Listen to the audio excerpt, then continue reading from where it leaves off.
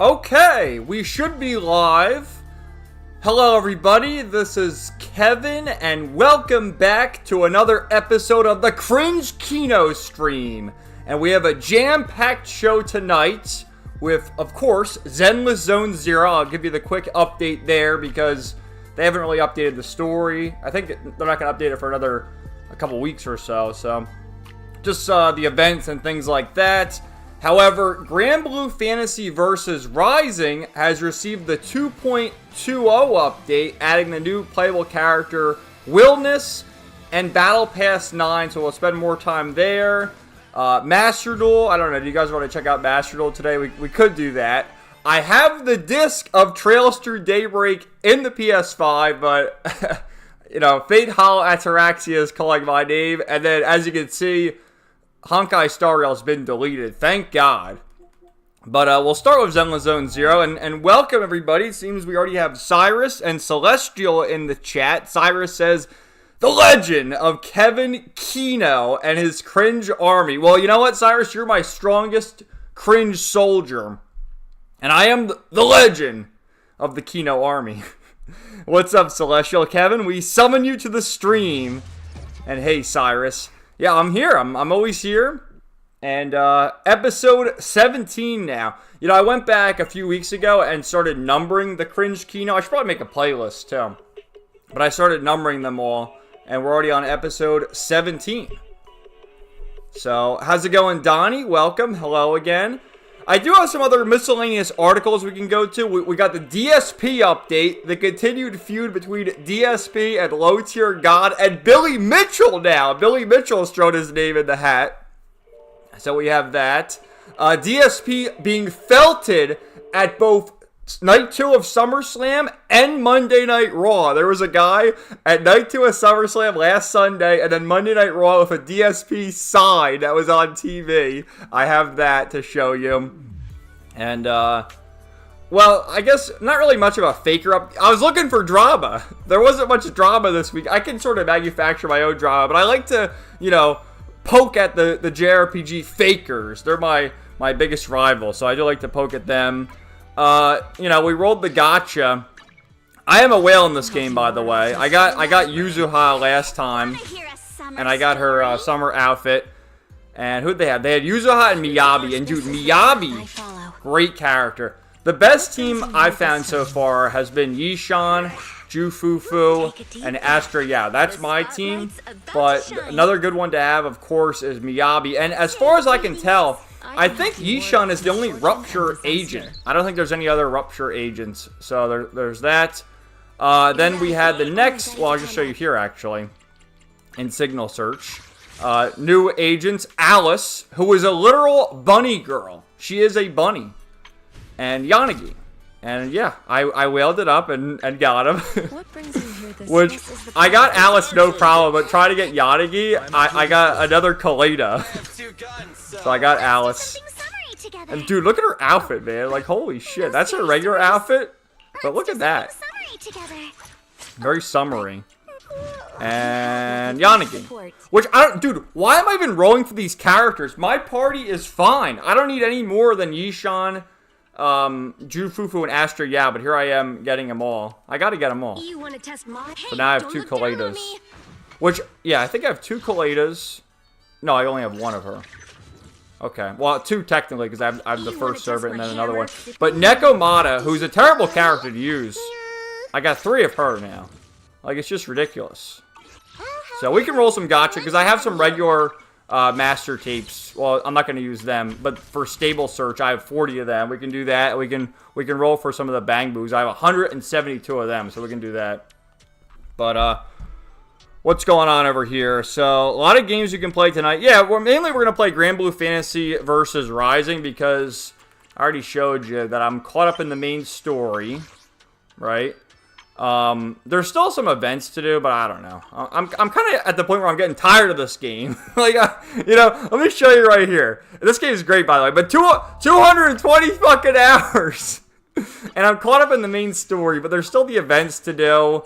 And over here, I'm almost done with this, the Tales of Midsummer Dreams. I did everything except they still have the fishing going on. I'm almost done with that.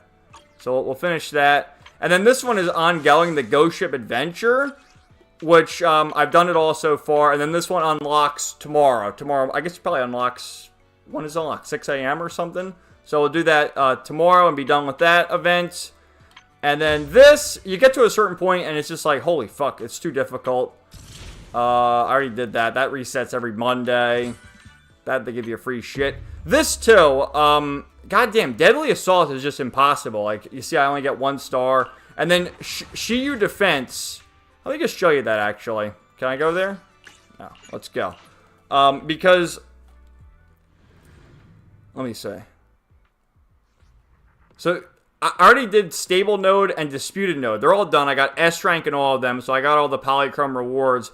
But as I understand, the critical node here, it resets. It's going to reset in 5 days. And I did the first 2, no problem. Then you see I got A rank, then B, and I can't even do that one. Like, how the fuck am I supposed to do these? Like, it just gets too strong. And, dude, I've been maxing these guys out. Let me show you Yishan. She is completely maxed out. The best character I have here. So, level 60 with the skills, 12. I got all the skills maxed out. I unlocked all these things. And then even her equipment, I don't have an S-rank W engine, but I have an A-rank W engine, and then S-rank disc drives. So she's as maxed out as it gets. And she's strong as hell, but, you know, you just got to keep grinding to max everyone else out, so I don't know.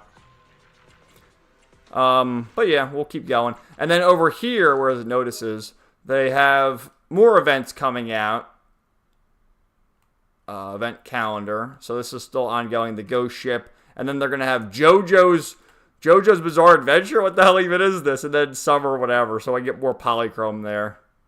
So, I don't know. Like I said, like I'm at the point where I'm caught up in the story. So I guess the only reason to keep playing now is to like, just do the dailies and then other stuff. But then, if you go do the other stuff, where is it? Is it combat? So Notorious Hunter, I already did that. Hollow Zero, there's a lot of stuff to still unlock in Hollow Zero. Like you see 37%. I already showed you that. Simulated Battle Trial, same thing. Like, I've done a little bit of it, but it's just like, holy fuck, it gets too strong. And then same thing here, 26 out of 40. So I don't know, like, how much stronger can I get? I've Yishan as strong as she can get, so. Who knows? Oh, I guess I still have all the video archives, too. Let me show you. Because I haven't even done all... The agent stories, because they all have voice acting and stuff. I've done a few of these. I guess I can still do these. Like, that's, who's that? Haramusa? That's Trigger. That's Jufufu. I think I already did that one. But there's a bunch of these different stories, so I guess I can still do that. Alright, let me go to the beach area just so you have something nice to look at, and then I'll read some of the comments. How do I even get to the beach? The Fantasy Resort.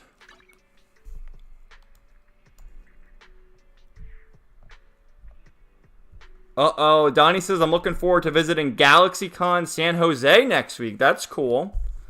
Anyone cool going to be there? Oh, I guess you answered that in a follow-up question. Hold on, I'll get to that in a second. Celestial. El Mayo, bro, that's crazy. Jufufu. Fufu Fury. That summer outfit looks cool. Alice looks cute. Yeah, honestly, with the 2 new characters, Yuzuha and Alice, Yuzuha's pretty cool. But I am more of a fan of Alice, personally. Oh, but no scary stories. Yeah, she's a scaredy cat.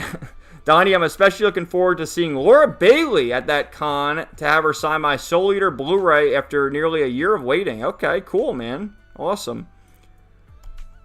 Celestial Jiggle Physics for the summer outfit looks good. Yeah. Cyrus, Kevin has fallen down the gacha rabbit hole of no return. I really have, dude. It's kind of sad, honestly. I mean, the game's great, but I have fallen down the gacha rabbit hole. It's a great game, and really, I should focus more on the, character stories I'm missing. I'll show you in the achievement, because there's a bunch of achievements of that. And I got some really good achievements. Let me show you this, actually. I got the 100% in the special challenge.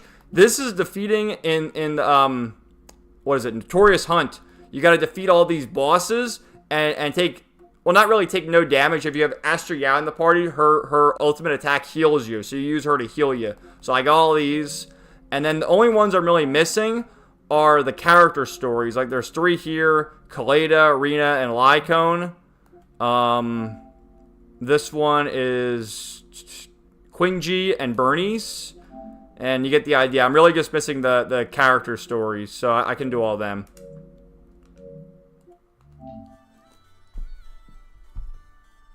Celestial, how come she's a terrible character to use? Who's a terrible character to use? That was a way back. Oh, Nekomata. I don't know. I don't like her. She's terrible.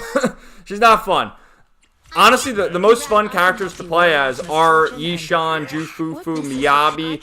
Astro Yao's not really too fun to play as because she's just support, so you just have her there so she can heal. Anton's fun to play as. Korin's fun to play as. Lycone's fun to play as. Polkra's fun to play as, but I haven't used her since like the early game because she's so low level. But not really a fan of Nekomata, honestly. I only handle technical matters. LOL, goddamn, 200 hours you've been grinding there. No wonder you're semi-tired of it. I mean, yeah, and I'm caught up to the main story. And yeah, I bought Fate Hollow Ataraxia. We talked about it on the stream, and I just clipped the video from the stream and then recorded the intro and outro for the video this past week. I bought Fate Hollow Ataraxia. I thought it was coming out on Thursday. It actually came out on that Wednesday when I uploaded the video, so it got a lot of views for me, which is nice. And some new subscribers, I think. I got like 3 or 4 subscribers over the past few days. So that's good. But I haven't even started reading it because, you know, I'm just so fucking busy with everything that it's like I have no time. But, dude, today was my last day of work. I am off for a whole week. More than a week. I don't have to go back until the 18th. So I have like 10 days off. So it's great. So I'm going to start reading it tomorrow and read it, you know, all week, I guess. Yup, Cyrus Yuzu took forever for me to get. Tried to get Miyabi and got Lycone instead, so I just waited for Alice and got her in 20 pulls. That's how it works out, man. You'll get lucky with that, with the gacha. Lycone's good, though. You should level him up. He's a good character to use. And I said this many times, like, I don't want the furries, you know? I'm not a furry, but I gotta tell you, all the male characters in this game are pretty badass. Even Pan Yin, who's pretty cool. Anton's based. Lycone's based. Billy, he's awesome. Seth is pretty cool. Ben's okay. Hugo, dude, Hugo's like top 5 character in the entire game. He's awesome. Same with Lighter. Haramusa's cool. Lighter. So they got like 5 male characters in this game, but they're all pretty badass. I like them all. You're definitely ready for battle with her. Cyrus, you gotta min-max your disc tries to the perfect substats. That's where the grind... I know, the grind is fucking ridiculous. I mean, but here's my thing with where is she? Yishan. Like, look at her critical damage. Her critical is just insane. But I guess with the disc drives, let's just see for a minute. Oh, that's the other one. So... yeah, so that one gives you like more critical damage, more defense. That one gives you more defense. No, I don't want defense. I want more attack, more critical damage. She doesn't even use anomaly. So I don't know. I just have the random one, you know. I'm done with the grind. I'm sick of grinding. Let's see. Oh, hold on. Donnie says, did you hear that Lupin the Third, the Castle of Cagliostro, is getting another new English dub, this time with Tony Oliver reprising Lupin and Shirami Lee as the new voice of Clarice de Cagliostro. I think I did, Donnie, because Discotech just had a new announcement, and there was something I wanted to talk about, particularly Digimon. I have that for like the articles we'll get to later. But yeah, I think I remember scrolling past that. What's up, Shink Second? Welcome to the stream. Celestial, LMAO, I got you. Always great when you get more subs and views on your channel. You deserve it. Thank you. That's crazy. 10 days off. Do you have any plans? No. I mean, really, it's a whole week. So, like, technically, I'm off tomorrow anyway, because that's Sunday. And then my week off starts from the 11th to the 16th, because I usually work. That's my working week. But then I'm off next Sunday, and then I'm also off the don't go back to the 18th. So, yeah, it's longer than that. So, yeah, 10 days. And no, I have no plans. I'm just going to relax. That's it. Celestial, I was on a 5-day vacation since Wednesday. I go back to work Monday. Soon as I clock in, I know they're going to call me for 1,000 things around the store. That's always how it is, right? I'm glad the Discotheque stream earlier this afternoon so you can watch your stream tonight. Oh, so you watched the Discotheque? That was cool. Yep, new Digimon movie collection. My sister was going crazy when they announced that. Yeah, me too. I love Digimon. I'm a big fan. And you can start playing Daybreak 1 during your vacation. I can, but I want to start reading Fate Hollow Ataraxia. Alright, what should we do? Should we do the Gacha slop now? Because I have those few master tapes and the Bang Boo things. We can do that. Should we play Granblue? What do you want to do? The chat, it's your command, and yeah, I'm disappointed because none of you gave me any drama stuff to talk about, and that was one thing I wanted to do because last week I had my ranting and raving segment about that Chinky JRPGs guy and someone else. Oh, the Taku controversy of the artwork there, ranting and raving about all that. And I played it back because I'm like, dude, I want to clip this, but it was too spicy to clip for the channel, I thought. Do the gacha first. All right, let's we're just gonna do the stable channel because I have 40 of them. But let's do the Bang Boo stuff first. Let's see. Do we want someone new here? This is the new one, Miss Esme. Let's try and get Miss Esme. Look at her. What a cutie. The cute Bang Boo. All right, let's do it. What are we gonna get here? Because I have a 172 of these. Oh, we got one A and a million. So I got a million W engines. I don't need any more W engines. Spicy but good. Oh, it's fun. And I love that. That's why I like, because I saw more of that. I was debating, but I don't even want to throw shade on these guys. But the toxic positivity, we got Penguin Bill.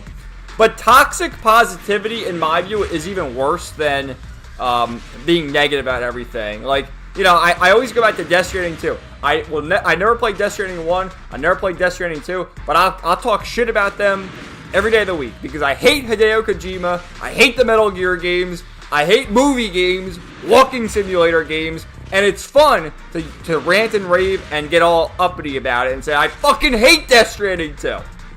So I don't understand. Like, oh, toxic positivity. I'm not going to talk anything negative. And I'll talk positive. Like, dude, I love Fate Hollow Ataraxia. Love Zenless Zone Zero. Love all this stuff. So I'll talk positive about stuff, but it's, you know, you're a faker if you're just going to be everything's all positive, everything's sunshine and roses, because it's not. Life is not all sunshine and roses. There's a lot of negativity there, and, you know, you gotta be real. Oh, how are you feeling, Cyrus? I know you said did you go to the hospital? Because I know you were debating that. You're like, oh, should I call an ambulance? Oh, we got Crybo. But they said you had influenza or something, right? So I hope you're feeling well, man. That's not good. It's only, dude, I haven't gotten sick. Well, I guess I get a little cold every now and then. But I haven't gotten sick in the summer in a long time. And I feel like getting sick in the summer is always worse. Because it's like, oh, you know. You always associate getting sick in like the fall or winter. In the summer, not really. But it can happen. You can always get sick. Oh, who's this guy? Batty Boo! Look at this fucking guy. Fucking Batty Boo. Oh, he was a no one. I guess we didn't have him. Donnie, in addition to the Cagliostro Steelbook, I'm also looking forward to getting the Sergeant Frog movie collection and the new Golden Boy Blu-ray. I saw that, and I have it. We'll get through this, Donnie, and you know what? We'll do that next just for you. Because I have the Digimon thing docketed, but we can go through the whole thing. Because Discotheque had a whole thread on Twitter with all their announcements. And I love Discotheque. Of all the companies, which I guess they sell through Crunchyroll. You know, Crunchyroll sucks. Crunchyroll has gone to shit ever since Funimation no longer existed. Which I know there's the same thing, and Crunchyroll basically just bought them out or whatever. But Funimation was at least sold Kino. Crunchyroll is just soulless. But Discotheque, I feel like they always have more affordable prices, too. Like, you can get, you know, I don't know, just making it up, the Sergeant Frog collection, 100 episodes. You'll get it for like $50 or something. But you'll see shit on Crunchyroll. Now we got Batty Boo again.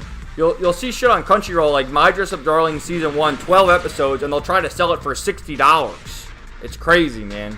So Discotek, yeah, they give you the older stuff that, you know, hasn't been around in a while, and you know, it was only on VHS or DVD, and they're bringing it to Blu-ray, so you'll get that. But, you know, I bought in quite a few things from Discotek. Celestial said, I hope you feel better, Cyrus. That's a lot of hate, Kevin. I love it. I'm a hater.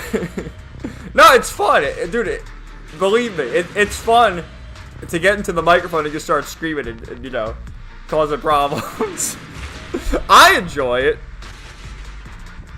Kevin abandoned Death Stranding for the waifus. I never even played Death Stranding. Like, dude, I've said it a million times. I hate the Metal Gear Solid games. I hate movie games. Like, I was watching Synthetic Man's stream the other day. He's streaming right now. The Mafia, the new Mafia, the old country game came out.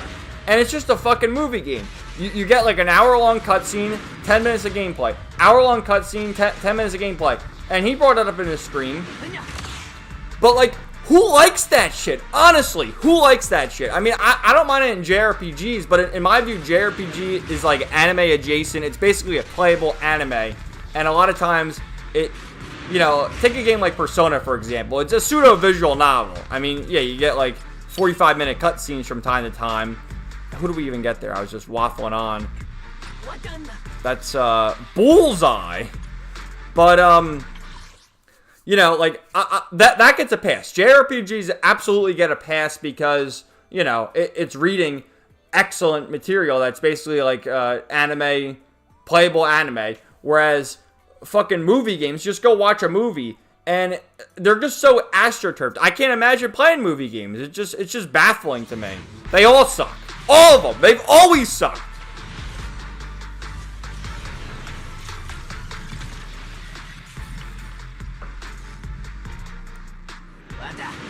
Cyrus, Kojima hates you too, Kev. He told me himself while he was taking a bath with Norman Reedus.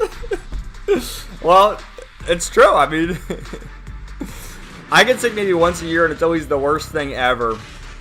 Me too, honestly. I always get some kind of cold. I feel like it's less actually getting sick and more being run down. Like, I don't know. I hate to like get all conspiracy, but I almost don't even believe in getting sick.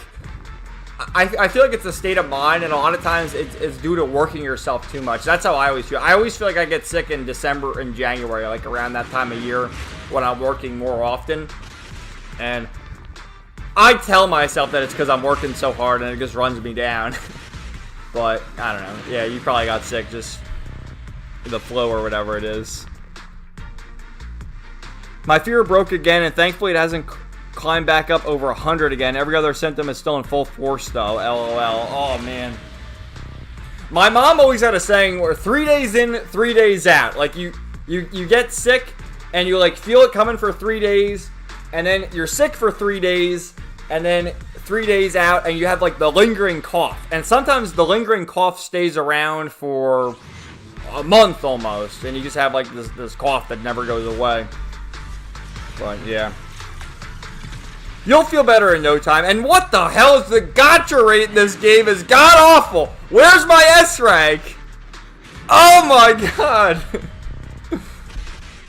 Celestial, last time I got sick was fall last year. Was hell. I couldn't get out of bed for days. I normally get sick once or twice a year, but when I get sick, it's pretty mad, so I try to avoid getting sick.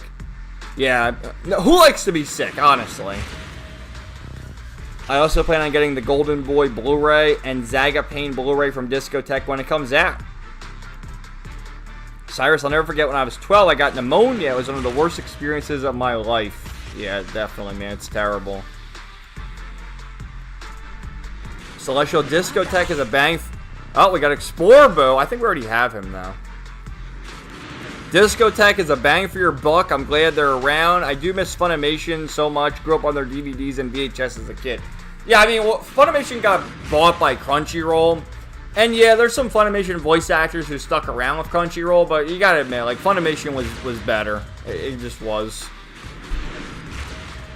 Hope your fever goes down, Cyrus. Try to take some Theraflu tea, Alka-Seltzer Plus.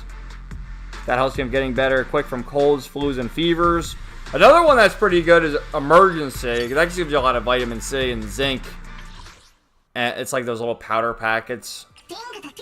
Oh, what the fuck? No. I got a triangle. Kevin ranting keeps me entertained, bro. Shit is hilarious. I'm glad.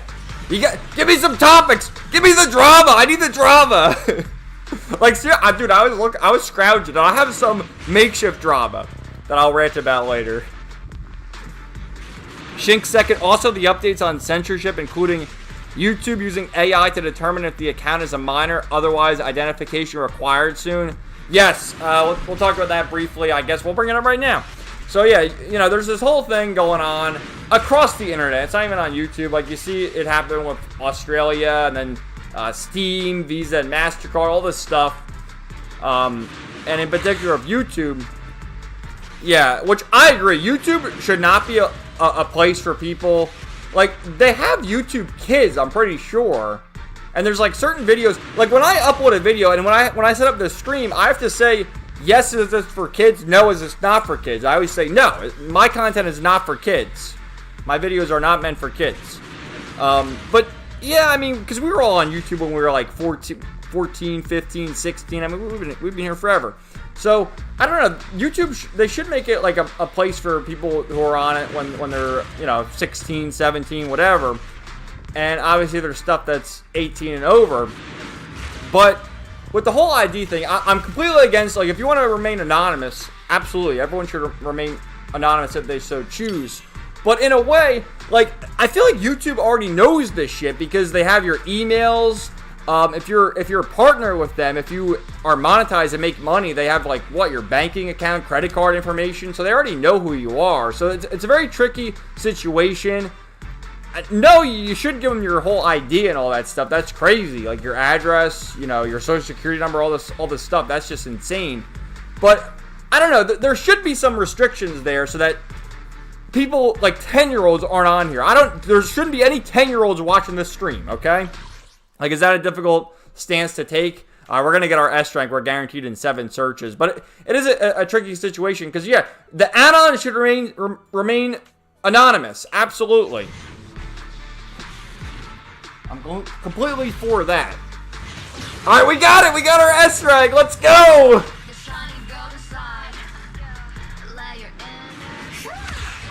Miss Esme. Wowie zowie. Woo! Wowie to the zowie. Ew, so watch out.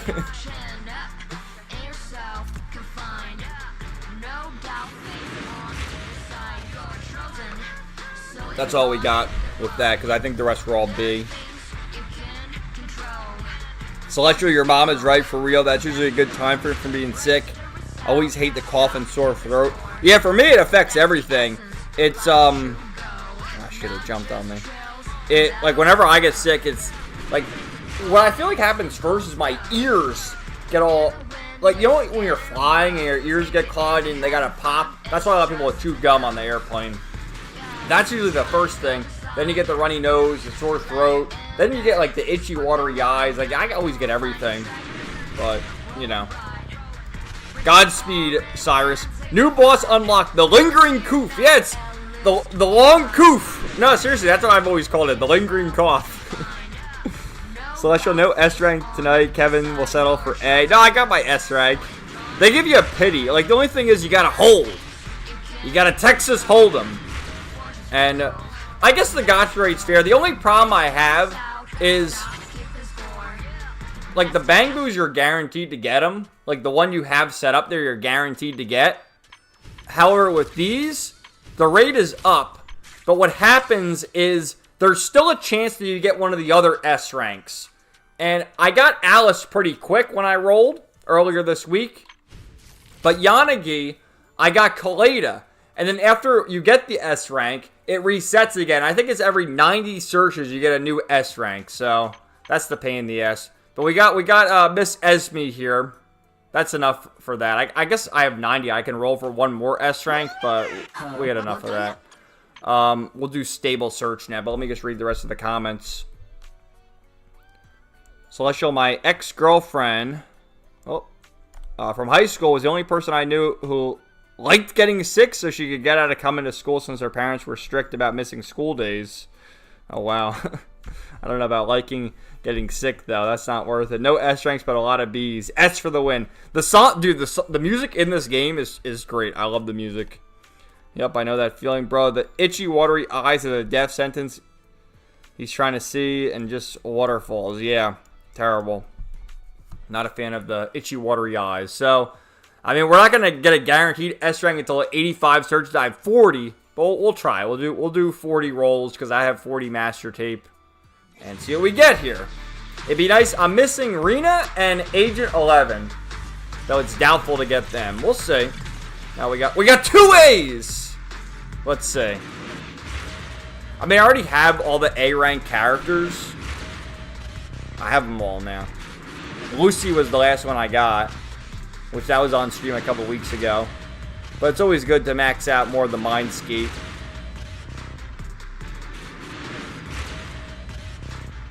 Tyran, what's up, man? I'm not gambling. Well, I am technically gambling, but this is the free currency. So.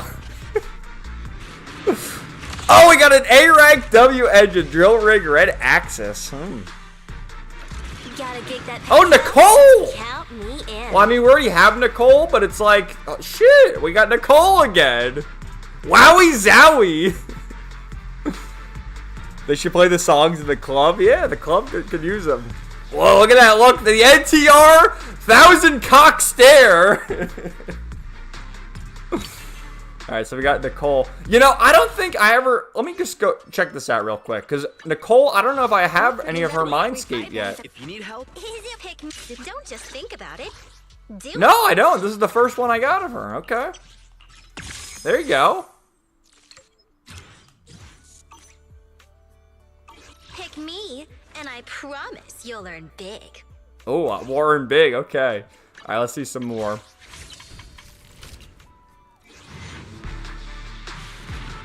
We'll do some more. I always forgot Agent 11 exists, Ella. From what I understand, Agent 11 is one of the better, like, stable S ranks you can get. LMAO, the NTR tag. Yeah, she's got the NTR 1,000 cock stare. And what's up, Dave? What's up with ZZ Top now? Is ZZ Top still around? But, it's ZZZ, Zenless Zone Zero, this godforsaken video game I'm currently playing. Bigger is better. So after we finish rolling our gacha, we'll check out if Dottie's still here. Hopefully he's still hanging out. We'll go through the discotheque. And what the hell is that thing? Precious fossilized core. I don't think I got that one before. Oh, another one. Peacekeeper. We'll go through the discotheque announcements. Apparently I have this one. Who's it for? It's for Stun. Okay. And that's looks like it's for Seth. Okay. For defense. Alright. Kevin is a prisoner of gacha games. Free him. Well, I'll show you this too. I mean, oh fuck, we got an S rank. Oh, who'd we get? We got an S rank. Let's see. Come on. Give me either Agent 11 or Rena. Come on.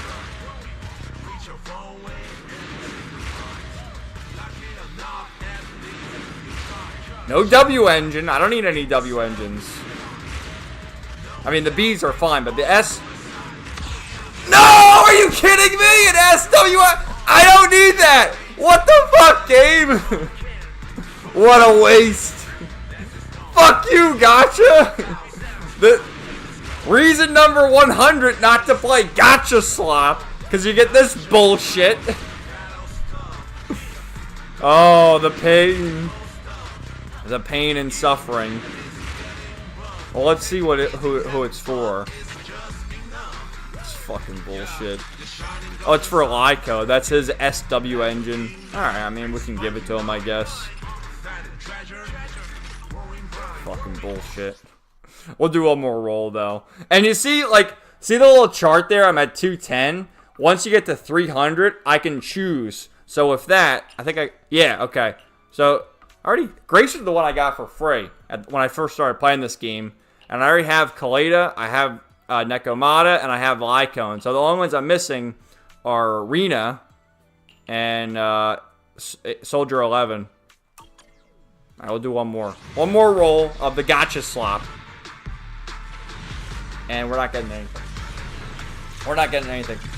What's up, Weapons? Did I say hi to you yet? I see you in the chat. How you doing? Hey.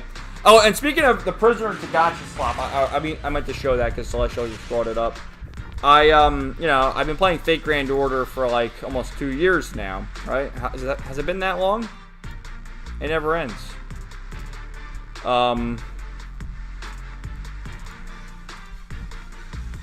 And I rolled the gacha and got Karen from Fate Hall Ataraxia, which she's a 5-star.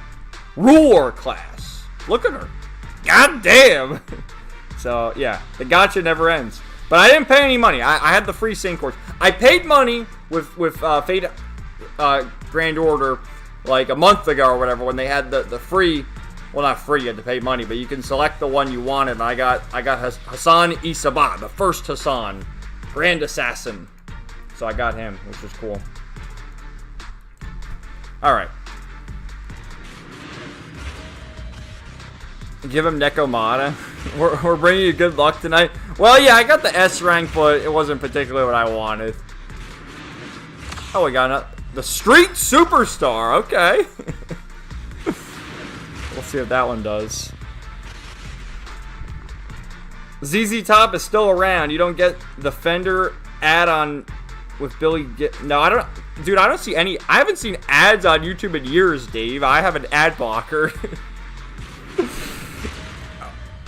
Nope, YouTube, I don't see it. No, for real though, I don't see any ads.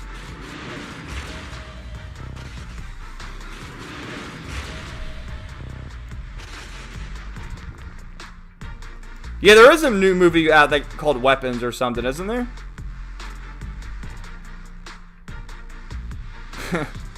Adding haha to the end of your sentence can't hide your pain. Yes, it can. Haha. Okay, Reen Schwarzer. Shink second, along with the announcements of Genshin shutting down the PS4 next year. Alright, because I have that docketed too. Are we just going to do the article stream? We'll just do that then. Because I have so many fucking articles. I told Dottie we would do the Digimon thing, which we'll do that next. Dude, I have so many fucking articles from Genshin to some fake drama, the Expedition 33 update, the DSP update. I got it all. Oh, Boogie getting tweeted by the White House. I got all sorts of shit on here. We'll do the articles next then. Alright, so this is for attacking characters. What's up, Komanga? Welcome. Welcome to the stream, my friend. Alright, so we've had enough of our gacha slop. Let's just put an end to this. Oh, there's Fufu. My cute and funny tiger girl. Celestial, I miss when Fate anime movies were airing every few years. Well, Fate Strange Fake, which, dude, they released the pilot episode 0, in 2023. And then they said, oh, wait till 2024 to get the whole series. And then in December of 2024, they released episode 1.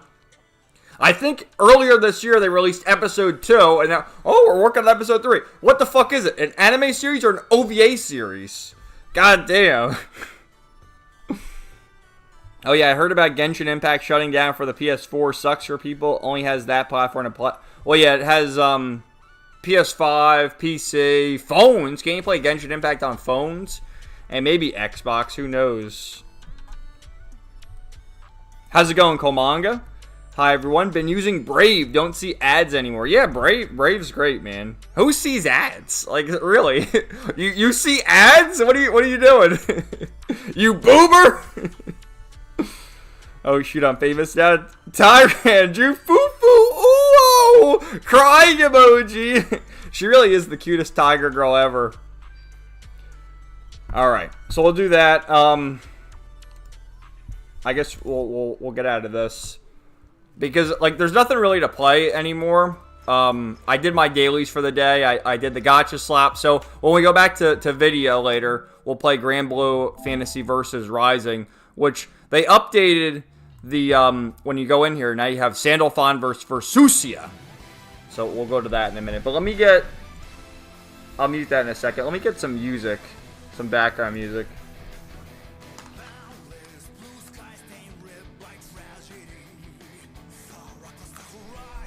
Hold on just 1 second here.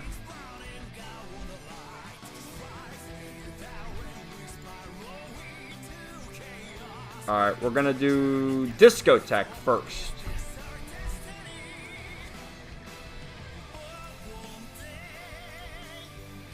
Oh, not that. That's where I had my music playlist.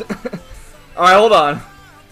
Hold on, let me get rid of that real quick. I just gotta get everything set up because I'm gonna move the music playlist to another window.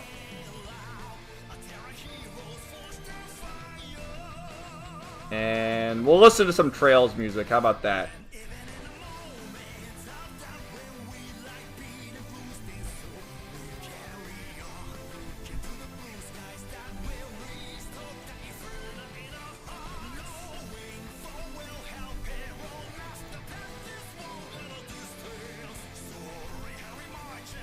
Alright, let me, hold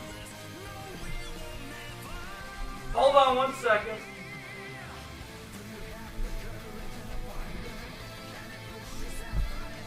Mute El Gato, and we will turn on the music playlist.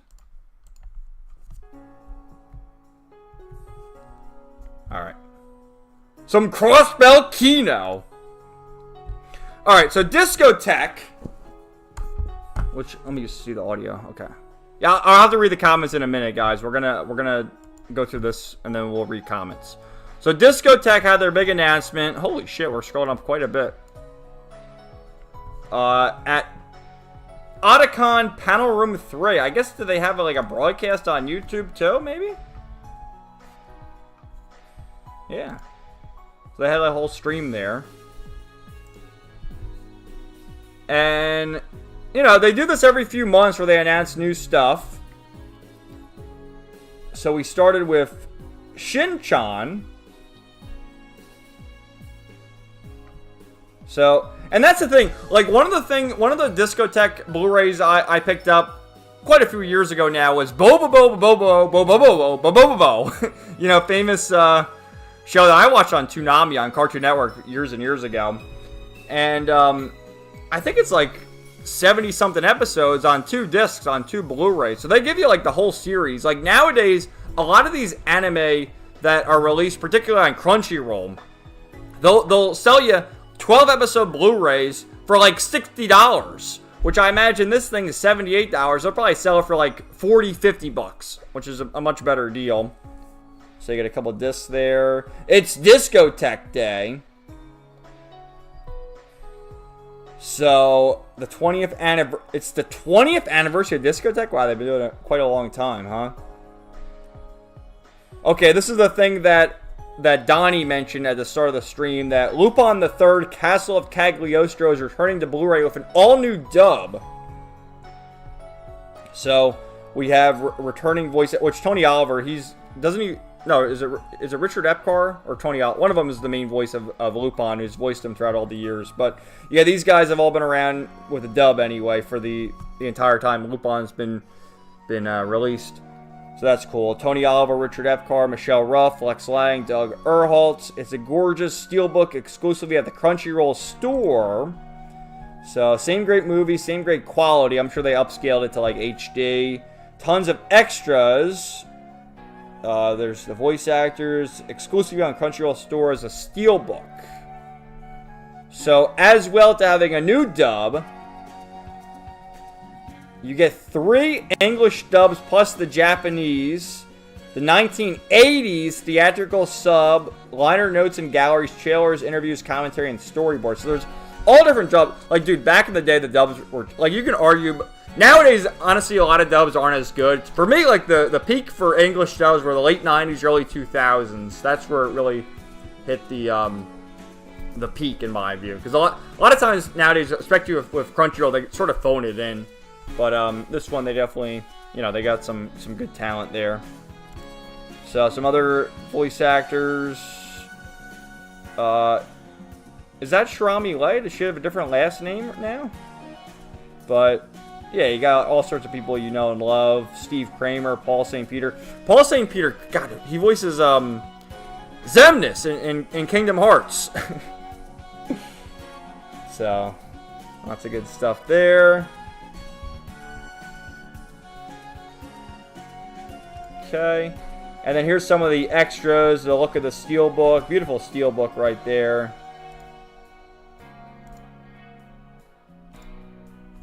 Very nice. Oh, that's some more. Alright, so this is just going back to the other things they revealed, which, yeah. Gunbuster is, I think it's from the same guy who did Evangelion, Hideki Anno. That was one of the first series he did. I actually have this on Blu-ray. I got it for like 20 bucks. And I have this, too, the Digimon movies, which I did a review of. And same thing, like, dude, I love Digimon. I grew up watching the original anime on Fox Kids back in the day. I went to the theaters to see the Digimon movie. I had the Digimon movie on VHS with the Angela Anaconda and all. And watched it a million times. And then as I got older, I learned that the movie was butchered.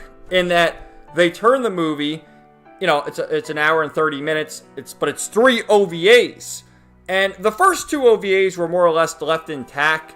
And then it was Hurricane Touchdown, the Golden Digimentals, the third OVA, which they cut half of it out. And, you know, then I scoured the internet and found the Japanese versions of all 3 of them. I'm like, holy shit. Because when I watched the dubbed movie years and years ago as a kid, I always thought, like, the beginning was awesome. It was so Kino, especially of our war game. But then you got to Hurricane Touchdown. It's like, what the fuck even? What am I even watching? But then you watch the Japanese version. It's so good. And then they re-released it, did a whole new dub, and yeah, they got a lot of the old voice actors to come back, which was nice.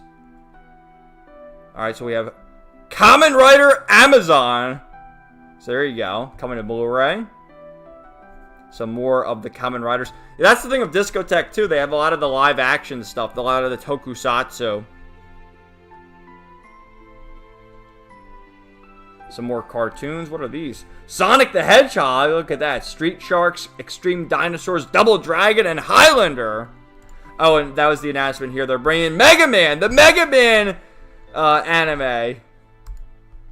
I guess they're calling it the Mega Man cartoon from the United States. Returns this time on standard Blu-ray. All 27 episodes of the US TV series in standard definition. Newly fixed episode 1 from the original master. It now runs at the correct speed. Brady, what does this mean? Look at that. There's Dr. Wily. Look at Mega Man. God, he looks so different now. Like, the way the original Mega Man is just crazy. So here's some artwork from the Mega Man gallery. Which is kind of funny we're talking Mega Man when DSP's been streaming Mega Man, hasn't he? Some nice little extras there.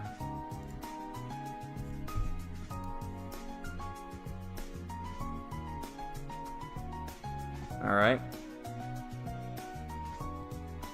Alright, what's this? While we aren't an adult video company, we do occasionally release some things that are a bit spicy. Alright. So we have Orotsuki Doji sequels are back and better than ever, coming to standard edition Blu-ray. Okay. So that's the thing too of Discotek. They've been branching out over the years. Like, they mainly used to just sell of Crunchyroll, but now they're selling of Media, OCD, Amazon, and Diabo Lick. Okay. Golden Boy. This is an announcement we're really looking forward to. It's real. It's Golden Boy, and it's on Blu-ray disc. Okay, you know what? This one's not all that complicated. All 6... Oh, hold on a minute. Dude, this is my favorite song in the entire Crossspell series. Miss You. Dude, this song is so fucking Kino. I love it. Anyway, all 6 OVA episodes on one Blu-ray disc in Japanese and English, upscale from the original masters, includes new commentary with Doug Smith, the voice of Kintaro. Doug does some of our graphic design, actually, just like he used to do at ADV Films. In fact, Doug did the graphic design for this release of Golden Boy. Wow. Cool. Sergeant Frog! Yes, this is another thing that Donnie is a fan of, the Sergeant Frog series, which I've never seen, but I guess...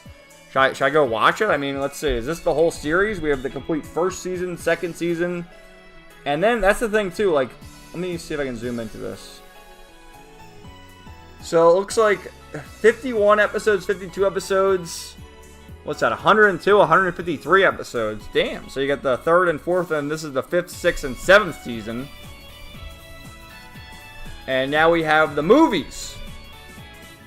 The 358 TV episodes were just the beginning. Sergeant Frog, the movies, are coming to Blu-ray disc. 5 original feature films in high definition and Japanese with subtitles. Okay, sweet.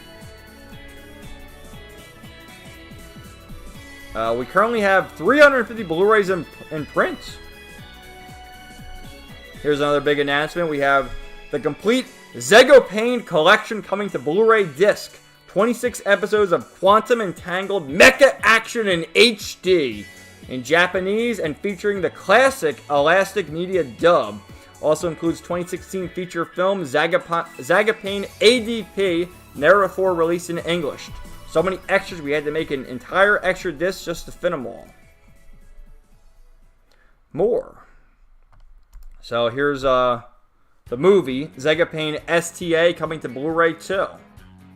Brand new feature film from 2024, an exciting new chapter in the Zegopane story in Japanese with English subtitles, and this film will be included as part of the complete Zegopane Complete Collection set. Cool. So here's some of their recent releases.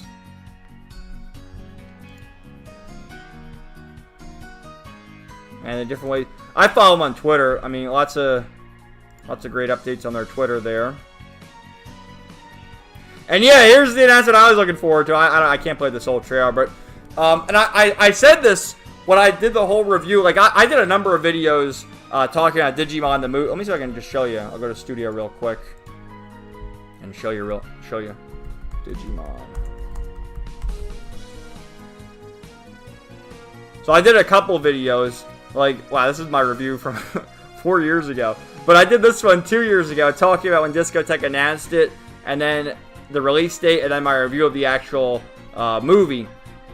And I had said, you know, in those videos that they specifically mentioned that the Blu-ray that they released is Collection 1. So yeah, they're going to release Collection 2, Collection 3, maybe there's a Collection 4, but we have Collection 2. And on Collection 2, we have 3 more movies.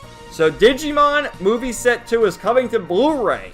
Includes original Japanese and English dubs of 3 movies.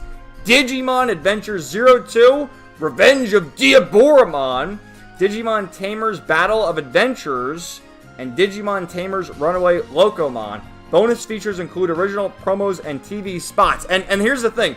These movies haven't been available in the US since TV airings almost 20 years ago. I remember the TV airings because they never released these on any kind of DVD. I mean, Blu-rays weren't around back then, but there wasn't any kind of DVD for these movies. They aired as like Fox Kids TV specials. And I remember taping one of them, the Diaboromon one, on VHS all those years ago.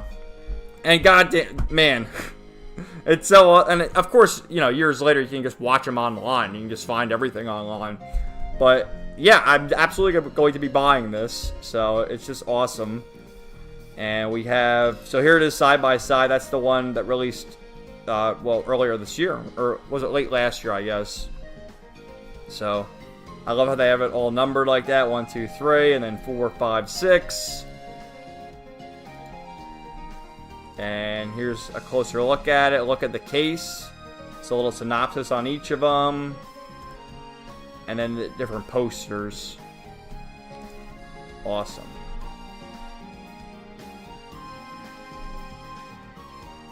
So yeah, 20 years of Discotech. And Monster! This wasn't on Blu-ray before? God, Monster is such like a, not really iconic, I don't know if that's the right word, but a series that a lot of people have heard of and has a lot of acclaim. So I'm surprised, has it never been on Blu-ray before? You've waited long enough, Monster is coming to Blu-ray disc. Naoki Urasara's spellbinding meditation on the nature of evil comes to Blu-ray. All 74 episodes in HD in Japanese with English subtitles and dubbed in English coming in 2026. So that was their final announcement. Oh, there's more! Wait a minute. Project Arms. So, 52 episodes of rip-roaring action in standard definition, Japanese with the classic Viz dubbed version. Higurashi When They Cry! Oh, damn. Sequels to the all-time creepy classic Higurashi When They Cry return to home video. Dramatically fixed up subtitles, fixed video for Kai. Previous release from other publishers were not optimal. Rei looks about the same as the previous versions. Yes, Higurashi Kai and Rei will be separate releases. And then Zone of the Enders coming to Blu-ray. Both the prequel OVA, Idola, and TV series Dolores 1 are included. And then we have, look at this thing. Bangkok Dangerous makes its debut on Blu-ray disc. The original 1999 Thai action movie.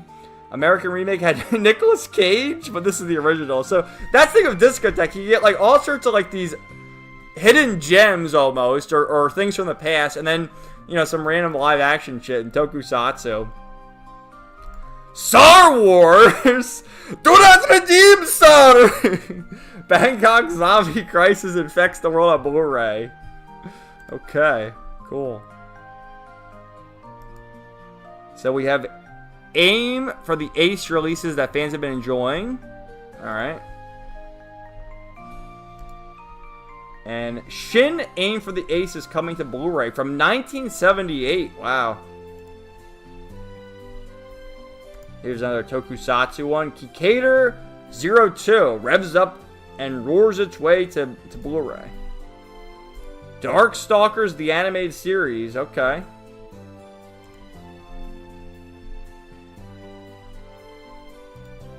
So here's some more of the stuff for Darkstalkers. Very nice.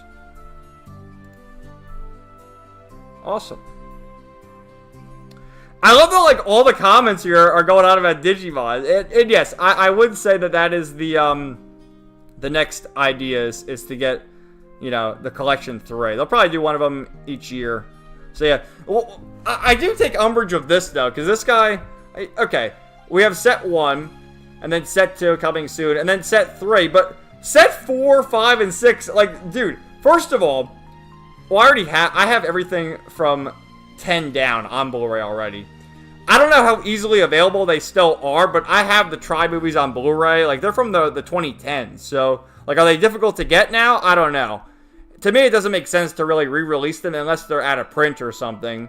And then Evolution Kazuna and Beginning just came out a few years ago, so they should be simple enough to get. But yeah, set 3, definitely. I guess that's it for the Digimon movies. I don't know, like, they don't really need to re-release Tri again. We already have Tri. Yeah, this guy says it's still in print.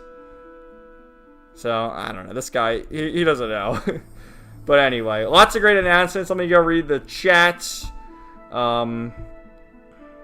Let's see. Should I put something up? Because otherwise, if I read the chat, then we're gonna... I don't know. Who do I even have? Oh, we can do Miss Smash again. It says we have 11 viewers, only 2 likes. Can we please smash the hell out of the like button? What's going on over here? Alright, hold on. I gotta scroll up a ways. I think we left off here. You boomer. Who sees ads? Cyrus says, who sees ads slowly raises up the hand. Well, on mobile, I can kind of, if you're on like YouTube mobile on your phone, I can understand still seeing ads. But if you're on a computer, how are you seeing ads? Like, what year are you in?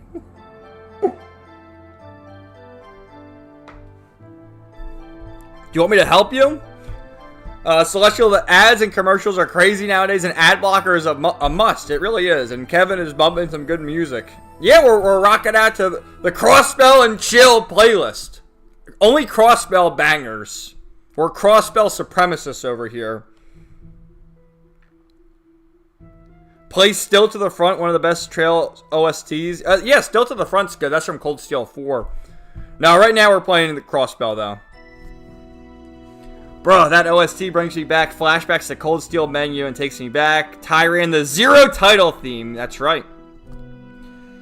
Celestial Discotheque's got some hentai releases, too. LOL, the chat was going crazy, I'm sure. Shin-chan was a nice surprise. Wasn't expecting them to get that. Tyran makes you want to replay the series. Definitely. Yeah. I often think about that. Like, dude, I want to replay it so bad. But I got to get caught up still. I still need to play Daybreak 1 and 2. We got the Sky First Chapter releasing in a few weeks. We got Kai no Kiseki coming out, when's that, in January now? So, I got plenty of shit to play. Celestial Bobobo, Fist of the Nose here. Yeah, Bobobo's great, man. Weapons, it's nice those Digimon movies are getting re-released again. Well, those ones were never released. They were, like, in Japan they were probably released, but in the US, like I said before, they were just TV-only specials. They were on, like, Fox Kids on TV, and there was never any DVD of them back in the day. At least of Digimon the movie, there was the VHS and DVD. With Angela Anaconda. Do you guys remember Angela Anaconda? What a nightmare. Celestial is a fever dream, paying $50 to $60 for a complete anime series nowadays. Old enough to remember 3-episode anime DVD VHS tapes costing $15-20 a pop in the early 90s. In the 90s, early 2000s. Yeah, I feel like in the early 2010s was probably the best time to buy, like, physical anime. Nowadays, it's gotten so expensive. But yeah, the VHSs, because, dude, I remember Hollywood Video renting Dragon Ball Z, because, like, that was when Dragon Ball Z was still on TV. But I would miss a few episodes. Like, if you weren't back home from school, you'd miss the episodes. And yeah, they would have reruns, but I wanted to watch the whole thing. And then going to Hollywood Video and renting the VHSs. And on them, there was only, like, what, 3 or 4 episodes on each VHS? There wasn't a lot. So, yeah, I guess they were kind of expensive. Weapons, are those getting redubbed as well? I wasn't sure. The language from Discotheque made it seem like no. And I don't know the details. I do know with Digimon, the movies, like the first 3 OVAs, they cut a bunch of stuff out with the movie release in the US, of course. Particularly with Hurricane Touchdown. But I don't know if they cut a lot of stuff out because they were just the TV specials. So maybe not. We'll have to see. I mean, they said they're going to release the English and Japanese, so you can compare and contrast, watch the Japanese version and watch the English version, see what they did. But I don't think they're redubbing them. They only redubbed the other one because they cut so much out with Hurricane Touchdown. Celestial, I hope Discotheque releases Mezzo Forte on Blu-ray in the future so I can sell off my old DVD sets. Foxbox, yes. Why are all our childhood networks gone? Well, what do you mean by that? Like TV? I mean, who watches TV?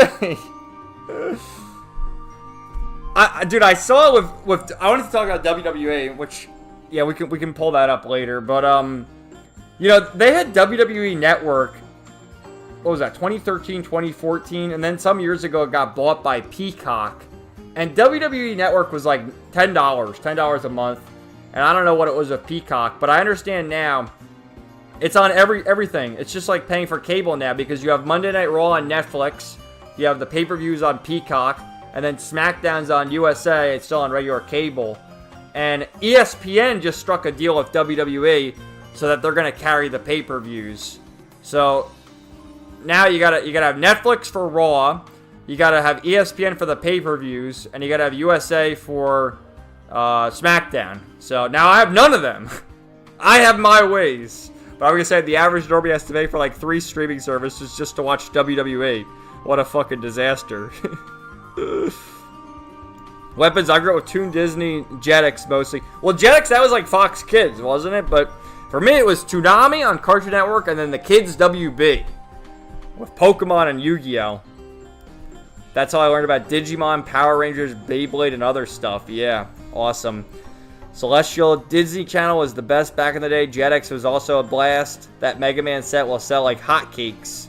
Komanga, Mega Man is cool. Celestial, hentai time. No, I haven't taken a break yet. Which I gotta ask, either Cyrus or Weapons. I need to request you to make me a graphic of Yuna, preferably in her Cold Steel 4 attire, like her S-Craft animation, and Yuna, and then it says hentai break. And then when I go to the bathroom, I can put that graphic up. Because who mentioned? I think Weapons mentioned it last time that I need a graphic of you to say hentai breaker. So yeah, one of you, Cyrus, get cracking. Make it for me, please, please and thank.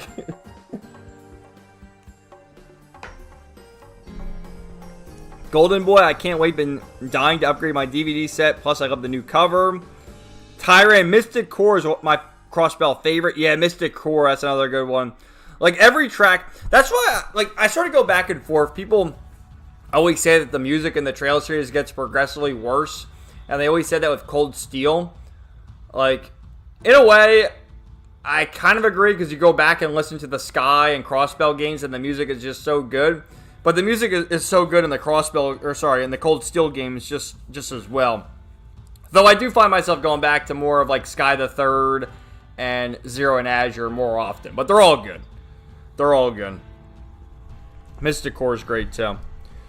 Celestial Sergeant Frog is funny. I recommend it. I'll have to check it out then. Weapons, I tend to like this Crossbell Police Department song the most if we're talking Crossbell music specifically. Missed You is up there though.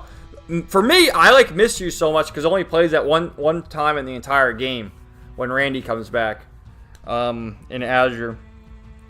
But yeah, it's all good. And what's the other song? Firm Strength. That's like Arios' theme. That's another good one. The CPD blah, OST is one of my favorites. It's so cool, but chill too. Inevitable Struggle is still my favorite Crossbell sound for sure. That's another good one. I remember getting the first Digimon movie on VHS as a kid in Sears back in the day. Awesome. Dr. Tenma. Monster never got released on Blu-ray. That's crazy. Yeah, I mean, when did Monster come out? That's like a 2000s anime, isn't it?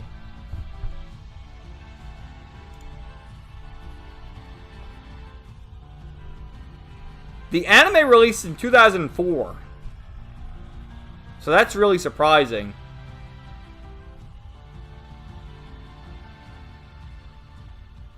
Like, how the fuck... Maybe we were just released on DVD, no Blu-ray. That could be the case.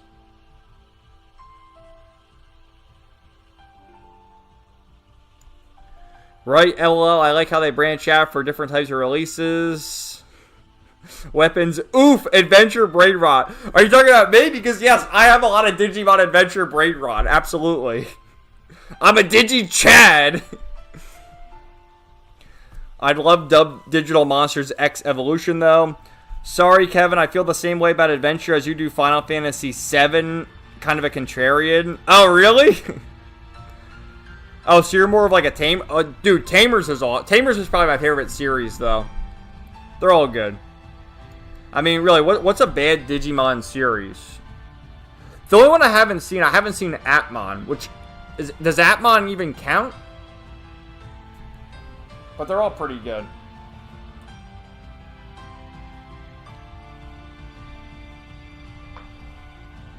Cyrus, I'm in 1984, Kevin. Didn't you know? We're all in 1984. But we're going to break the conditioning. Donnie, ashamed that the Funimation dub of Sergeant Frog only covers the first 78 episodes. Oh, that is a shame. I wonder why they stopped dubbing it. Komanga. Alright, you want me to start singing?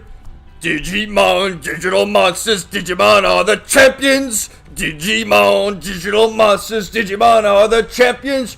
Change into digital monsters to save the digital world. There you go. What's up, Zoran? How's it going, man? Angela Anaconda was on Kablam. Yeah, Angela Anaconda was a true classic. Celestial. Bro, there were so many Dragon Ball Z VHS. LOL, yup, 3 to 4 episodes apiece. I miss Hollywood Video. Yeah, and then like you'd put the VHSs next to each other on a shelf. And I remember specifically with Frieza, you put them all on the shelf, and it would have like all 4 of Frieza's forms if you put them all next to each other. And yeah, dude, I loved Hollywood Video. I remember I had the membership there. I forget how much it was. I mean, I didn't pay for it. My parents paid for it, but we go there every Friday, and you could rent 3 videos at a time. And so I'd get like 2 Dragon Ball VHSs, and then my parents would get like some kind of movie for themselves or whatever. But yeah, dude, that's how I watch, because I used to watch Dragon Ball, you know, on Cartoon Network, and or Dragon Ball Z, really, which Dragon Ball is there too, but mainly I'm talking Dragon Ball Z. And if you missed a day, like you'd miss 2 episodes, they'd always have 2 episodes on, Monday through Friday. So I had to watch them on VHS. Toonami and Cartoon Network for the win, absolutely. Weapons, I'll add that to my to-do list. Or Cyrus can touch it up. Can get in touch with me on Discord. We can compare notes. Well, I guess, you know, because I can't do graphics, man. Like, you see my thumbnails. I need money. I'll enlist you. I'll pay you. I'll give you money through PayPal if you want. Seriously, you know, with her Cold Steel 4 attire, and then it just says, like in pink or something, Hentai Breaker, and we can put it up on the screen here when I go for my bathroom break. And Shink second, did you prefer Hollywood Video or Blockbuster back then? Well, I preferred Hollywood Video because it was closer to me. So that's the one we went to. Okay, next up on the docket, what should we do? We have, should we just do the DSP update? I'll just do the DSP update. Let me get it all up. And I'll show you. His continued feud against, what's the guy's name? Low Tier God. Low Tier God. You gotta pay me, boy. Pay me $5,000. I think he's got all these tabs up.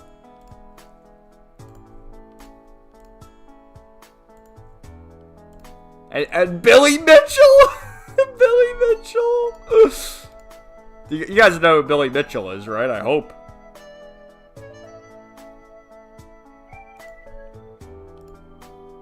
Oh my god, some of this stuff, like, DSP, does he even know that he's posting this stuff? Does he even know?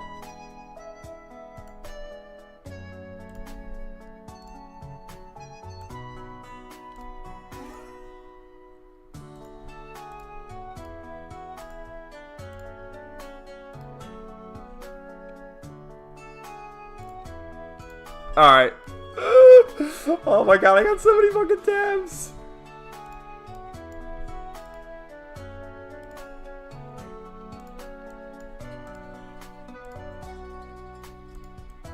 Alright.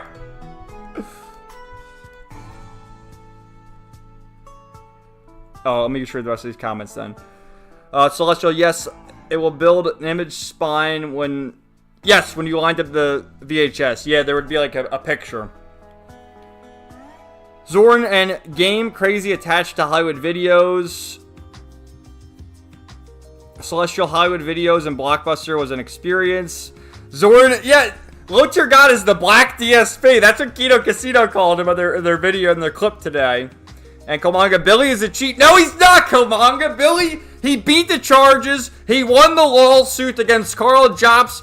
Billy Mitchell is the king of video games. Do not slander King Billy. He cooked Carl. Okay, so let's go through this. Get rid of that. We'll start with this. This is a great account, by the way. I see him all the time. Manlet Forthman. Is there anything more hopecore than crashing out every single day and still getting up to do it again?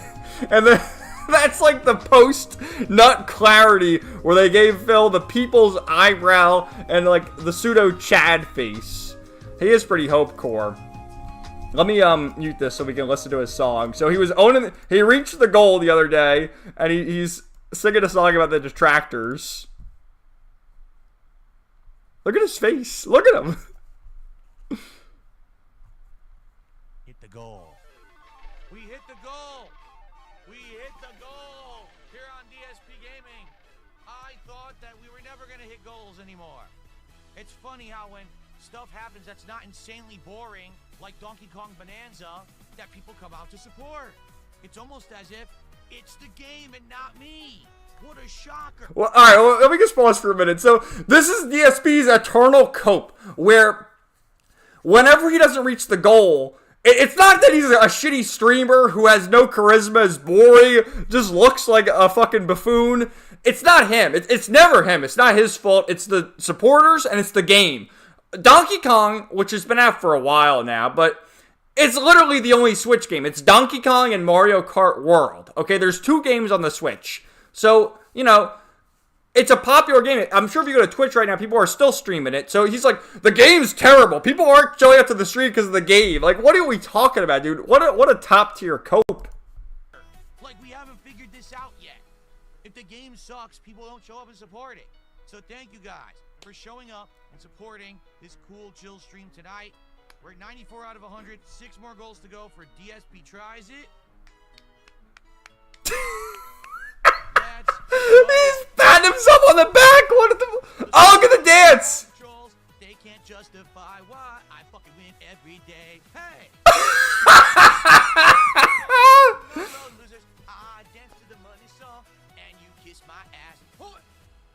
Very nice. Damn, Phil's got some moves.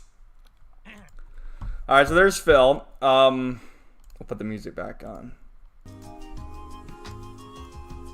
This is a real. I did look this up. Like the thumbnails. This account's pretty funny. They did one of Mutahar too, which, you know, I don't even know the whole lore of Mutahar. Like, I never even watched them. There are so many channels that have millions of subscribers that I either never heard of or never even watched. I've heard of Mutahar, but I've never watched him because he's Indian.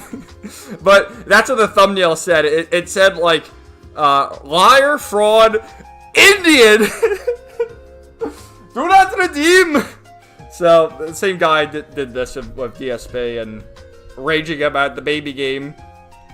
Oh, this is another good one. I gotta mute the music again. This is which back with Mutahar, I don't know. I don't even know what happened with him. I guess his thing is, oh, I'm above YouTube because I have a real job. I'm a coder. I'm an engineer. Blah blah blah. And it turns out he's never had any job. He's always been a YouTuber. So what the hell?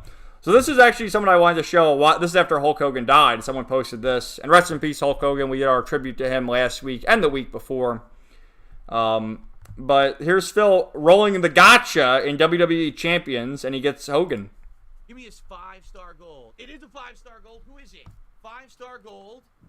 Oh, brother! Oh, brother! Look how excited he is! Oh, yeah! We did it! All you Hulkamaniacs out there, all you Philomaniacs, we did it! We pulled our first Hogan live on stream! Hollywood Hulk Hogan! Yes! Yes, we did it, brother! We did it! Folks, we did it! We pulled our first... What's with the music? You get the idea, they're just gonna do it again. But yeah, he rolled, he got Hollywood Hogan. God bless him. Okay, so here was...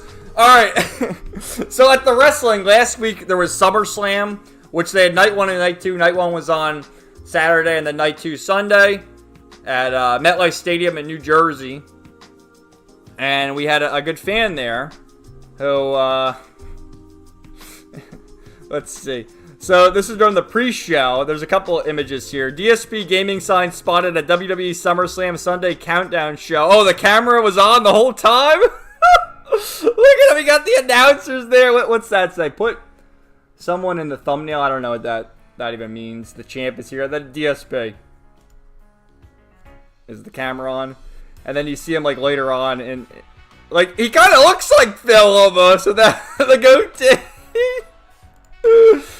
And then, okay, so this is another thing that was hilarious, which I didn't know was even real, but it says DSP replied to a porn account about his melted stroke jeans was on my 2025 bingo card, and like this account here, funny cum boy, how did you get so asymmetrical? And I thought this was, you know, someone photoshopped it. He says, bad genetics. It's something I did. I've always been like this. So I scoured his own, you know, account. Again, these are all bookmarks, so it's not like I was scouring it while we're live here. I had them all ready.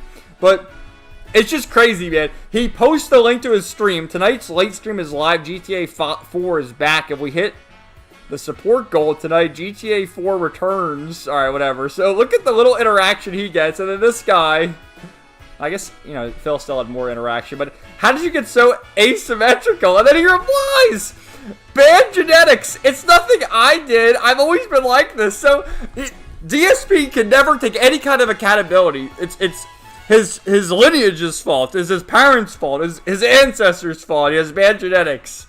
But it is true. Like, what is going on there? He almost looks like an AI-generated person. And then the comments here, it's called a stroke, pig roach. It's not bad genetics. It's sitting on your ass your whole day begging and eating junk food, drinking alcohol and letting your muscles atrophy instead of getting an actual job. Why did you reply to this? I did nothing wrong. I did everything correct. You didn't always have a stroke mouth, Phil. You did something wrong. It's called spending $4,000 a year at Total Wine. Now imagine if you put your money into a savings account, how much money you'd have. Enough to meet your hero Hulk Hogan. Oh wait, you can't now. God, brutal, man. Holy shit. This guy, like, let's just go to his page right now. Like, he just gets shit on all day. It's marathon time. Let's see the replies to this. Like, he's already been ratioed, his own post. Former alcoholic. Get rid of the king's tax. This is the what they turned Phil black? What's going on there? We'll play games for food. Like, everyone is just felt and Phil. Like, it's just crazy, man. So this was, SummerSlam was on Sunday. The next night, Monday Night Raw, which I think this is in Brooklyn, New York. Shout out to this legend at Raw tonight. DSP is awful at games. DSP is an awful gamer. So this guy's there. And then they were able to see him on TV. There's Sheamus. DSP is an awful gamer. Felton, bitch. Suffer, piggy. Suffer, Phil. Oh my god. Oh, I guess did I load that twice? Is that the same thing? Oh yeah, it's the same thing. I opened it twice. Alright, so here's Low Tier Godwagon. Link in the DMs. He's been begging me for a collab since 2023. So, Low Tier God's condition last week was, you gotta pay Low Tier God $5,000 to play him in Street Fighter. And now the new condition, you can pay him $5,000 or bench 315 and squat 315. You think Phil can do that? Highly doubtful. You have 1 week to complete the tasks. So here's the DMs. Let's see. I think this is because this is Low Tier God. So this is what DSP wrote. Hope you're doing well.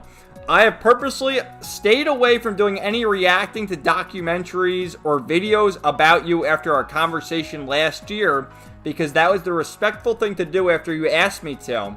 If you ever want to break the internet, let me know. I'd be open to an interview, stream, or podcast.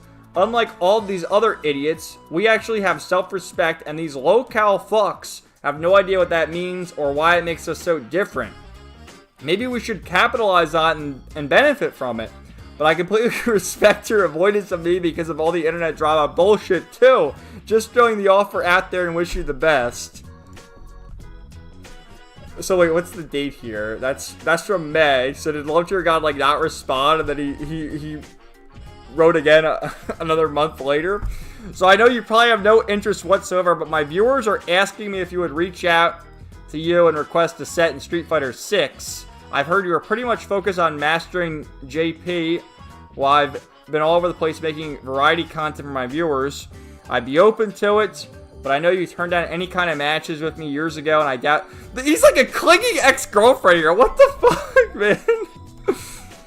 Alright, so, Low Tier God, 2 years ago. Stop clout chasing me, bro. If you want to play me in anything, it's going to cost you $5,000. This is 2 years ago. This is sad as fuck. Stop mentioning me and upgrade your streams. Godspeed. And this is most recently, I think. I'm going to let you know one thing. Don't you ever in your life talk money to me. You cannot compete with me in any category in life. I promise you, I shit on you in any category you can possibly think of. This desperate attempt to create some beef to clip farm my name is as pathetic as your whole entire internet presence and demeanor. I shit on you in revenue across the board and have been for years. I do not need your bum ass. You need me. Now stay in that miserable slumber, NPC. You are literally a bum to me. Now share this on your poverty ass stream, weirdo. Shit, he got him. And then, oh, this is Phil's response. Good move not responding. I'll leave you alone now, but seriously, man to man, improve your setup. Wait a minute, DSP's telling him to Low Tier God to improve his setup? It's embarrassing. It looks like poverty level shit. It's why everyone says you're poor. This is coming from the guy, and Low Tier God is poor too. He's another one who's begging for money. But DSP, let's not like kid ourselves. You beg for money every day. I didn't even know that you said that. They care about how much money you make at all, but you have dollar store shit behind you, and your lighting and webcam suck. Get a better setup, and then tell everyone to fuck off and you're good. I legit wish you good luck and the best for the future. I just wish you were smart enough to take the free money we could both make together. Man. Let's just... What's going on with Look Here God? Is he posting more about it? You're not... Just look at Phil's face! Look at him! He always has such a confused look to his face. Alright. Oh yeah, there's Billy Mitchell. So, okay. So DSP replied to the thing we just read. And DSP says, did Low Tier God just re-leak the same DMs he'd already leaked to confirm he's been ducking me since 2023? Then again, asked for workout vids confirming he's gay? Yup. Wait a minute. How did that turn into Low Tier God that he's gay? He's giving you that request because, number one, he knows you can't even afford $5,000. And obviously, you couldn't even bench the bar if it had any plates on it. Okay? DSP cannot do 315 bench and squat. Are you fucking kidding me? So it's not gay. It's just calling you out as a fat slob that you are. But, you know, obviously, it's just fucking pathetic. So Billy Mitchell from the top rope comes in. Maybe he wouldn't feel the need to leak messages if you weren't groveling for attention again. And then look at DSP's response. DM me if you want to talk. Your DMs are closed, so I've assumed you just want to talk shit. Yeah, Billy Mitchell. Billy Mitchell's great, man. Look at him. The true American patriot, the world record holder. Which... He's been felt Carl Lobst, but he like replies to a bunch of people. Let me see if I can just find this real quick, cause yeah, there he is talking to DSP. He's been felt in denims, which is this Twitch thought. He's been messing with her. After the falls of Carl Jobs and Mutahar, is the return of the completionist inevitable? I love Billy Mitchell. He's not a cheater. He's great. I love Billy Mitchell. Okay, and then the update from Locale Live. So, Boogie just got posted on the official White House Instagram page. So, it's one of these videos here from the White House Instagram page. Look, he's fat. He faked cancer. He's getting laughed at by the government. So, this is Boogie. I guess during the regular election, he had a shirt on that said "White Dudes for Harris," and I don't know if that's like in jest, like it's just meant to be a meme to be funny. I don't even know, or if he really was for Harris. But the White House took Boogie. They don't know it yet, but in just 200 days, Trump has made America stronger, safer, and better for them, their kids, and their great. Like, Boogie's there. Oh, it's so good. So, I'll read the comments now. I have to go to the bathroom, so let me do that, and I'll be right back.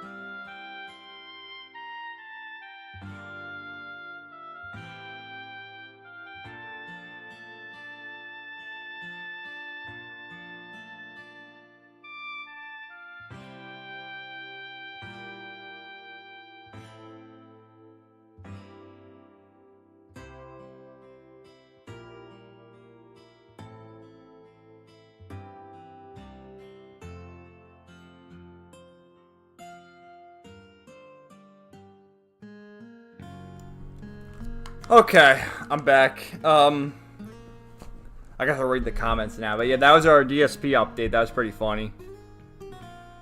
Let's see.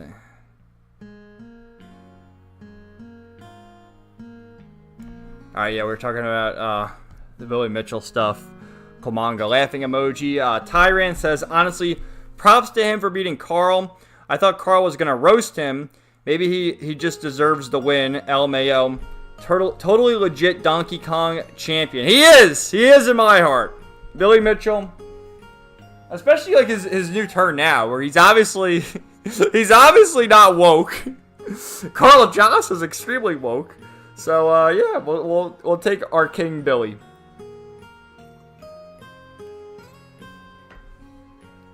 And that'd be pretty funny if Billy Mitchell like collabs with Kino Casino at some point. I'd love to see it. Komanga, I'll give Billy in the past then. Celestial, his face though, LOL. I mean, Phil, he just has a rough look to him. Weapons says, weapons grade copium. Komanga, I'm happy to see DSP have some joy. Yeah, you got Hollywood Hogan. LMAO. Mudahar disappoints me. I mean, did any of you guys ever watch Mudahar? Like I said, there's so many of these channels that have millions of subscribers, and I've never even watched them. I mean, like, I've heard of them, but he just never really appealed to me, because, you know, he just has the look, like, Mudahar just has the look, like, you can't trust him. He's really feeling himself after hitting that goal. Yeah, DSP, he owned the detractors. And he got pizza on stream the other day. He was chowing down.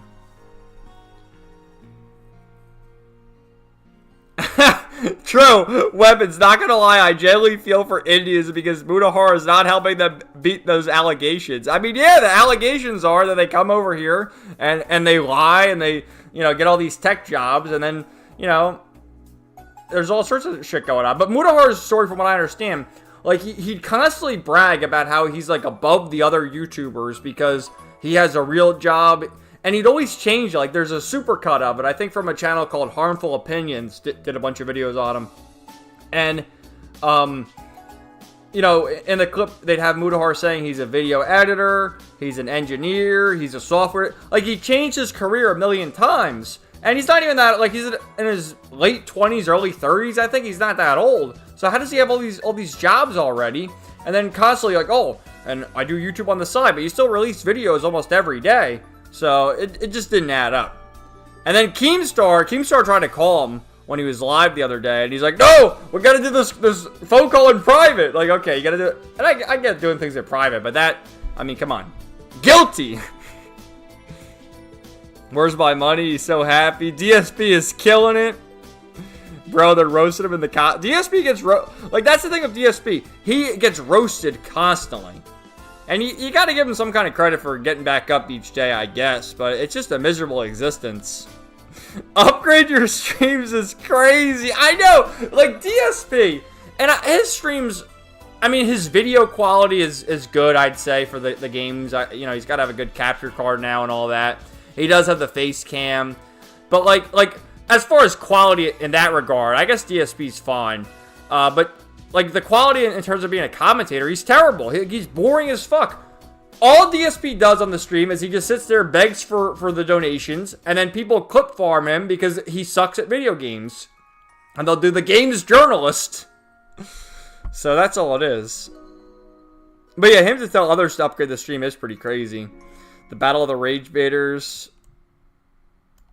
To be honest, with how much detail low tier God goes into on certain subjects, I wouldn't be shocked if he was at least a little zesty. I know, he does get pretty graphic with some details, I will give you that.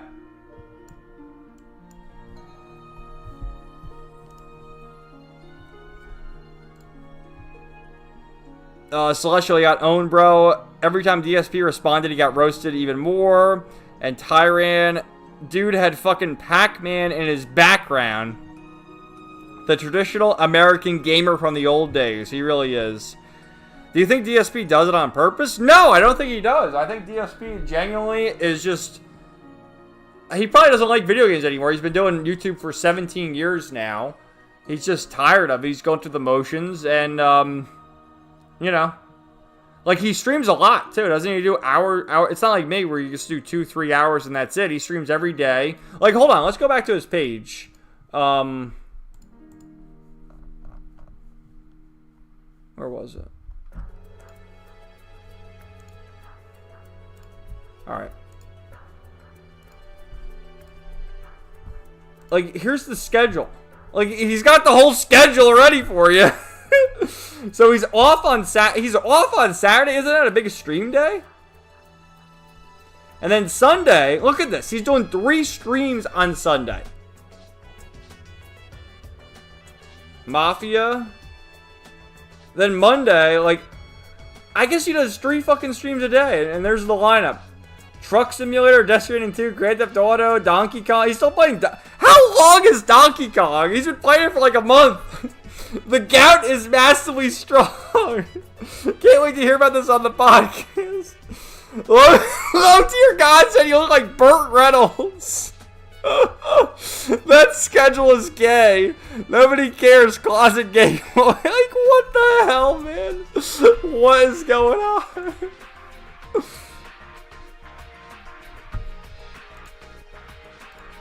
Alright, that's it for DSP, so I guess we'll get to our, like, semi-fake update and talk about Expedition 33 some more, because, God, that game never leaves me the fuck alone. We'll talk about that. Or should we play, do we want to play Do we want to play Granblue Fantasy Versus Rising, or just do, like, the article and rant and rave stream? Because I'm having fun doing this, but we were supposed to play Granblue Fantasy. I never got around to it. So, hold on. Let's get this all up. We'll do this some more.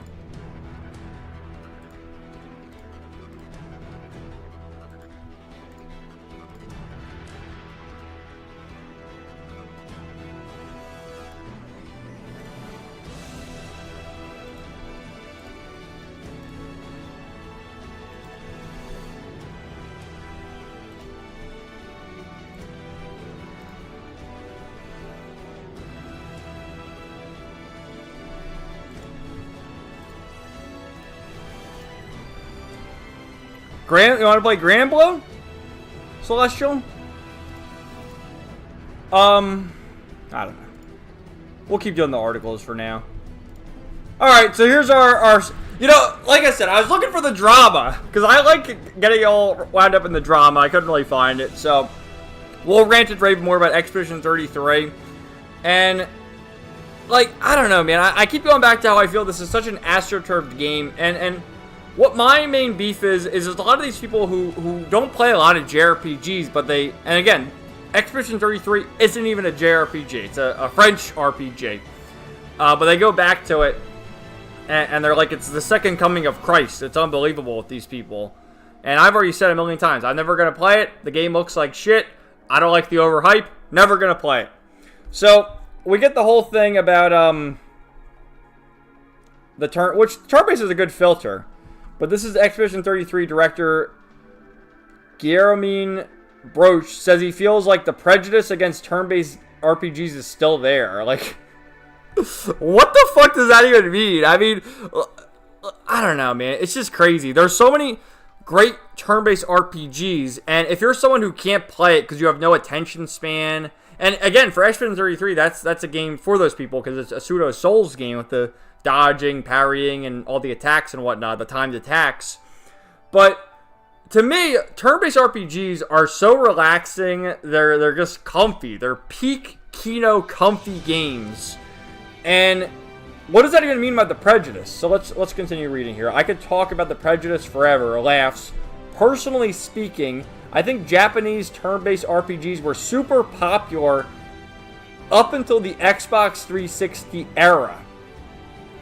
It's odd to use Xbox 360 because, like, even then, Xbox 360 had Lost Odyssey and Blue Dragon. Every other turn-based RPG was on the PS3. Nobody bought an Xbox for turn-based RPGs or JRPGs. They bought an Xbox for fucking Halo 3. That's what they bought an Xbox for.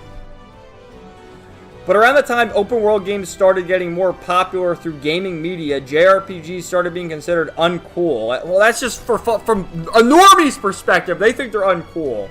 I hate normies! While they do still sell a large number of copies of the Persona series as a prime example, I feel like the prejudice against turn-based RPGs isn't completely gone. So I think another example I'll bring up, what he says there, is whenever you see a Nintendo Direct, and take not the indie one they had, but the partner showcase they had like a week or so ago, they showed up the new Octopath Traveler game, and then that other one, the HD 2D whatever, which is kind of like a East Zelda type game. And then all the attendees, oh, it's not Mario or Zelda, we can't play it. Those people get all filtered by it, but you gotta understand, like, the JRPG fan, it's bigger than it ever was, honestly. But it's by no means small, and you don't want normies to play JRPGs. Do you really want someone who plays Grand Theft Auto and the generic shooter to play a JRPG? You see it now at the hoodweebs. The hoodweebs come in, they see, oh, we love Reed, our hoodweed Kang, and they do all this nonsense, and then they try to destroy it. They say, oh, Angie sucks. We hate Tita and Agate. We hate all these people. Fuck you. You're a normie. You gotta go back to wherever you came from. So, oh shit, I don't want to, no, don't, I don't, something might pop up there by refreshing it, but let's go back here to Night Sky, which I gotta show you this guy. This fucking guy, he like created a whole new account, which I don't know if I can find the old account. You see, you notice here, Night Sky new account. Like, he had Night Sky Prince. And his whole thing was, Elon's shadow banning me. No, Elon's not shadow banning you. Your shit is just typical slop nonsense. It all changes. What changes? You know, what are we talking about? Like, let's look at his thumbnails. Oh, the best moment. Kingdom, which I love Kingdom Hearts. Change will happen. Oh, like, get the fuck out of here. Your account sucks. That's why. Alright, let's see. It really is. The 360 era is when things got nasty for turn-based RPGs. Look no further than the reviews for Lost Odyssey. Easily would have been an 88... funny numbers there. Plus, on Metacritic, if released today. What did Lost Odyssey get? Like, can we even look that up?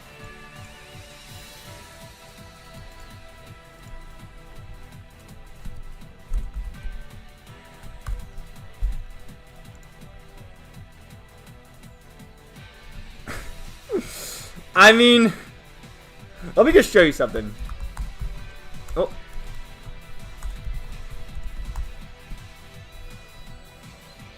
This is one of my favorite games of the last few years that I played from 2022. Look at its score. I mean, you see the users, like, who gives a fuck about this? But it's, oh, 69. But, like, who gives a fuck what the reviewers say? And even then, like, they'll give it an 8. They'll give it a 7. I mean, I'll give this like a 9. Like, fucking, this game was amazing. Even like, I don't know, the trails. All right, Trails into Reverie. Like an 80. Like, what is it? Look at the 70. Look at these skills, these reviews. Although it feels like there's a lot of padding. The padding. Like these fake fucking normies. I hate the normies. I hate them so much. Alright. So this guy just said the same thing. Was this the same? Yeah, it was the same article. Oh, we'll save him for later. Alright, so that's my rant about Expedition 33. Then we had this, which Square Enix laid out their game schedule for the rest of 2025. While their multi-platform strategy is in full swing, they have a lot riding on the Switch and Switch 2 this year. Nintendo fans have shown to be the biggest supporters of strategy RPGs, Dragon Quest, and Octopath Traveler lately. Alright, so Square Enix, the rest of the schedule, these are games that are already out. They're just releasing ports. Bravely Default, this is a fucking DS game. And this, what a disaster of releasing this game anyway, because, first of all, it's a DS game, not many people played it. Great game, actually, I'd say. And they released it on the Switch 2 exclusively. I'd love to buy this game again on the PS5. make it available on PC. Xbox if you want, but maybe 5 people will buy it on Xbox. So, is that really smart to release a DS game, re-release it only on the Switch too? Final Fantasy 16 sucks! This game is terrible! And, okay, so just recently launched on the 10 people buy that on the Xbox? Romancing Saga 2, I guess, okay, that's the Switch 2 version, which this game already released on everything. Final Fantasy Tactics, overrated as fuck. Dragon Quest 1 and 2, soulless remake. And then Octopath, is that the Octopath Traveler 0? So that's going to release on, that's a new game actually. And Octopath Traveler, like, I played the first game, maybe 30 hours of it, but I just stopped playing it for some reason. It's a good game, but I don't know, I never went back to it. I would like to finish it and play Octopath Traveler 2 because they're both classic turn-based games. They're kind of similar to Bravely Default. And then, oh, Final Fantasy 7. This game, this is the remake though. This released in 2020. Who's gonna buy it again on the Switch too? I don't understand it. This is also going back to like Trails, Kai no Kaseki or whatever, Beyond the Horizon, which is releasing in January. That was supposed to release in the fall, but they pushed the release date back for the Switch too. And I just question how many more people are going to buy it on the Switch too. I just don't get it because, you know, if you're a Nintendo fan, I'm not even a Nintendo fan. I'm more of a PlayStation guy, but I like my JRPGs. So any game that's not exclusive to the Switch, I get on the PS5, and then the Switch I have to read Fate Hollow Ataraxia. But if you're a Switch guy, you know, you're going to have your Switch exclusives, and then you're going to play other games on PC. You're going to play this on PC. It's just wild, man. So then they show, look at this, down 15%, down 16%, down 50%, down! Square Enix is failing! They're failing. So, they're failing, but their solution is let's release more ports. I don't quite get it. So, there you go.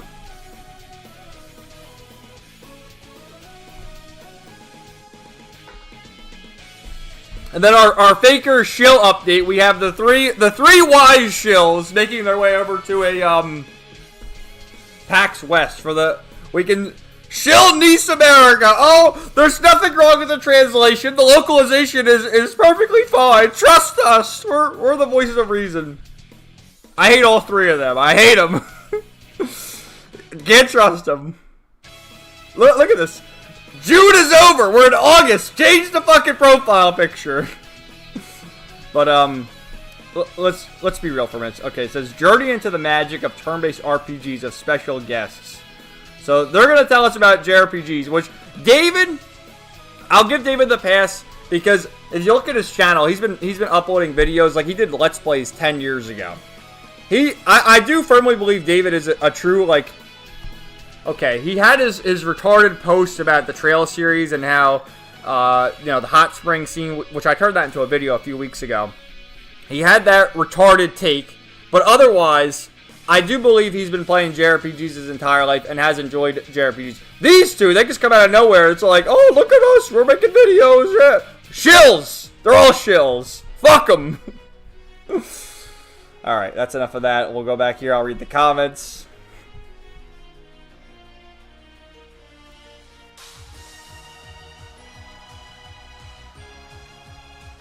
And that's why you gotta give me more, like, I need more controversial tweets so I can roast these people. A few more articles, then Granblue. Okay, we'll go into Granblue at some point, because I do want to show you the new character and all the new stuff with Battle Pass. Because, yeah, not only do I spend money on my Gacha slot, but I spend money on the Battle Pass in Granblue Fantasy. Yay, Expedition 33. Haha, Shillspedition 33. I'm telling you, it's an art style thing. Yeah, it is. It's because they don't want to be associated by playing the cringy anime games. Like, oh, no, you're a pedophile. Oh, good. I don't care what you call me. Komanga, Microsoft is killing the Xbox brand. Xbox is just a joke at this point. And honestly, look, I like consoles. It's comfy for me to play on consoles. I know PC Master Race, PC is the way to go, but it's comfier for me to play on consoles. I don't know why anyone would want to have an Xbox. Like, Xbox makes no sense. what are the exclusives on Xbox? At least with PS5, you can say Astrobot. For a time, there was Stellar Blade, but otherwise, I don't get it. Why Xbox? And then Nintendo, you obviously have your Mario, Zelda, whatever. So you got to sort of have a Switch on the back burner, but otherwise, you need either a PC or a PS5. Xbox is useless. Celestial, PS3 would have been a better example because a lot of turn-based games from Final Fantasy 13 Trilogy Atelier games on them. Also, Cold Steel 1, 2, and 3 or 1 and 2 were on PS3 and Neptunia games. That's the thing. What a bizarre take to bring up the Xbox 360 when talking about JRPGs. And again, while JRPGs are very popular in our circle, they're still pretty niche. And I don't want them going mainstream. They should just remain the way they are. If anything, lose more fans. Get these people out of here. So, like, I don't even think there's what was the director talking about? Prejudice against JRPGs. You either like them or you don't like them. I don't like walking sim movie games. I don't like first-person shooters. So I don't play them. So, I don't know. There's people who don't like JRPGs. We don't need to cater to them. Like, it's all about catering to everybody. No, if you cater to everybody, you have no one.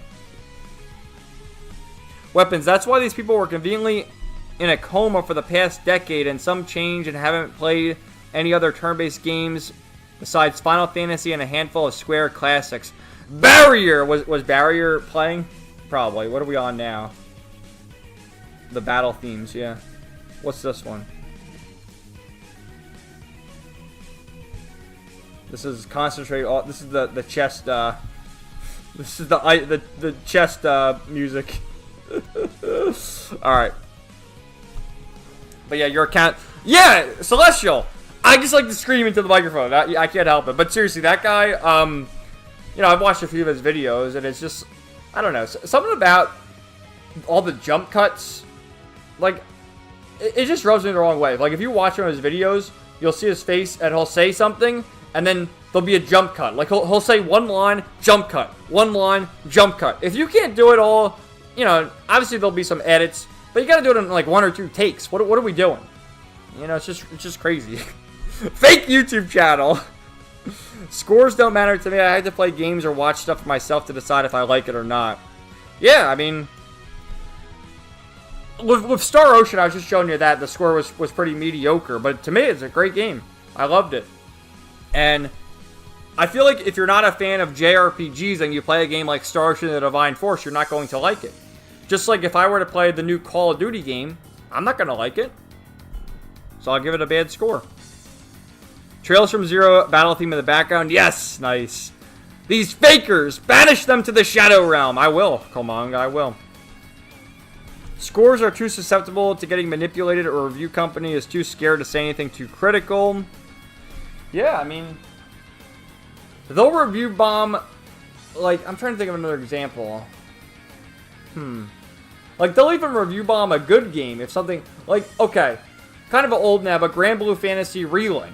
When that game came out, there was some censorship with some of the characters. Like with Zeta, she wears a skirt. But in that game, she was wearing the skirt. However, they added like really short shorts underneath so that like you couldn't move the camera around and see her panties. Like they did censorship shit like that. And then people will go to the Steam forums and criticize it and give it bad reviews. Which is ridiculous. If I'm buying the fucking Granblue Fantasy game, I want to look up Zeta's skirt. And you're not going to stop me. I guess they are going to stop me, but you get the point.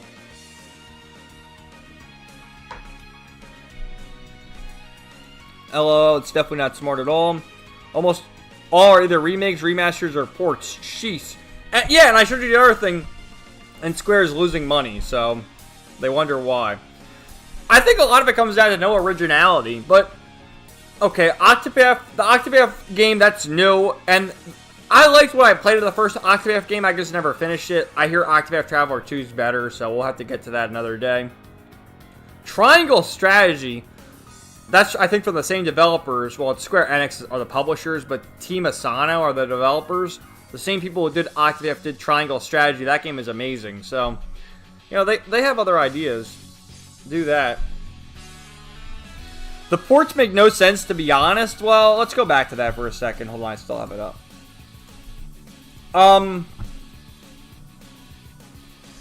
Okay, so this makes no sense because this is a DS game and it's Switch 2 exclusive. Realistically, how many people are playing it? If it were released on the PS4, PS5, Switch 1 and 2, PC, Xbox, everyone can play it. It's just bizarre to be a Switch 2 exclusive when this game is a DS game. This, I mean, okay, so the PS5 had the original rights to it for like a year, then it went to PC, now it's on Xbox. I don't know. Again, do Xbox fans don't like these games. This too, this was already on every console, but now it's getting Switch 2. This is a remake of the PlayStation 1 game. This is new remake. This is new. And then this is a game from 2020. 2020!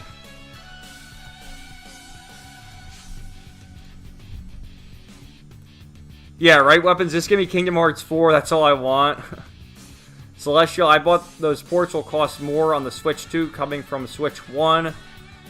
Probably, or they... No, they'll be more on Switch 2, I'd imagine. Yeah, where's Kingdom Hearts 4? We got the trailer a few years ago, that's it. Weapons, although I still need to catch up on the mobile stuff. See, that's what they need to port and remake, the mobile games. Yeah, Kingdom Hearts especially, they're canon to the story.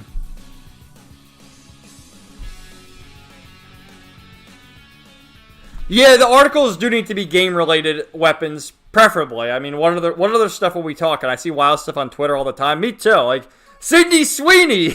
We talked about her last week, I think. She had the ad for American Eagle, and they're trying to, like, oh no! Like, what are they even mad about? I don't even fucking know. It's just crazy. But she has a new ad for Baskin Robin now, and God, she is so fucking sexy. Man. Like, there's people out here saying Sydney Sweeney is mid. Like, get the fuck out of here. You're mid! She's hot as hell. I love Sydney Sweeney. Komanga, your wish shall be granted. Now Square has got to deliver and do their parts. Celestial, Microsoft canceled more games yesterday. It's hilarious. Yeah, it was another live service game, I think. So true, Kevin. The more mainstream they get, the more censored they are, too, if you noticed. It's also the Evo intro song. Alright, let's just pop in Granblue Fantasy, and I'll show you what's going on. Hold on.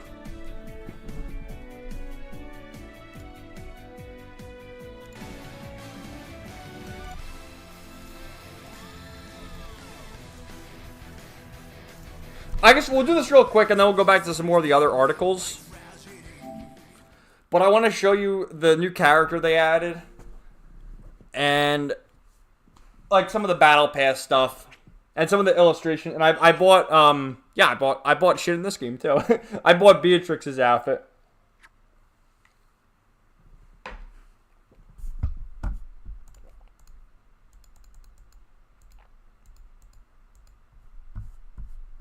Yes, Granblue Fantasy Versus. Rising. Oh, now it's version 2.21. I thought it was 2.20. But let me show you.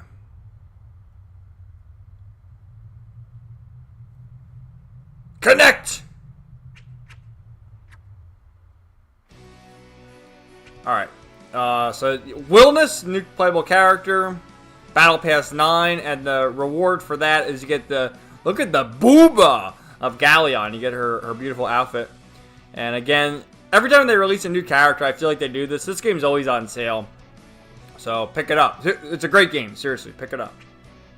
And then some more stuff.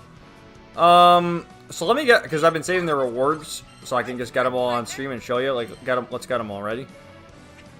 Whoa, look at all the rupees, trophies, illustrations. Hell yeah. What's our new badge? Okay, soundtrack. Alright, so with Battle Pass, I've been playing quite a bit. But we've gotten some stuff, like Wellness Color, new badge, promo art for Siegfried, battle card for Wilness, new art for Vane, a sticker with Cagliostro, Anila promo art, music, a badge, illustration for Anrei. And then the next one, we'll get the avatar for Vern. I've unlocked up to level 28. Then a sticker for Vera. Some more music. Battle card for Galleon. Badge for Galleon. Artwork for Nier. Sticker for Albacore. And then finally the outfit for Galleon. So, I paid for and unlocked Beatrix's new outfit, which, dude, look at her! God damn! So that's her default outfit. And I got that. We just unlock this for Anrei, so we'll change it. Why not? But the last one, Battle Pass 8, was Vasaraga got a new one. And yeah, most of these you can unlock with the rupees. Some of them are paid for.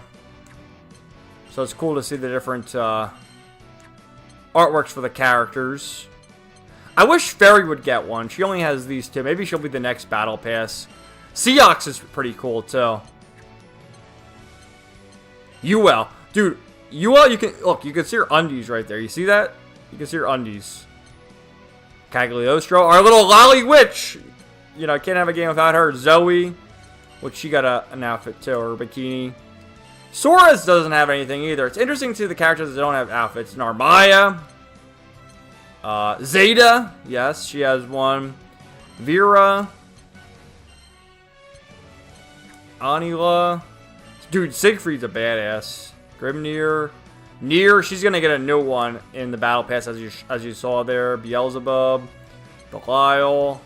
2B doesn't have one either. Vane. Versusia, Vicola, Sandalphon, he was one of the new characters. Of Galleon. Wilnas, he's the new one. So there you go.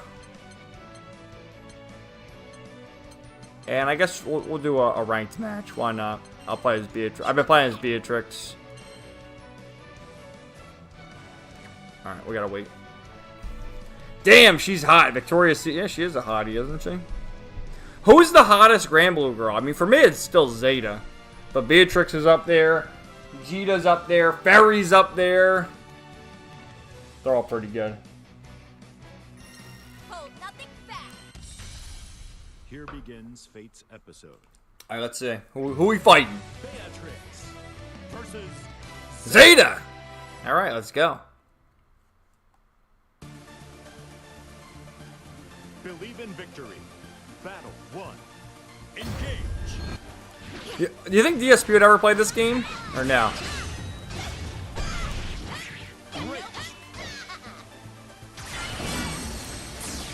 Oh, nice! We broke her.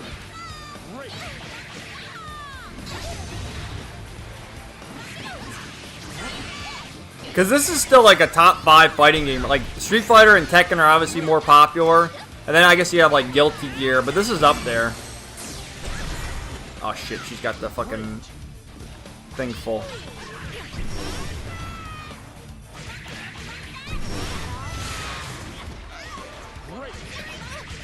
Ah! I am what I am, but who am I? Can't remember, can't forget.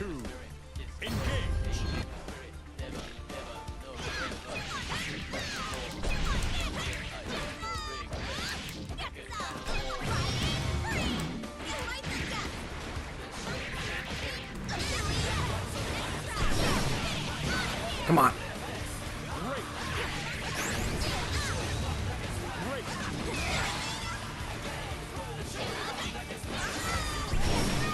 Oh shit. No!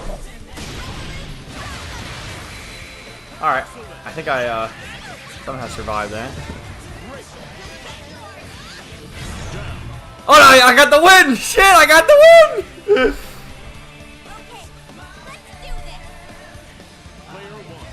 Look at her! I mean, come on. We've entered Gooner out! Like, seriously, you gotta give me your Granblue waifus. Give me your Granblue waifus. If you don't know them, look them up real quick and tell me. Because, again, Zeta, and this is, I changed Beatrix, because if you couldn't already tell, I'm into blondes, okay? So Beatrix is normally a brunette. But I changed Beatrix to blonde because, you know, she's fucking hot. But I'm also a fan of Fairy and Jita and all of them. Oh, and Narmaya. How can I forget her? All right, go, go, go! Fuck you! All right. Yes!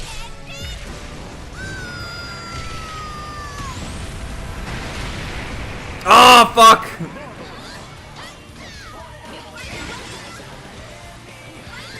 Yes! I got the win!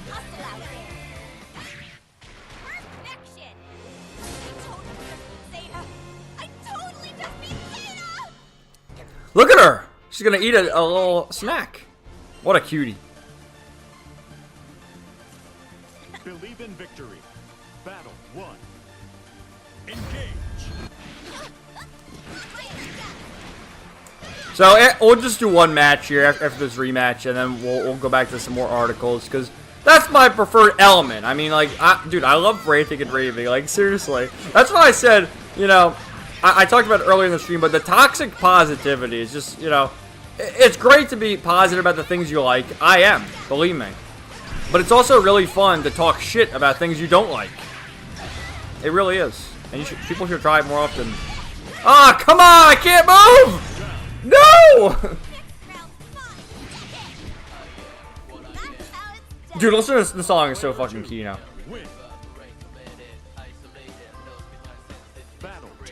It's called Paradise Lost. It's the villain battle theme. Villain's face off or something. It's great.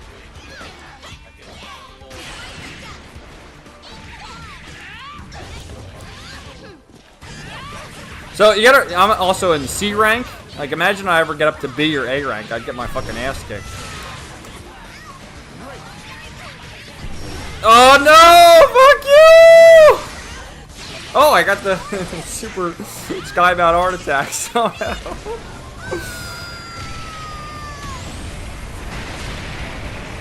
Wow. I mean, those things are pretty powerful. Come on, come on! No! Oh, I blocked it! I blocked it! Oh, did I win? Dude, I won! How the fuck did I come from behind and win that?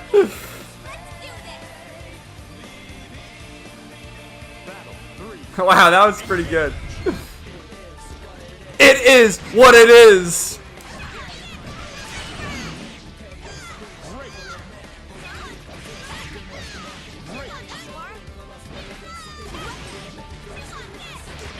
Oh.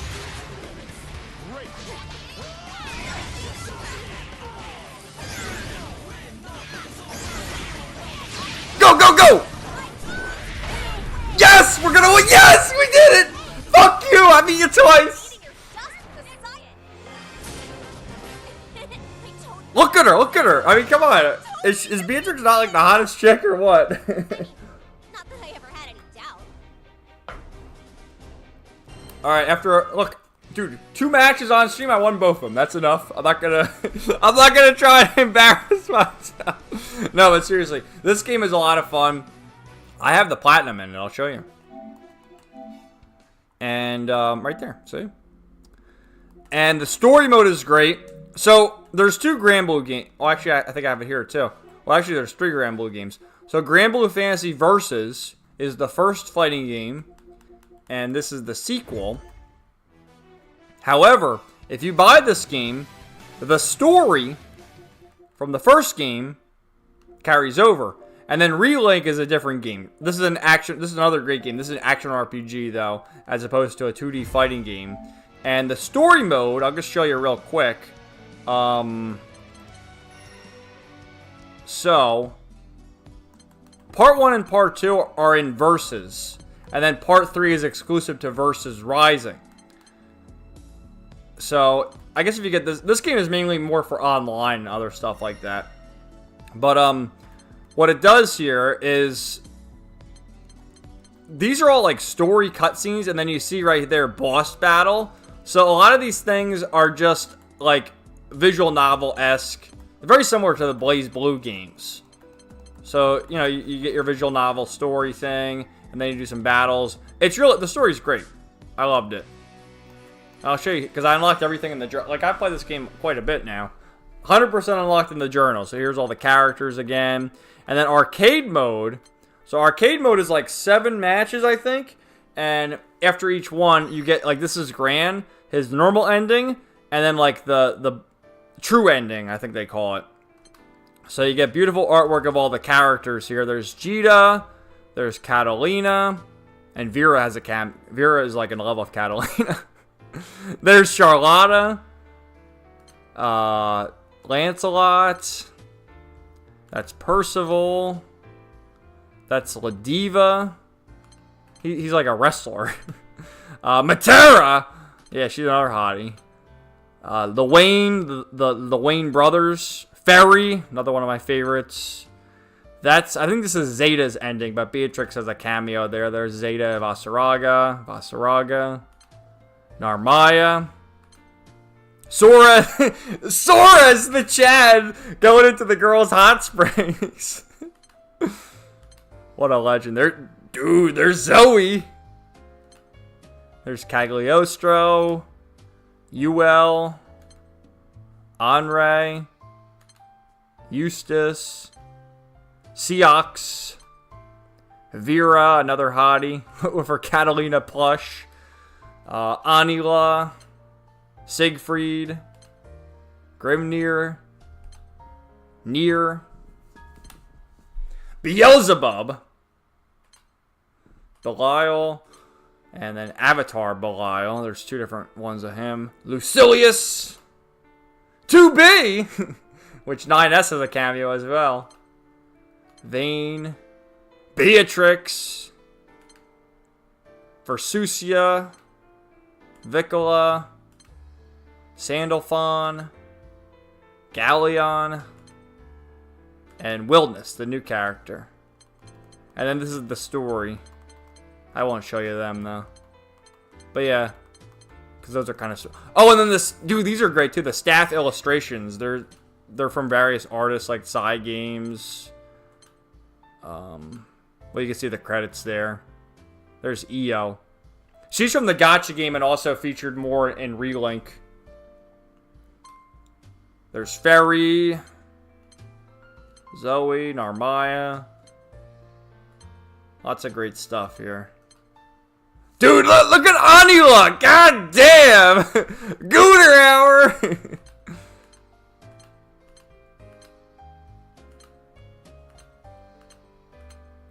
We'll just go through it all, why not? I'll add my commentary for the waifus. There's Zeta. Zoe. Narmaya. It's cool to see the different art styles, too.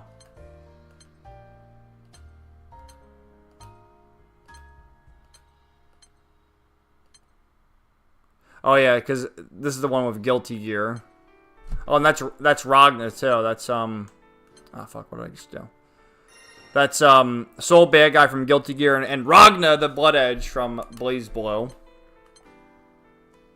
There's our epic gamers.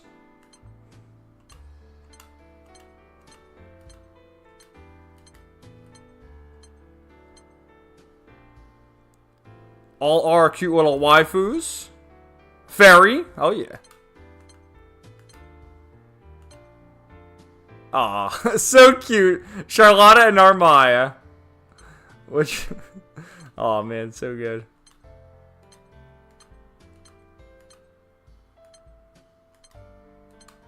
Oh, there's Bahamut.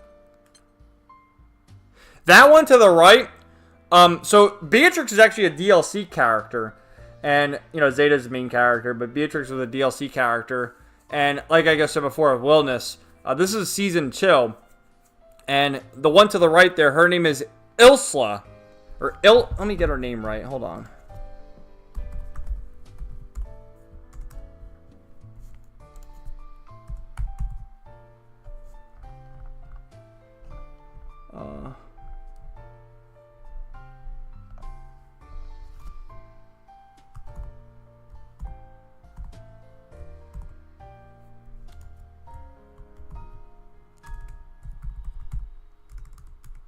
I don't know what her fucking name is. You get the idea. So, they're in, like, the same faction, but she's going to be a playable character soon. The one on the right, so that's cool. And we get some side boob action. Oh, yes!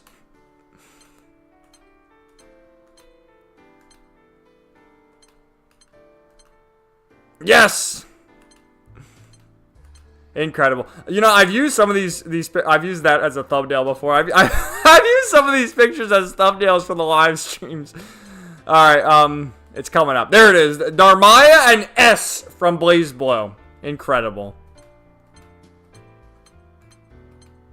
So, you get the idea. Lots of good stuff.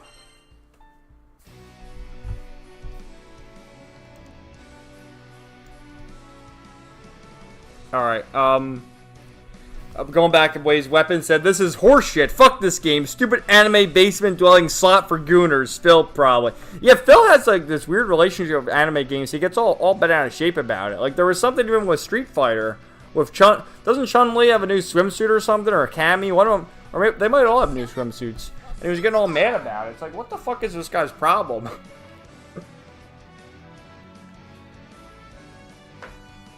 Good job, thank you. She has an instant kill stun lock attack that targets my internet's bandwidth. There was nothing I could do. I couldn't move! It's the game's fault. Gran and Narmaya are my waifus. Gran? Gran's a dude, though. Do you mean Jita, maybe? Hey. Forgot how good the graphics look. UL and Anila, yes. Paradise Lost reminds me of an old Hollywood Undead song. Just based on their looks, either Narmaya or Zoe. Yes, absolutely. But I haven't played the game, and they all look great to be fit. Yeah, seriously, all the girls in these games are excellent. Like, what's another one?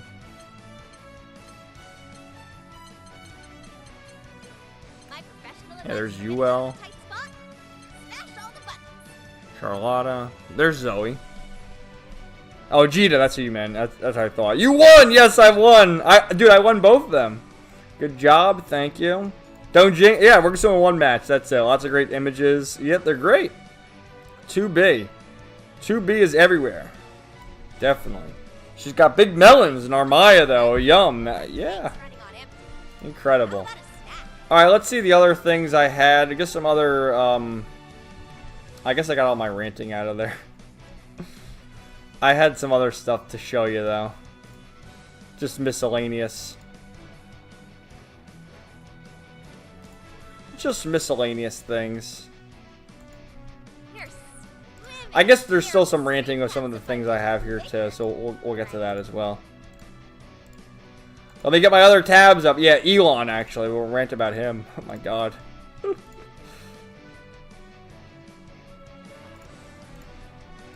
Yeah, there's still some ranting in here.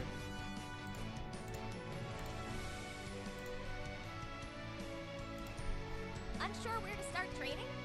Read up on your character and try some combo practice. Alright, what is she saying over there?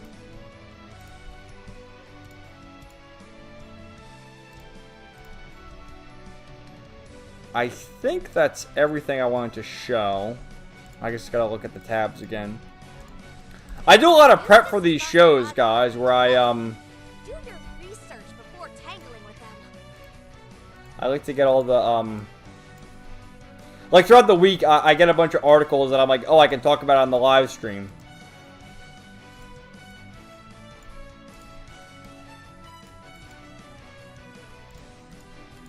I don't know, it's just fun.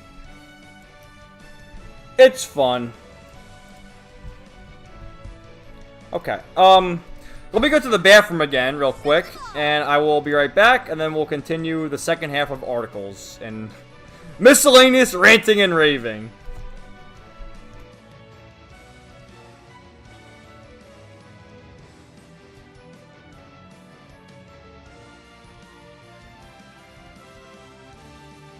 Hey, best girl Beatrix has got you covered.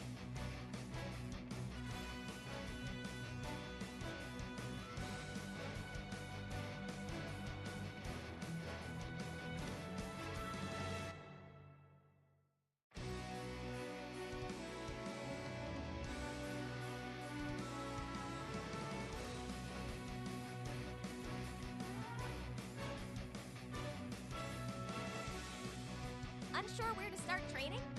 Read up on your character and try some combo practice.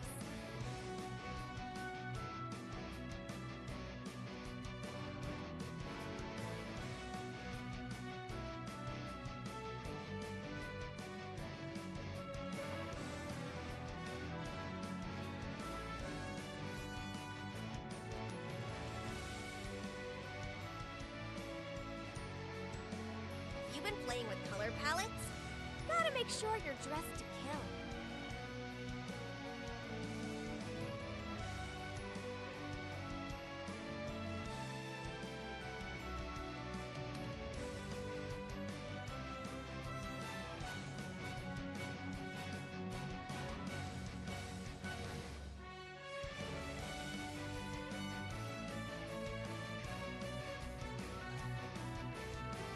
You're swimming in shareable screen caps of my digital figure, right?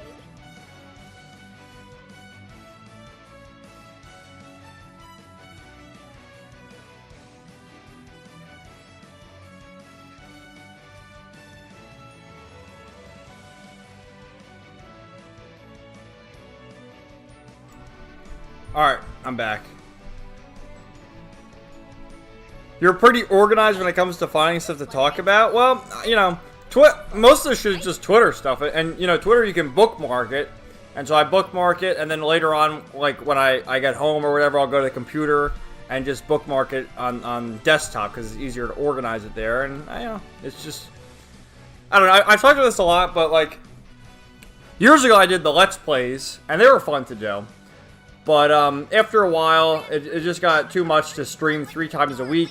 And so I feel like I have a nice flow now where, you know, we can do a little bit of Granblue, we can do some Yu-Gi-Oh!, we can do Zenless Zone Zero. And sometimes we can do that for the whole stream, but other times I do like interacting more with the chat and, you know, ranting and raving. And then there's so many things to talk about each week. Like, you know, you can even do a stream every day with all the stuff there is to talk about. Because you're never going to run out of topics. So I like to do that. And we're going to do that right now. Alright, let me get rid of this again. So, let's charge the controller.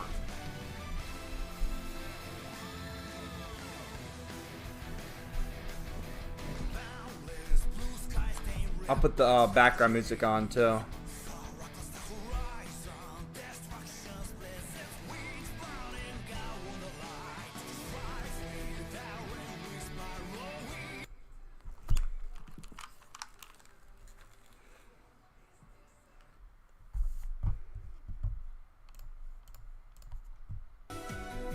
Alright. Alright, so yeah. Genshin Impact. I've never even played Genshin Impact, but of the Hoyoverse games, I do believe it's the most popular. You know, you have Genshin Impact, you had Honkai 3rd Impact, Honkai Star Rail, and then of course Zenless Zone Zero. And I talked about Honkai Star Rail, wasn't really a fan of it. Zenless Zone Zero is great though. And I'm surprised this hasn't come sooner, although we'll get into reading it, but just real quick, as you can see, notice of removal and discontinuation of updates for Genshin Impact on PS4. Now, as I understand it, neither Honkai Star Rail nor Zenless Zone Zero are even on PS4. They're only on PS5 when it comes to consoles, and they might be on Xbox. They're not on Switch. They're on PC. They're on phones, tablets, things like that. But those games were never on PS4. Now, Genshin Impact released before the PS5 existed, so it was on PS4. But let's read what they wrote here. Notice on the removal and discontinuation of updates for Genshin Impact on PS4. Dear Traveler, thank you for your continued support and love for Genshin Impact on PS4. Due to limitations related to hardware performance and platform application size, we will be discontinuing support and updates for Genshin Impact on PS4 in future versions.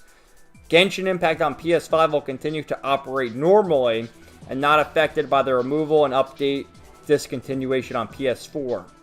Traveler will still be able to play will be able to enjoy the latest content updates on PS5 and other supported platforms. So you can like move your data from the PS4 to other consoles. I'm not necessarily against this because you have other options, but there are still people out there who, have a PS4 and maybe they don't have a PC, and because there aren't too many games on the PS5, like seriously, how many games are even on the PS5 that are exclusive? I know there's Astrobot, but even like the God of War games, weren't they all ported over to PC? Like they're not even exclusive. So, it's at the point, though, where is it even worth it to continue it with like, the PS4? Like, I can remember years ago, still on my PS2, and, like, the games that would always release on the PS2, the sports games, Madden or whatever, they'd still release Madden on PS2, even, like, up to 2010, when the PS3 was in full swing, But I get it from their perspective, because they don't want to waste resources on this. It makes sense. So.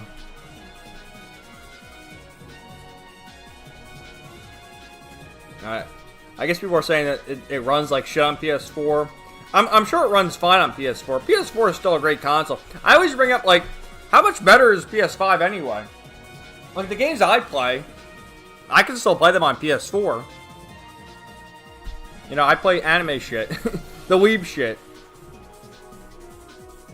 So I get the criticism, but at the end of the day, I don't care about Genshin Impact. The only one I care about is Zenless Zone Zero. Okay. So, not really much to add, I guess, but just an update there. They're going to phase out the PS4, because at some point, they have to stop. Like, even now, okay, back to Granblue Fantasy. I'm pretty sure when Granblue Fantasy Relink released, that game released on PC, not on Xbox or Switch, only on PC, PS4, and PS5. There were no physical versions on the PS4. The only physical version was on PS5, if I remember correctly. And there's been other games that have done that in the past. I'm drawing a blank as to what games exactly, but take my word for it. Alright, so then we get, this guy's, we'll look at his page too, but this guy's another one who does engagement bait slop that I always see on the For You page. What's your game of the decade so far? There it is! It'll never leave me alone! Expedition 33, it's eternal!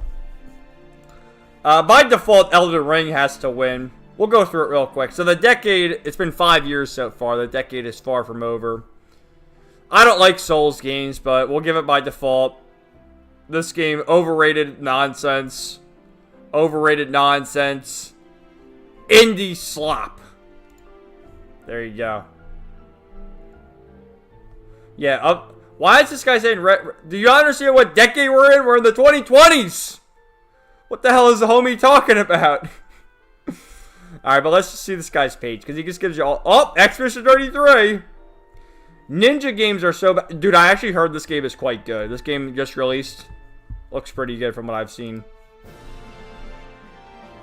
Alright. Alright! I'm triggered!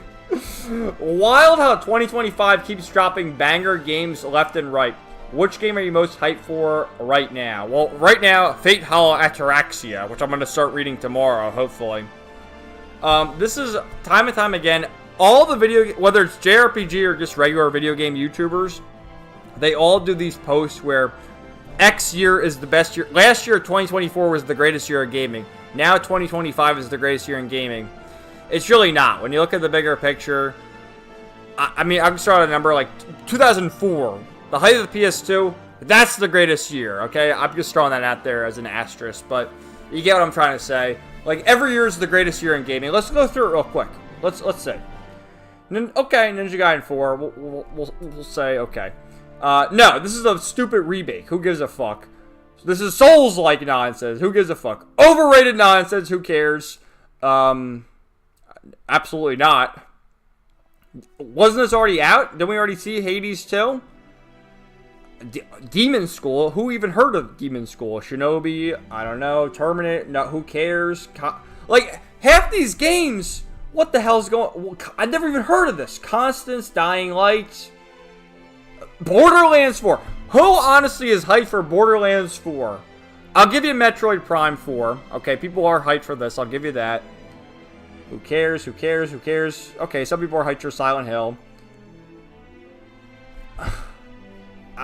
I don't know, man. Maybe 3 of the games here are okay. It's just baffling. It's baffling, I say. Shilling Grand Theft Auto 6. Like, I don't get it, man. I don't fucking get it. Alright, I saw this one from our dear friend Hiro Mashima, the creator of Fairy Tail, Eden Zero, Rave Master, and many other manga series. Posted this, and I saw it! Glam Skewer Extras 33. The rest is obviously in Japanese. I'm like, what the hell is this guy writing? So translate it. So far, the most fun games this year. These are his favorite games. Death Stranding 2. Expedition 33. Donkey Kong. 100 Line and Fantasy Life. So, oh my god. We'll give him the bottom 3, but come on. Come on, Mashima. I thought you were better than this. Death Stranding 2 and Clam Skewer. Donkey Kong will give it to you. This game I understand is really good. And then Fantasy Life, you know, whatever. Alright, here's another update from Gina Carano. The actor who, I guess is most famous from the Star Wars shows or whatever. The what was it called? The Mandalorian. But she was also in Deadpool. Deadpool 1, I think. So she has an update here. I've come to an agreement with Disney Lucasfilm, which I believe is the best outcome for all parties involved. I hope this brings some healing to the Force. I want to extend my deepest, most heartfelt gratitude to Elon Musk, a man I've never met who did this good Samaritan deed for me in funding my lawsuit. Thank you, Mr. Musk and X, for backing my case and asking for nothing in return. To my lawyers, who walked me through this unknown territory, thank you for your wisdom and guidance. I am humbled and grateful to God for his love and grace in this outcome.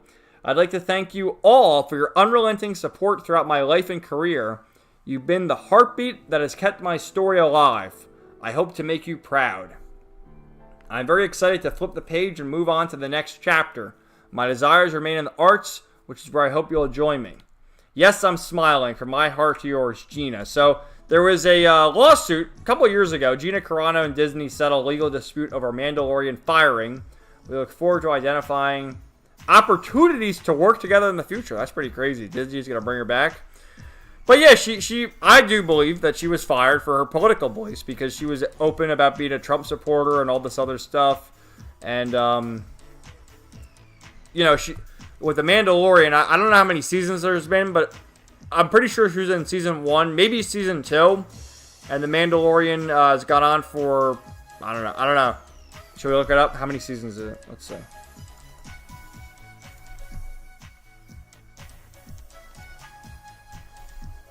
So it's 3 seasons. So I'm pretty sure they wrote her character out of the story, and she was supposed to be more of an important side character, and they wrote her out of the story. And yeah, she was fired by Disney. I mean, let's just see her other roles if she's been in anything since then. Look at her. She was an God damn, she was an MMA fighter. That's pretty good. Pretty good record too. Damn. Oh, she hasn't fought in forever. All right. Yeah. So she really wasn't in any movies since then, and same with television. So yeah, good for her. This is something random I saw that I thought was just hilarious.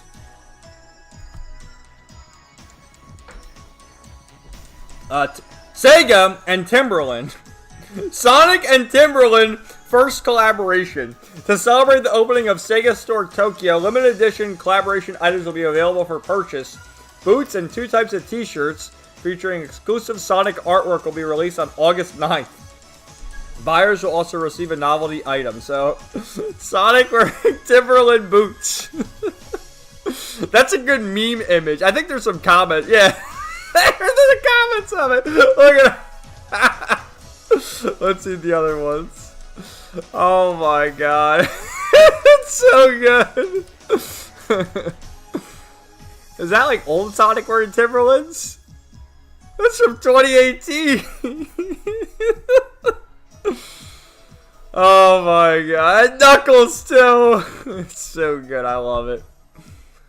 Alright. Oh, Yu-Gi-Oh! Alright, well, let me read some comments and then we'll go back to some more of this stuff because I have a lot of stuff and if I go through it all, I'm going to read a million comments. So we'll keep it relevant. Alright.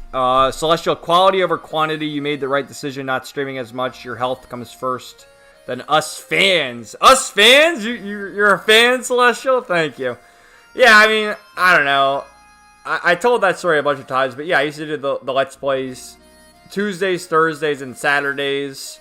And again, you know the games I like. They're all very long. JRPGs, 100-hour long games. So, it just got too much. And yeah, that's really it. PS5 is only worth it for FPS, ray tracking, faster loading speeds, a couple of exclusives, but not too much else coming from a PS4. Yeah, I mean, I got a PS5 in 2023. I've had it for 2 years now, or maybe a year and a half, really, if you were to do it month by month. I like it, but I'm a PlayStation guy. Expedition 33 is your nemesis, Kevin. It really is. It's the Joker to Kevin's Batman.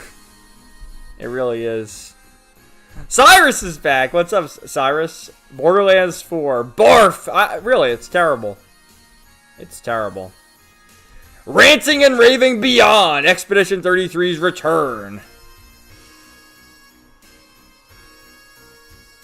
Celestial, Silent Hill F, I'm looking forward to. And maybe Ghost of Yote, but that's it. Cyrus, Kevin, it's super low effort, but check your DMs when you get... Alright, I'm going to check it right now. Did you make it? Awesome, Cyrus. Hold on. Let me check. I was just joking, but I really appreciate that. Yo, oh, yes! It's so good, man. It's so good.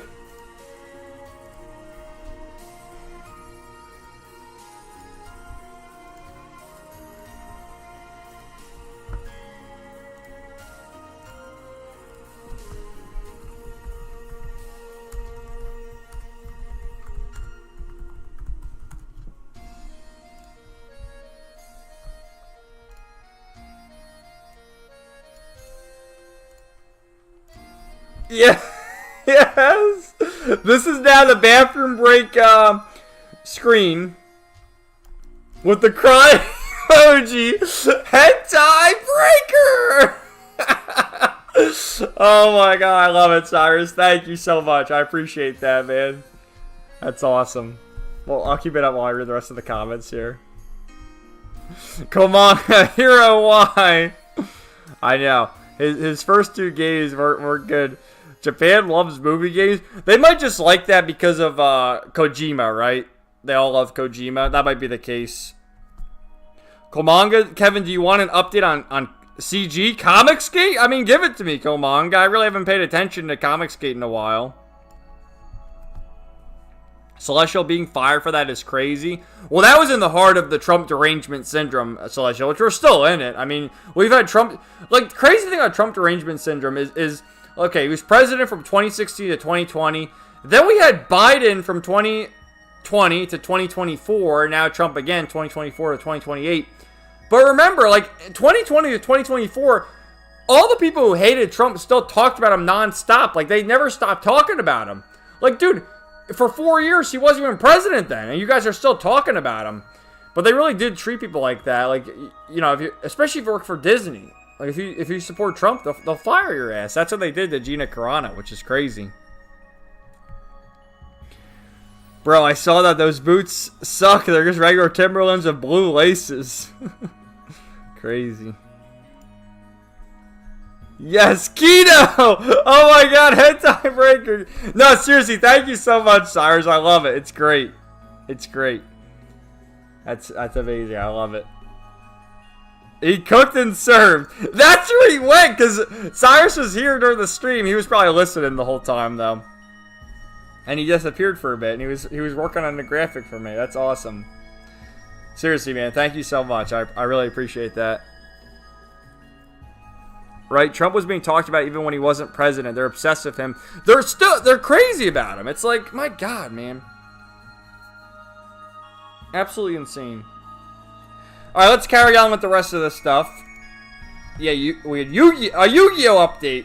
Alright. So look at these. Starting today, we'll be revealing 2 cards every day, 3 on weekends, for this year's 2025 Mega Packs. You can pick up the Mega Packs 2 different ways this year, either in the Mega Pack tin or the Mega Pack bundle. So, notice how, like, whenever they show new Yu-Gi-Oh stuff, it's always the OG. Like, you see they have the guys, you know, Jaden, or Judai, Yusei, the other guys, I don't know their names. I don't know those 3. But the OGs are still always front and center. Joey, Yugi, and Kaiba. So they're going to be available on September 3rd. And if we just go to their page... I'm going to scroll down a bit just to see if I can find that. We'll scroll up to show you the cards, because there's some cool cards there. Alright, so here was the announcement. Alright, so our first one, we had Dominus. I don't really know them. Here's what I know. The Shining Sarcophagus. That's an awesome card. Here's today's Starlight Reveals. Very cool. Fiendsmith. Yes! Nightmare Apprentice and the Bestial Dryswarm. 2 Kino cards, absolutely. I use the Bestials in my Master Duel deck. Oh, this is the new one. This is with Cupsy Yum. You see the cats there? These cats, they're like cat parfaits. You see them? God, they're so good. And they're called like Cupsy Yum, Cookie Yum. That one over there to the left, the yellow one is a cookie. And the other one's like a candy. Like they're candy and like yogurt cats in Yu-Gi-Oh! It's so good. The slop don't stop. It's so good. Hold on, I want to see if I think I showed you these guys at a stream before. Yeah, it's the yummy archetype. Look at these guys. The yummy cards. Cupsy, Cookie, Lollipo, and Marshmallow. Cupsy Yummy. Look at this little guy. And then Cookie Yummy. Lollipo Yummy. And then Marshmallow. Like, how can people hate Yu-Gi-Oh? And then they have the Synchro counterpart. Cupsy Yummy Way. Cookie Yummy Way. And Lollipo Yummy Way. Oh my god, I love Yu-Gi-Oh.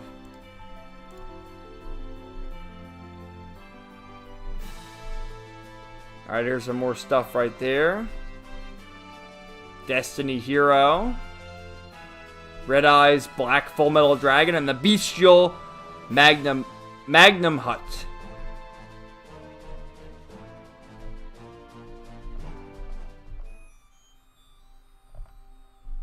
And there's some cuteness.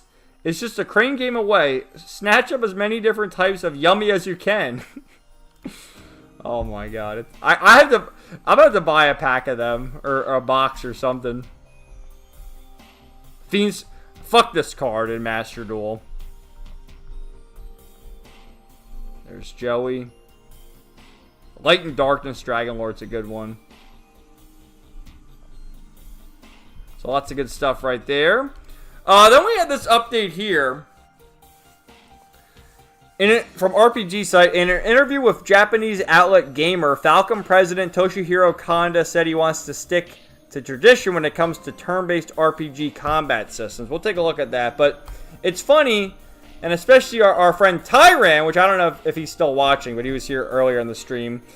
He says this. Funny how he says this, and then the entire Calvert arc has an incredibly shitty real-time action system attached to it. Which I somewhat agree with. I still haven't played the games.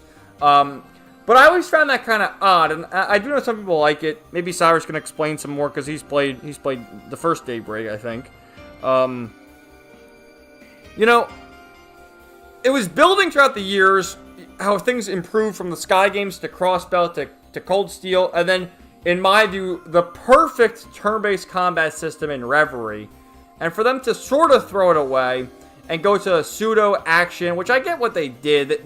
They made it so that, like, when you fight the regular enemies, you can sort of just button mash your way through it.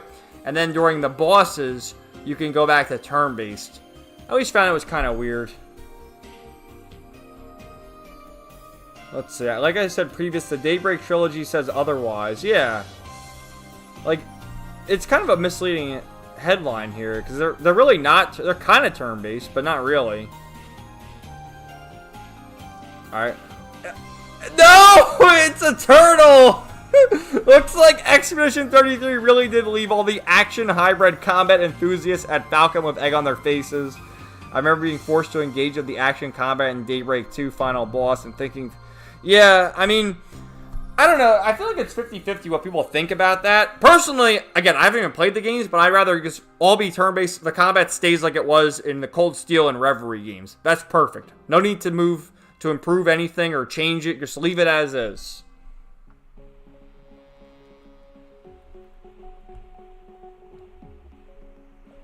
So, looks like just those are more the controversial response. Let's just see what Tyran's commenter said here. What do you mean shitty? It does add something to the game. It's made more dynamic. Yeah. And Tio Tot, another friend of the channel. If they added more East elements, it'd be better, to be honest. Really? Or just make the turn-based proportions a bit more challenging? Well, just leave East as East and Trails Trails. Look at, why is Alex Jones really streamed 24 hours a day? Look at this. Alex Jones Network Live 24/7. Like, what the fuck? Alright, should we look at this article? Let's see.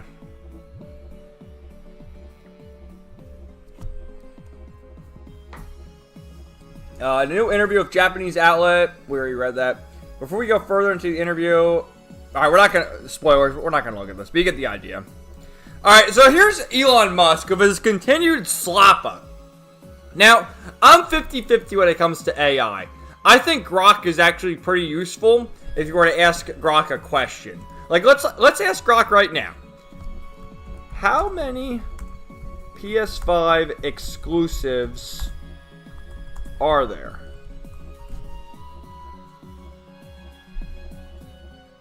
It's pretty good when it does stuff like this. Hey, look at this, see?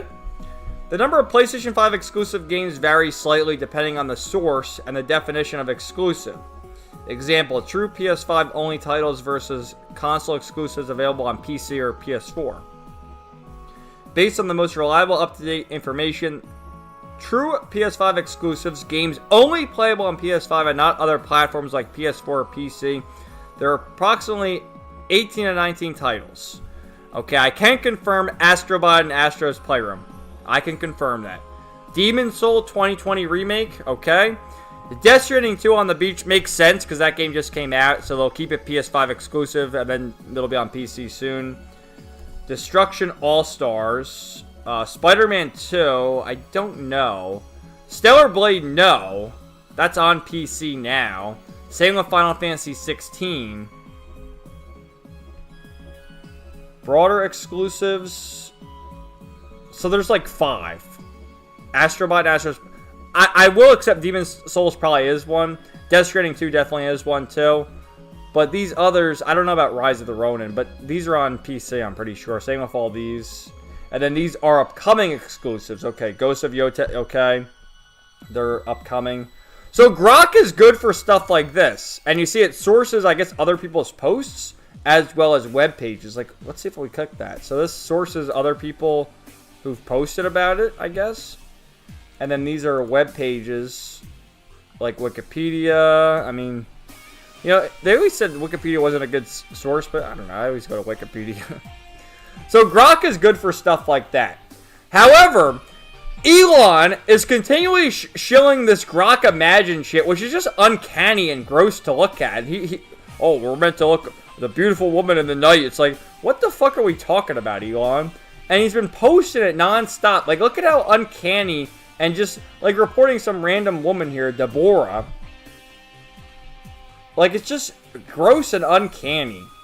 And I'm not a fan of AI when it comes to these things. It just looks gross. It looks fake.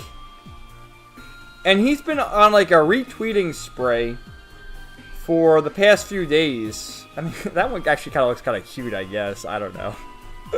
We'll give it to that one. But a lot of it is just, like, it's just ridiculous. It's so stupid, man. Like, wait a minute. We're...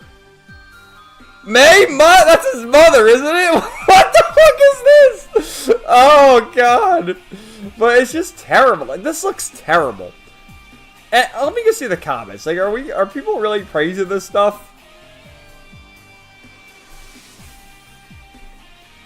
It looks like real. Are these even real people? These are all bots, aren't they?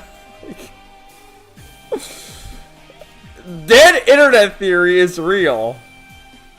So it's just terrible. So, again, I'm like 50-50 on AI.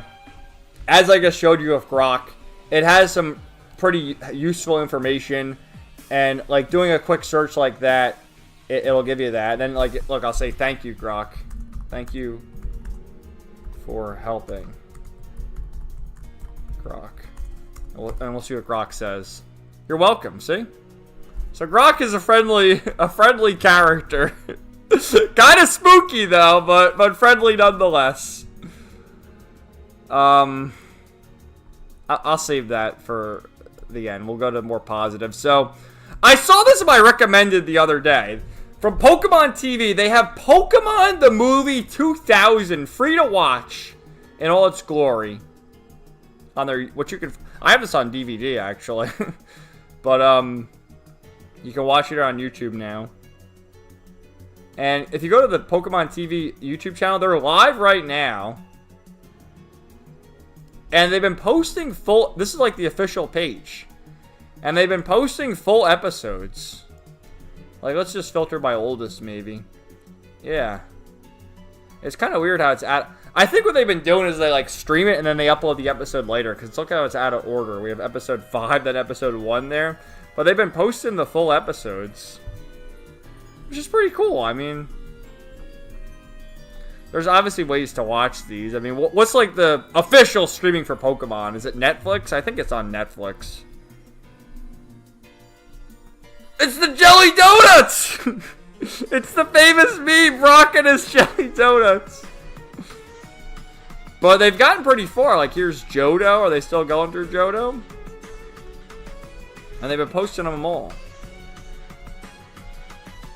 So, yeah. Oh, Orange Islands. Okay. And then same for Yu-Gi-Oh! Yu-Gi-Oh's had the stream.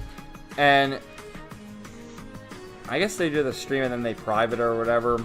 But they also post the full episodes, or at least clips from the oh, there's the full episode.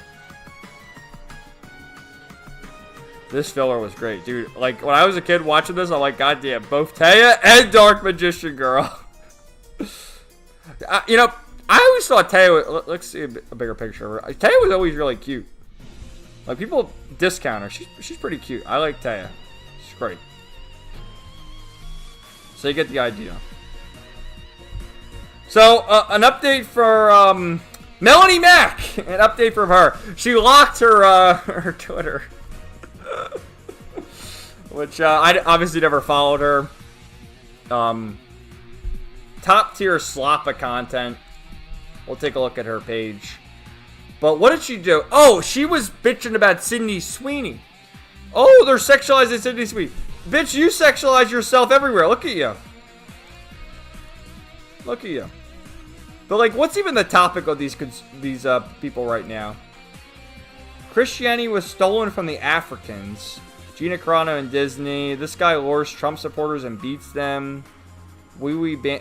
Oh my god! Wait a minute, that's actually a good one. So the WNBA. I guess their season's going on right now. Like, who watches the WNBA? But for the past few nights, I think it's like either 3 or 4 nights in a row, fans of WNBA, have been throwing dildos onto the court, and they actually arrested this guy. This was the culprit. That guy. Look at him. He threw... What the hell is in this thumbnail, man? Why not just put the actual dildo in the thumbnail? I guess that's against YouTube or something. Who knows? But yeah, they're throwing dildos onto the court. Oh, I guess she explained it. Why I left X even though I have... how many followers? This app is demonic!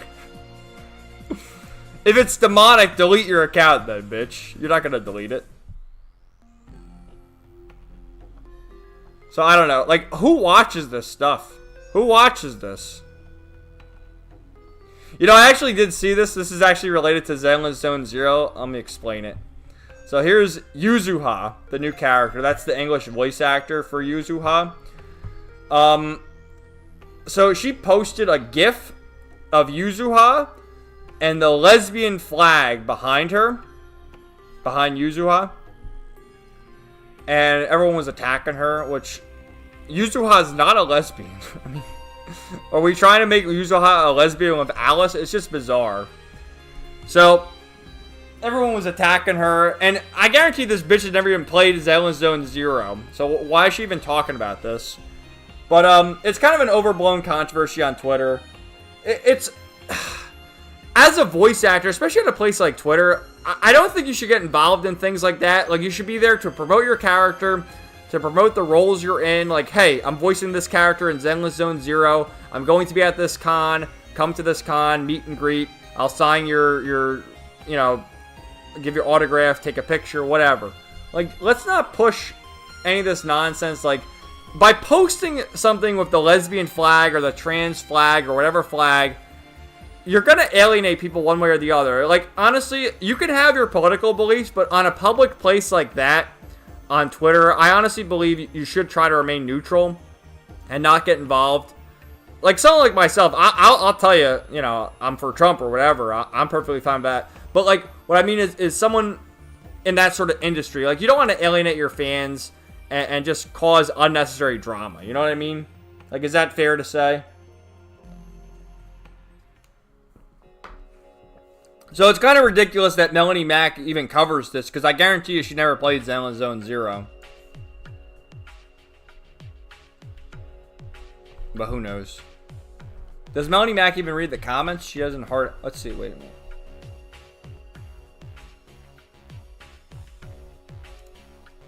Yeah. The ship... Everyone, why is the main character is shipped to everyone? There's no fan shipping. Like, another fan shipping for Zenless Zone Zero they'll bring up all the time is Evelyn and Astra Yao. Evelyn is Astra Yao's bodyguard. They're very good friends. There's no lesbian action. As much as I like the lesbian action and enjoy the lesbian action fan art, as far as the game's concerned, there's no lesbian action. And would Melanie Mack approve of the Wise and Belle shipping? I doubt it. So, I don't... Like, seriously, who watches this shit? I don't get it. Did she go live? Yeah. And look at her. She's all against the sexualization. Look at her outfits. Like, what the hell? Oh, wait a minute. Look at that hairdo. Is she turning into an SJW?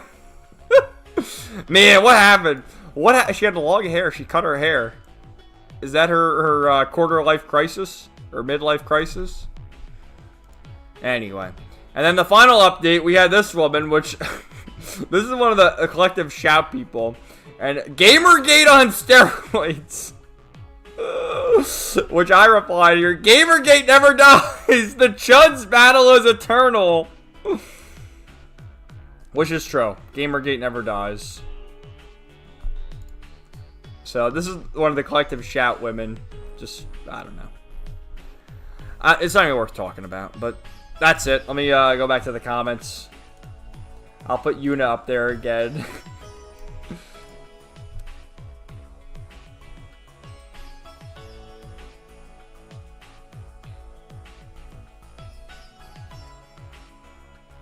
Oh, you had me in the background, Cyrus? Awesome. Thank you for making that drawing. I really appreciate it. Not really a drawing, but The edit, the Yuna hentai breaker. That's awesome. I really do appreciate that. And you know me, I couldn't make that.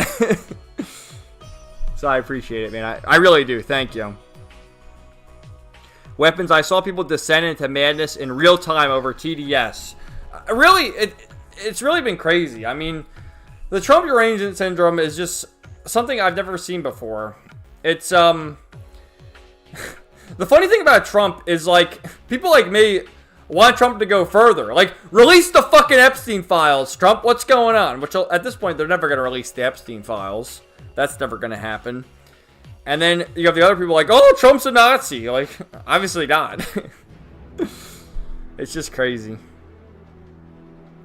Komanga, it seems like Comicsgate is imploding. The money is drying up. Well, Comicsgate started essentially back in, what, 2017 or 2018?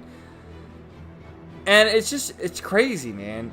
Like, these guys, is Ethan Van Sciver ever going to deliver, did he deliver Cyberfrog 2 yet? Has that even released? Or is it Cyberfrog 3 now? What's it even on?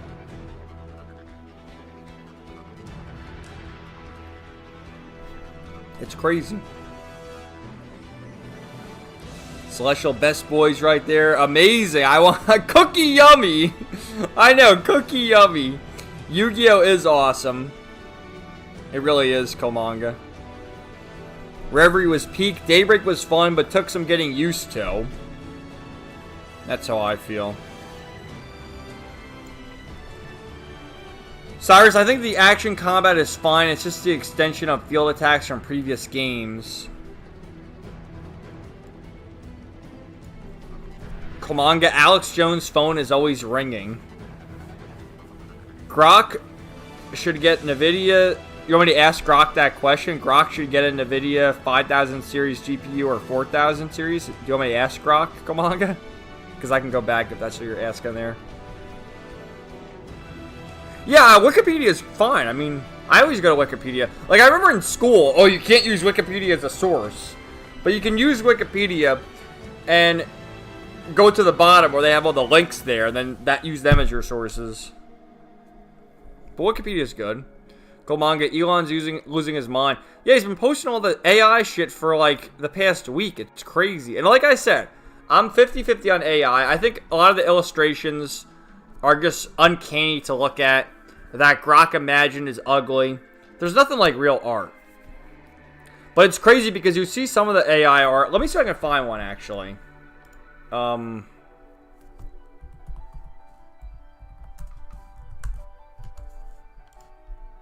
just show you, like, how,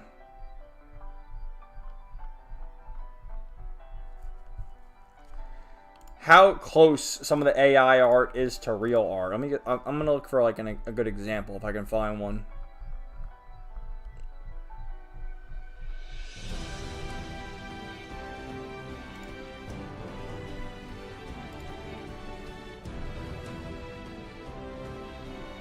Alright. So since we were talking about Zenless Zone Zero, I just found this one real quick. And they tell you right away. They tell you it's AI illustrations. But you can give them money. Give them money on Patreon. And it's followed by all these people. Wait a minute. What are we doing? So at least they tell you. Because some of them will lie and say, oh, it's not AI. But, like, there's Nicole from ZZZ. Like, here's Evelyn. Like, if you look at this, on first glance, you're like, damn, that's some pretty good artwork. But, you know, once you get into it, it's like, okay, it's clearly AI. Look at this guy, David. Good morning, beautiful. Like, who is this guy even talking to? Is he talking to Evelyn? Is he talking to the... Like, what the fuck? Like, what are some of these people saying? Good morning. Okay, so good morning. Oh, maybe they wrote good morning? No, they just wrote Evelyn. So, like, I don't know. That one looks more... Like, this one you could pass for real. This one looks more AI. That one looks more AI. I hope there's no porn on here. Because that might happen. You gotta be careful of some of these AI artists. But, yeah, I saw the one of Evelyn, which I wanted to show you.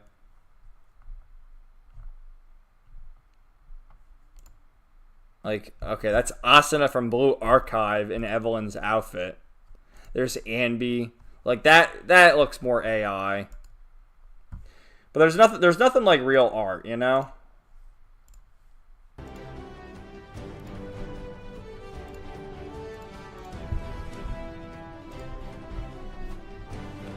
Zoran retracted his message. I wonder what Zoran said. What did you say, Zoran?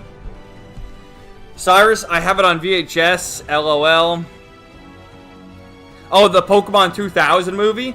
You know, I've been talking about it for a while, like, to go back and rewatch the Pokemon movies and review them or something. I have the first 5 on DVD, and I also have the Mewtwo Strikes Back, the TV movie or whatever. And Pokemon I watched a lot. You know, I grew up watching on Kids WB, and I watched, like, after the original series advanced, you know, with May and Max, and then Brock came back. I watched that one, but I watched a little bit of Diamond and Pearl, I guess, but after that I was done with Pokemon. Gen 4 is when I dipped out of Pokemon. But I always loved the original first 5 seasons. Like, you had the original one in Kanto, then you had the Orange Islands, then you had Johto was 3 seasons. And I love the one, I think it was in the last one, in Master Quest, when they had, like, the story with Lugia again, in the main story. That was always fun. But anyway, the movies. Oh, what happened to the music? Oh, it's still playing. The movies, 3 is probably always my favorite. I saw the first 3 in theaters. My mom always tells the story because the first Pokemon movie, remember, I think all of them, at least the first few, had like the Pikachu short. And that was the one where Pikachu was running around and they were all just like, Pika, Pika. And the one I mainly remember was the third one with the Pichu brothers. And they were running around. And there were no human characters there. It was just the Pokemon running around Pikachuing.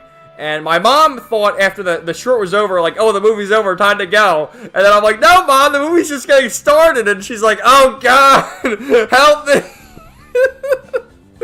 But yeah, my parents took me to all of them. And the Yu-Gi-Oh movie in theaters, which I remember they had the free cards there. And even the Pokemon movie, there was like the Mew card you got, which was pretty cool. Brock was the best, man. Always flirting with every lady in that movie. Yeah, Brock, he was always hitting on Officer Jenny, Nurse Joy, all the women. Except Misty. Did he ever really hit on Misty? I don't think he did. But Brock was awesome. Bro just throwing toys on the courts. Yeah, throw the dildos. WNBA, that's what people always talk about. WNBA has fans, which it must be on TV. And because it's WNBA, it's the NBA owns part of it. Like, who's the demographic to watch it? Maybe, like, younger girls who maybe play high school basketball or college basketball. Because I guess, you know, you have college basketball players will get drafted. So, but I don't know, like, who really watches it? Seriously. Like, we all know NBA's popular. But if you want to watch, like, even as a young girl who's maybe a high school, college basketball player, wouldn't you watch NBA? Would you watch WNBA? Very bizarre. What a bizarre character. Like, you saw that guy, too. He was the one they arrested for throwing the dildos.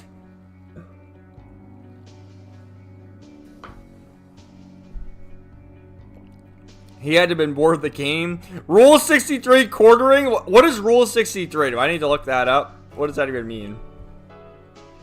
Oh, the gender bend. Okay. Because Rule 34, we all know that one. Yeah, Melanie Mac is the gender bend of the quartering. Which the quartering, he was covered on Kino Casino. Let me get Kino Casino's page up. I gotta show you like their recent videos. Because they've been on a roll lately. I watch them all. Well, listen to them mostly. But, DSP! They should have wrote wage, not rage. Wage quits. Tony Hawk. Whoa, buddy! Dude, this one was hilarious. This is, Tucker Carlson and his feud with Nick Fuentes, where he called him the little gay boy. Nick Fuentes belted. Whoa, buddy! This is Mudahar, low tier god versus DSP. Yeah, here's the quartering update. Look at the quartering in the thumbnail. The quartering is unwell and blames his viewers over an hour. So the reason why it was over an hour was because the quartering video was like 20 minutes long. And as they went through the video, like you see the thing here, you know, after every minute they stopped and talk about it. And the quartering, he's tired, he's unwell, he's on medicine, he's on antidepressants. He's like just stressing out about his terrible life choices. And he is unwell. There's Nick Ricada. Like, they always talk about Nick Ricada. There's something wrong with his nose. Like, his nose, it looks like one of those things, you know, the thing with the glasses and the big nose and the mustache. Like, you know that funny face people put on sometimes? It looks like that, but it's all red. He's definitely still doing coke. Oh, this was hilarious, too. I guess I didn't watch this one, though, but there was another one with Ethan Ralph, felted by Grok AI. He was like talking to the anti-Grok AI and just, oh man, it was crazy. Great channel. I strongly recommend these guys. They always talk about all the crazy shit going on. Like the iDubbbz thing. I gotta show you too, iDubbbz. Because there was a new video. I didn't watch the video, but I saw someone else reacting to it. Dude, he's losing subscribers. He had 7 million subscribers not too long ago. Even Asmongold, that's the first. You type in iDubbbz, the first thing that comes up is Asmongold. As iDubbbz hit rock bottom, he has. Look at him. This is, by the way, this is his video. This is his thumbnail. Like, why would you make that your thumbnail? He looks like all disheveled. But anyway, where is it? The new video he put out, because I saw someone reacting to it. Are you scared of immigrants? I just want to show you, like, his whole posture and... Look at this! Wait! Look at the likes to dislikes! What the hell, man? But I just gotta show you, like, his whole posture here as we get further... Like, into the video. We're not gonna watch it. But I just want to show you. Like, look how gross he is. He's got all these terrible tattoos. The shirt has too many buttons unbuttoned. Is that his setup? Like, he just looks dirty and greasy. And then as you go further into the video,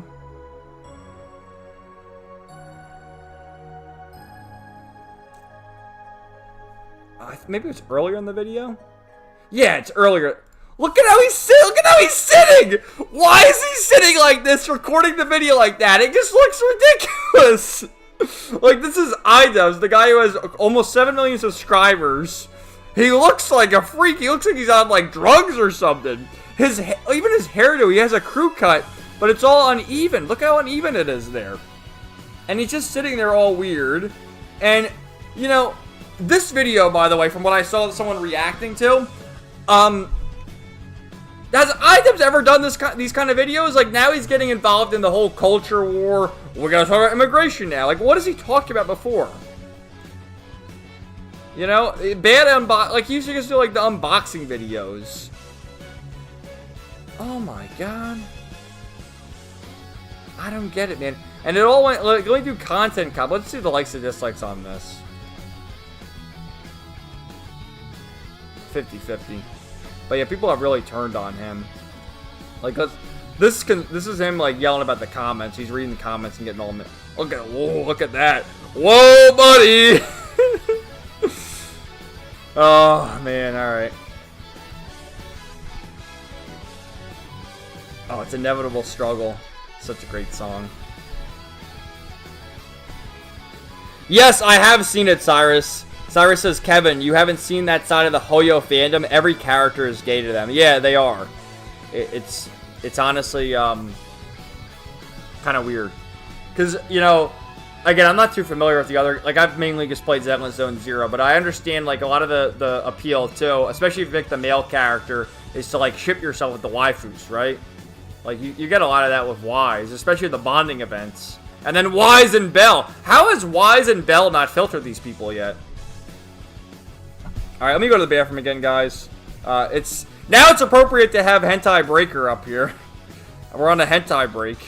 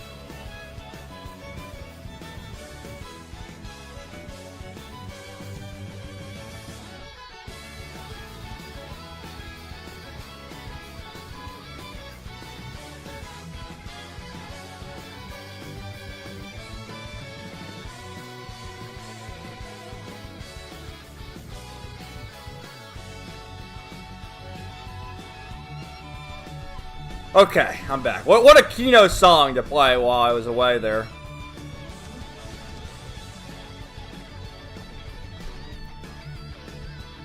Okay, Weapon says, why don't these voice actors just make anonymous alt accounts if they want to talk about stuff like that?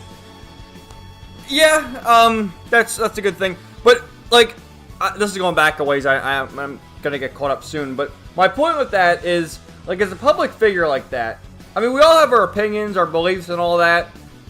I don't think, like, someone like me, you know, I feel like it's more appropriate for me to talk whatever, talk shit, you know, that sort of thing.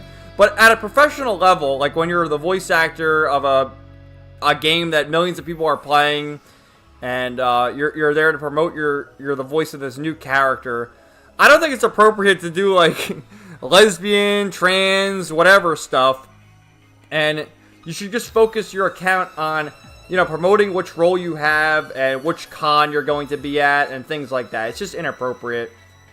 I don't know. It's just how I feel. Like, as an example, look at someone like Johnny Young Bosch. Let's do it right now in real time. Let me go to Johnny Young Bosch's Twitter if I can find it. Because he's one I always respect, you know?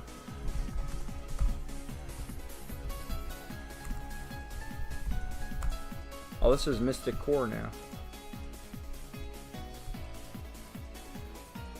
Alright, let's check it out in real time.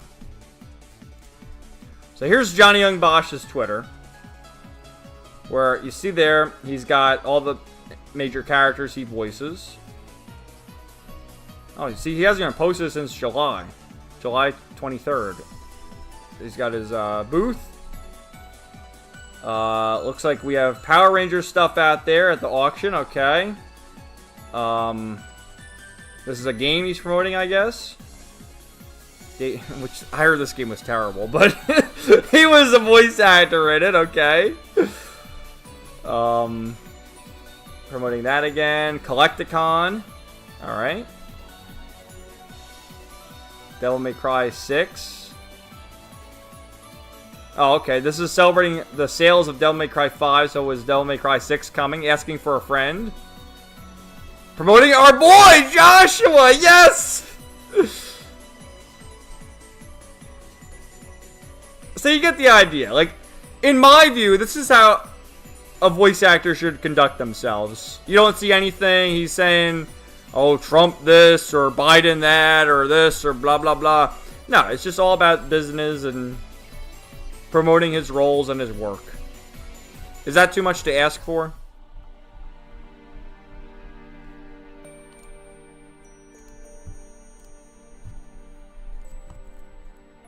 Clout, maybe? Yeah, clout. Or just lack of critical thinking, I guess. There's nothing wrong with shipping or anything, but I mean this Hoyo we're talking about. Yeah.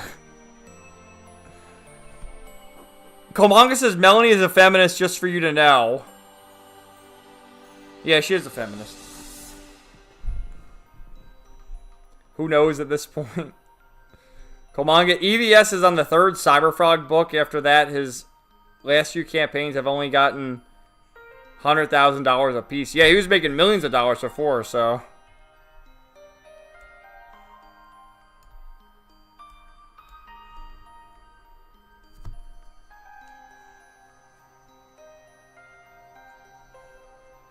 El Mayo talking. Yeah, what was that guy? He was talking to the to the one drawing there.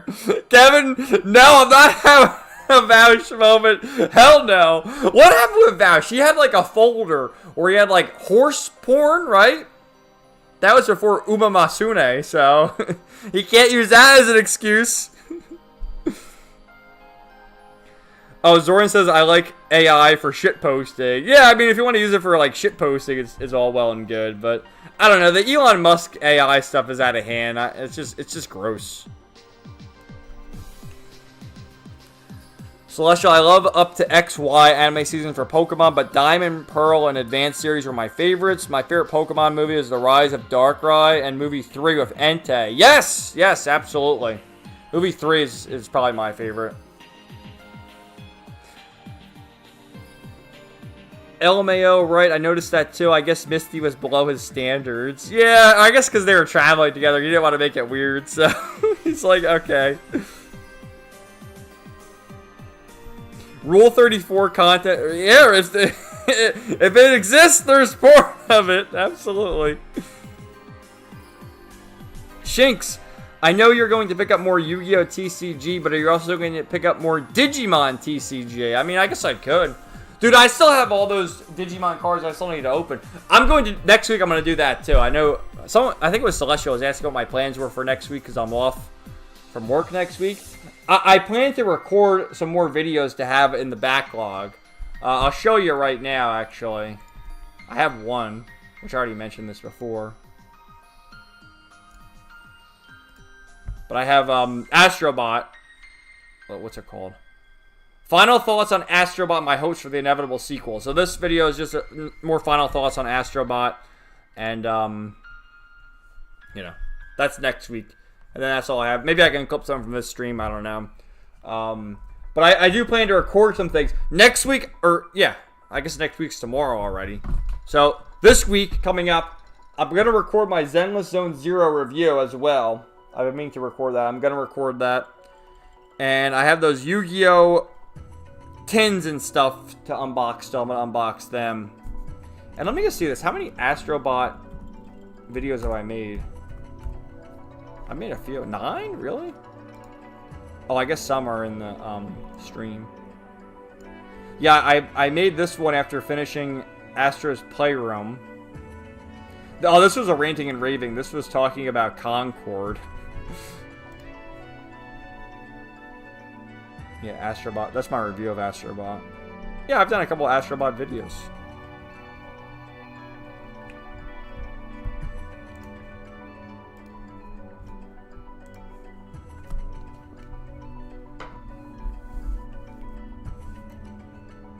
Komanga, my favorite video by them is Land of Lakes. What, with iDubbbz? Or Kino Casino? Weapons, what an OnlyFans girlfriend does to a motherfucker. I know. Dude, it's... Let me go back to Kino Casino if I still have them up.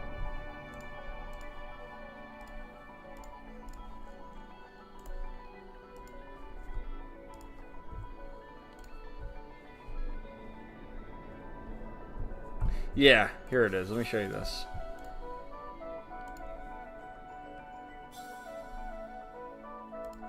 So, this is like the Bach.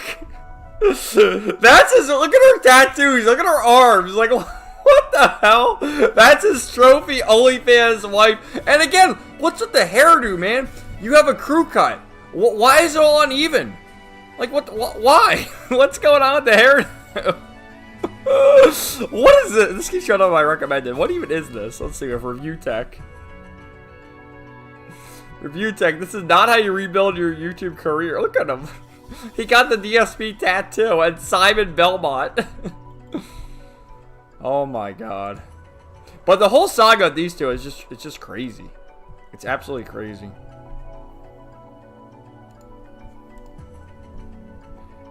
Zoran firm strength super range is so. Is this super range? I know this is. Oh, this is the super range version. It is. Goddamn. So Kino, you knew it just by hearing. I knew it was firm strength. I didn't know it was super range.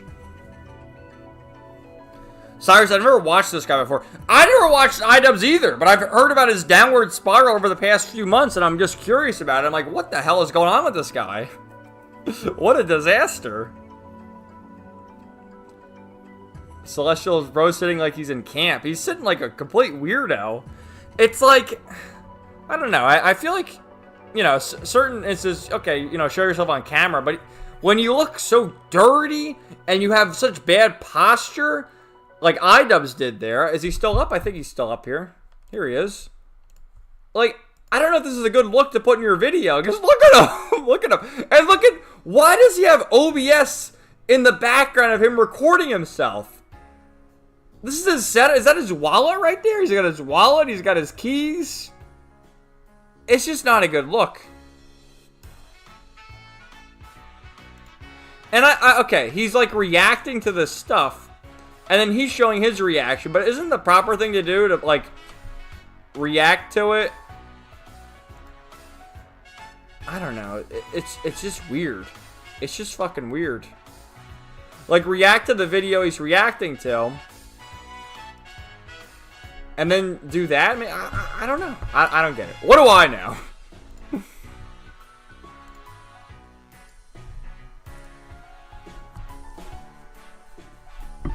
Me neither. He was the guy that did... yeah, he did Content Cop. Yep, I think so. I only vaguely remember the Leafy drama from way back when. Oh, Leafy. What a Kino song to play while you were smoking the turkey. Oh, snap. We're going to get behind-the-scenes peek. You spoil us, Kevin. What? YouTube Studio? Yeah. Dude, I always like to have my videos, like, ready to go. I hate the idea of... I don't know, because I do my videos on Wednesday, like one video a week, and then the streams. I hate the idea of just, like, rushing to do a video because I have to do it. Like, I prefer to just record a couple videos at once, have them ready to go. Which the streams have been good for that, because I'll just take a clip from the stream, and then I'll record, like, the intro and outro when I do a Fate Hollow Ataraxia earlier this week. And then Astrobot, that's just a full video with footage from the streams. So it's good. Yes, Soren. Firm Strength Super Arranged is Kino. Oh, that terrible DSP tattoo. Such a bad tattoo. He's staring into my soul. Very scary. Very scary indeed. So we've gone for 3.5 hours tonight. You know my rule. But if there's anything else you want to discuss before I go, just let me know. And just doing a quick search again. I mean, we covered pretty much everything I want to cover. Had all the news. What else?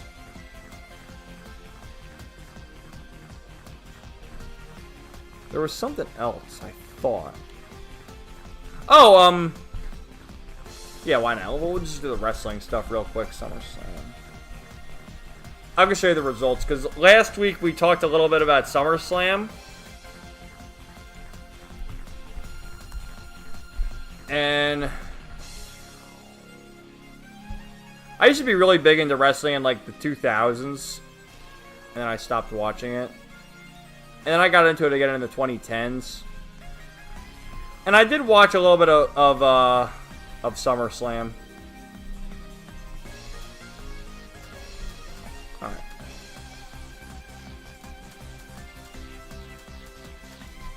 So, for whatever reason, they do 2 nights now. It's just fucking stupid. Like, last year, did they do 2 nights? No, 1 night. So... I guess I'll go back to the pictures later, but we'll just scroll down to the results. So we talked about most of this stuff during the last stream, but the ones we didn't get the results for, we had Drew McIntyre and Logan Paul defeated Randy Orton and Jelly Roll. So Jelly Roll, I'm not too familiar with him, but I guess he's a musician. And he mentioned, look at him, what the hell? Look at his tattoos. But he mentioned how, and this is true, a lot of the celebrities, they'll always win. And he wanted to lose on purpose to show that, like, he doesn't have a big ego. And also, I saw him in the ring. He was actually pretty good for a celebrity wrestler who just picked it up recently. He had some decent spots. And he went through the table. Logan Paul did a dive and sent him through the table. So they lost there. And then the main event was CM Punk defeated Gunther. And CM Punk became the champion. But then Seth Rollins with Paul Heyman came back and defeated Triple H because he had Money in the Bank. And he cashed in Money in the Bank. So then we had night 2, where we had Naomi defeated Rhea. Naomi here is the champion. She defeated Rhea Ripley and Io Sky. And then we had the Wyatt Six, who were the champions, and they defeated all these guys in the TLC match. Becky Lynch, the champion, defeated Lyra Valkyrie. All the champions won, I guess. Solo Sikoa defeated Jacob Fatu. Dominic Mysterio defeated AJ Styles, which their feud going into it was pretty funny. Because Dominic, how old is he? He's young, I think. He's 28. And AJ Styles is like in his 40s. 48. And AJ Styles kept saying, listen, Unk is coming for you, boy! And they kept going at it there. And then Cody Rhodes and John Cena. This match was unbelievable. John Cena went back to his old entrance, too. And, love him or hate him, I like John. As a wrestler, I love John Cena, the wrestler. He's great. But Cody Rhodes defeated him to be the undisputed champion. And then Brock Lesnar came back and attacked Cena. So then, on SmackDown, we had Cena kick it off. Look at him. Look at his Kino outfit. The last time is now. And then this douchebag. How the fuck did Logan Paul even get into wrestling? But Logan Paul came out and he challenged John Cena to the Clash in Paris. So they're going to have a match. And. Dude. Absolutely would. Alexa Bliss is so hot, man. I love her. And Charlotte, honestly. Let's see. Look at her. The two of them. They're the tag team champions. What else? Oh, this is great, too. This is like a running gag they've had for the years. R-Truth reunites with his childhood hero. Which, by the way, R-Truth is older than John Cena. But they've always had this thing where R-Truth is like, John Cena, you're my childhood hero. You're the champ. You're a legend, John. And so R-Truth reunited with his childhood hero. Peace has been restored. Oh, man. But, like, really, who asked for this fucking match? John Cena versus Logan Paul? John Cena's retiring in December. And one of his last matches is against Logan fucking Paul? What the hell is going on here? Wait a minute. Just look at this guy's look. Look at him. All bald, all jacked, and a gray beard. What the fuck? Some of these wrestlers, man, it's just crazy. What happened? What happened to her? No, I can't stand Chelsea Green either. She's a fucking bitch. Ugh. But yeah, this is when Brock Lesnar came back. Look at him. In his fucking cowboy hat. He comes back and he attacked John Cena. So that's your wrestling update. That's your wrestling update. I guess we'll just leave it at that. Oh, thanks for hanging out then, Donnie. Not much really. I brought up the things I wanted to discuss. Also, given my upcoming trip to GalaxyCon San Jose, I'm not sure if I can partake in your stream next week. Well, that's okay. I hope you enjoy your time at GalaxyCon. Hope you enjoy yourself. Have a good time meeting all the people, getting autographs and all that, and enjoy it. Celestial John Cena is goated. LOL, he looked like he had too many beers. Yeah, so that's the wrestling update. I mean, what do you guys think about wrestling? Dude, like I said, I loved it in the 2000s. It was so good. At least I can find something again before I go.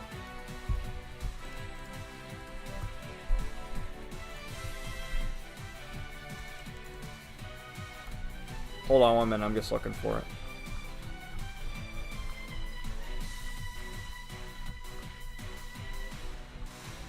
Here it is.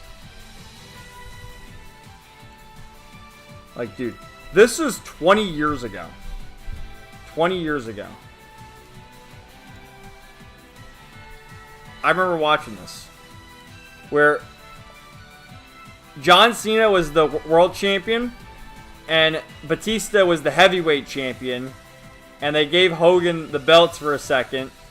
And then they did... I can't play the whole video because they might, like, copyright it. But Hulk Hogan with young John Cena and Batista just flexing. It's so fucking Kino. Like, dude, I loved wrestling when I was a kid. I remember watching this stuff. This is 2005. This is 20 years ago. So good. Like, there's gotta be some other good stuff here. There's Randy Orton. Look at this. The Royal Rumble, that's from like the 2000s. There's the Hardy Boys.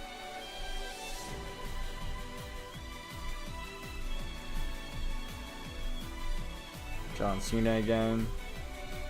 I don't know. I like wrestling. Not a fan of Cody Rhodes, to be honest with you. I don't like him. The Hardy Boys. You know, Jeff Hardy, and he was world champion for a while, but, you know, he just had so many drug problems. I mean, he still wrestles, but he's just a fucking complete degenerate.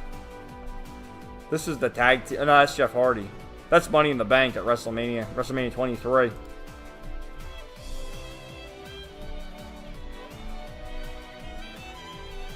So anyway. Yeah, there's Jeff Hardy. There's Charlotte. You know, I used to think Charlotte was kind of ugly, but, you know, she's gotten better looking over the years. Look at her. Pretty good. Anyway. Look at Paul Heyman's face. Paul Heyman is the manager for Seth Rollins. Look at his face. He's Seth Rollins' manager. Oh my god. There's Kane. This is Penta came out. He's like the guy from Mortal Kombat with that hat. I don't know. What are we even doing now? Hey Kevin, do you have any manga series physically? Yes, I have quite a few. I have the entire Fairy Tail series. I have most of Eden Zero. I have the entire Fire Force series. I have the entire Dragon Ball series. I have most of D. Gray Man. I have some of the... I'm just looking at them right now on my shelf. I have some of the Pokemon. I think Vizbig did like the first 10 volumes, which goes into Diamond and Pearl. I have that. I have the Tales of Berseria manga. There's 3 of them. I have some of Rave Master. I have some of Soul Eater. I have the Silent Voice box set. I have some of the Sword Art Online light novels. I have a few.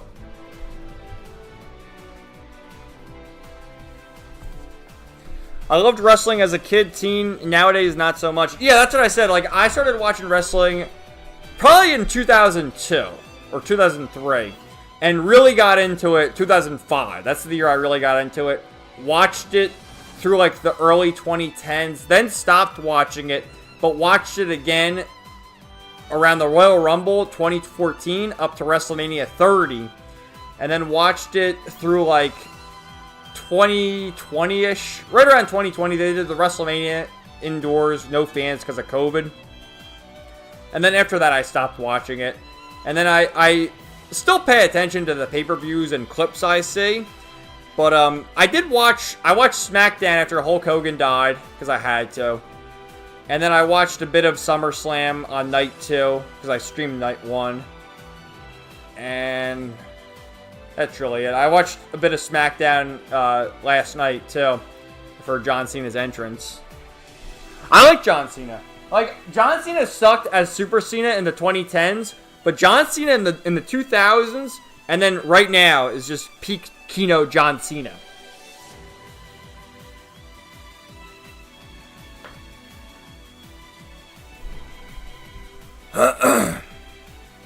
Jeez, that's a long time ago. I remember, 20 years ago. I'm not a fan of Cody either, because they just push him so much, and it's like, they talk about passing the torch. Let me show you this. Oh, he's passing the torch. Let me just show you.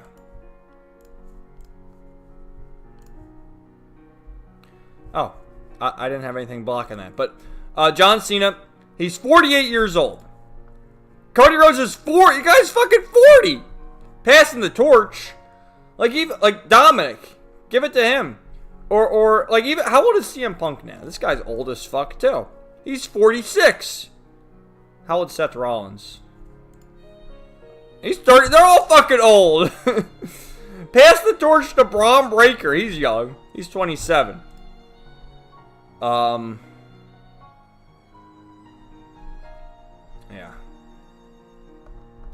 But let me tell you, Alexa Bliss. I look. Ooh. That's kind of a weird picture, but she is pretty hot. Take my word for it. She's hot as fuck. Look at her. There's young Alexa Bliss. Absolutely. Oh, damn. Look at her. Gooner hour.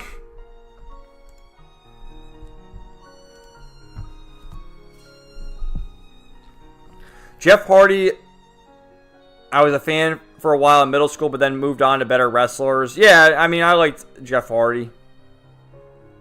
Paul was like, hey man, what you doing? Same, that's a fantastic collection of manga you have. I want to get the Fire Force manga singles in the future. Well, let me show you this. Let me just put that up and see if I can find it real quick.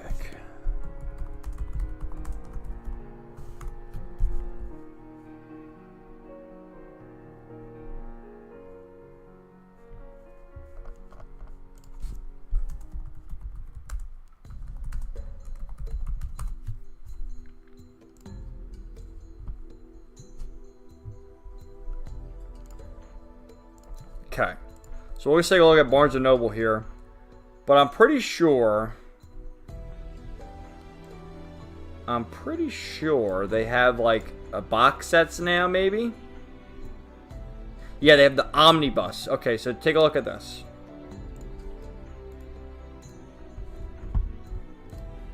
That's volume 1 in paperback, but you can get the omnibus one. The volume is 1 for $3, and that's, you know, $11. This is $20. We get 3 volumes, and I think because Fire Force is finished, I think they have quite a bit of the omnibuses. Fire Force omnibus. Yeah, they have a lot of them anyway. So it might be better to look into the, if you want it physically, if you want the omnibuses. And Tamaki, we love Tamaki over here. Like, the Hoodweaves are constantly seething about Tamaki. Look at her. How could you hate Tamaki? I love Tamaki.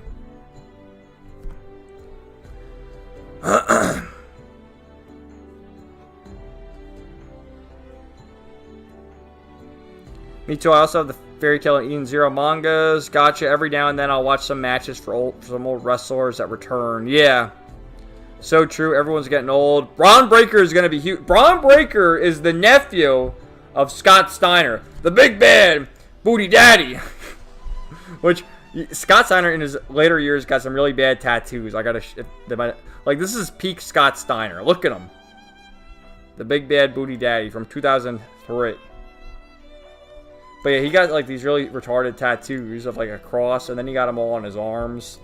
You know, TNA was pretty good in the 20... Like, when WWE went to shit, TNA was pretty good. The big bad booty daddy! Look at how fat he is now with his tattoos! No, Scott Steiner, no! I just want to see if there's, like, other pictures of him with, like, the terrible tattoos.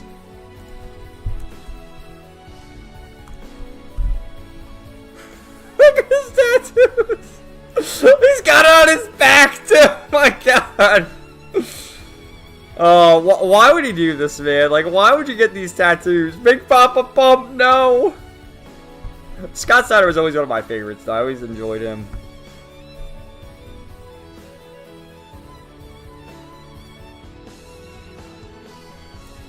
Whoa, she's hot as fuck. What, Alexa Bliss? Yeah. Oh, snap, that's a good deal. I didn't know about the omnibuses. Shinx says Fire Force also available in box sets. Yeah, maybe they're in box sets too.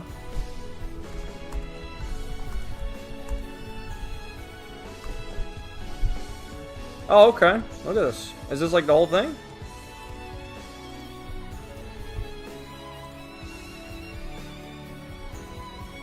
So this set includes volumes 1 through 6. This is 7 through 11. Okay. So yeah.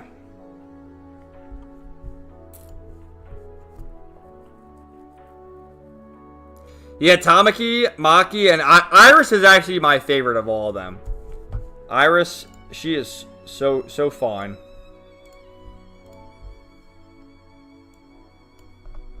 Hold on, I might have a picture of her handy.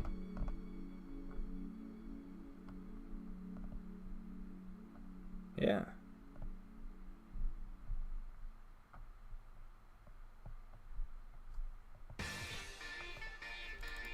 There you go. And a Tamaki cameo. There they are. Oh, yeah.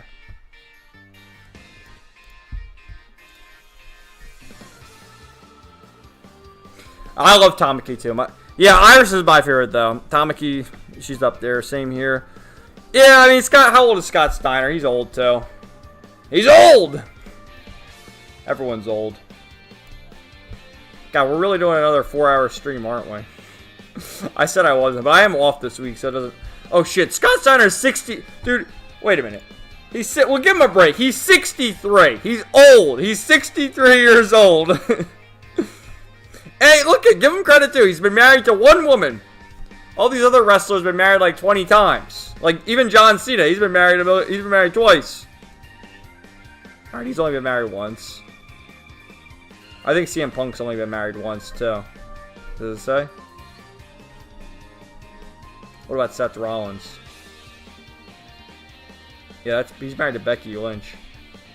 Yeah, married once, so give Scott Steiner credit there. Yeah, dude, I got a bunch of the Fire Force. Let me see. This is one of my favorites of Tamaki doing her little dance. Let me see if I can find this one.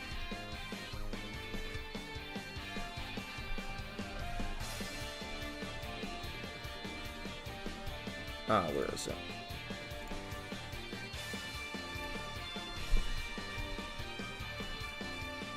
I might have to just open it in another tab or something.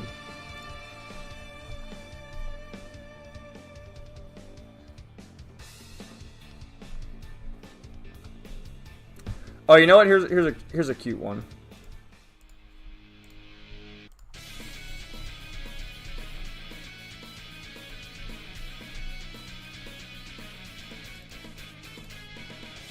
There you go.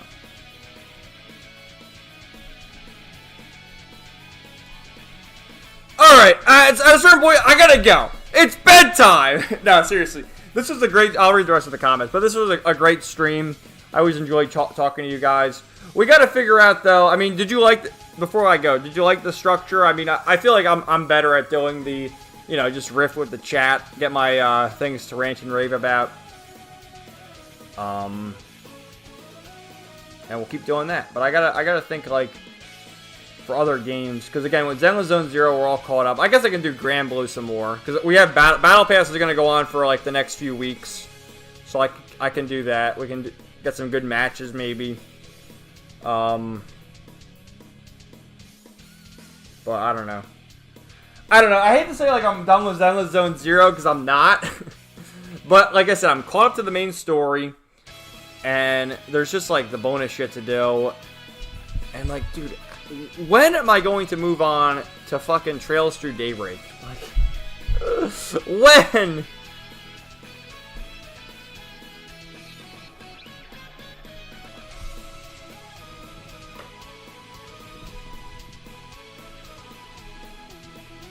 The best screenshot, Tamaki's face. Kevin cannot escape the extra long stream, LOL. 6-hour stream? No. No. No more than 4 hours. He's only been married once. Well, you see that a lot. Like, a lot of the wrestlers... Because they're roid rage. Like, Scott Steiner, you can't tell me he didn't do steroids. Like, you saw how he looks. He totally did steroids. Like, Hulk Hogan was married 3 times. But, yeah.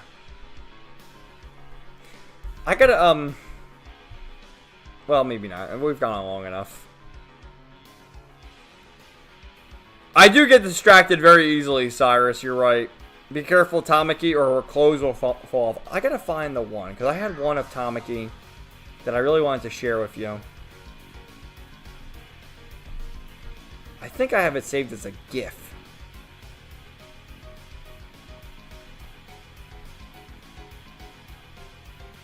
God, I wish it was easier for me to find things sometimes. But it's just always a struggle.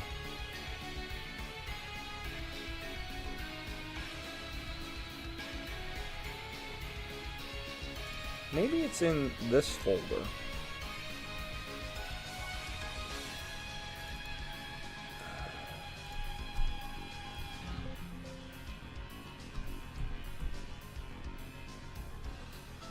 Oh, you know what? I can just search for GIF, can't I?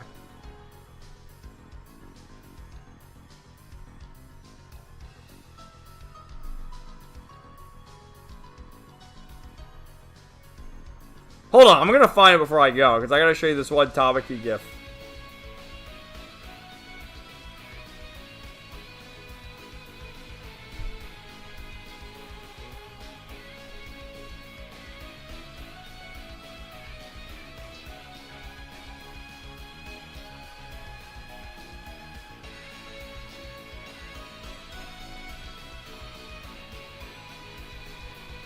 I wish I had things saved better.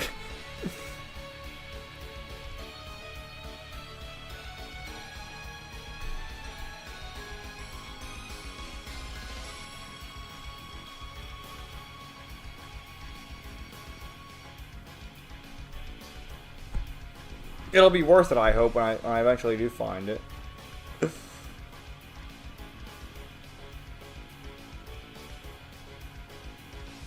You know, I haven't seen them seething too much about Marin this season. Have you guys noticed that? Are they done seething about Marin from My Dress Up Darling? Or is that still like a weekly occurrence? Because, you know, season 2's ongoing.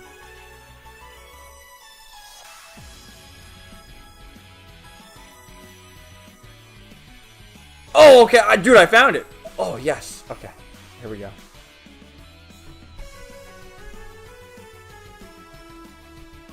Look at her! That's Tamaki after her Lucky Leisure lore. And you have people, oh no! I hate fan service! Get the fuck out of here. What do you mean you hate fan service? I know I had it. But look what I have it titled, because I got this from 4chan. It's 116 blah blah blah blah blah. So, you know. Which, let's take a look at 4chan real quick. What are they talking about? Oh, yeah, really, why is the Deltarune fanbase so mentally ill? That's a great question. And now that the honeymoon phase has worn off, it's pretty mediocre. It is. What's the name of this song? This is Inevitable Struggle again. Yeah.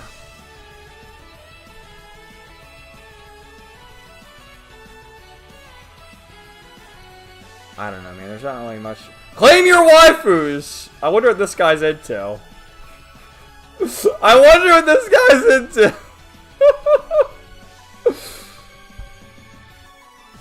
Which one? Easily Xenogears. Let's say.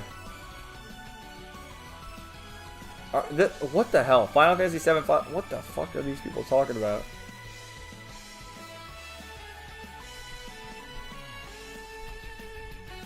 V has failed me.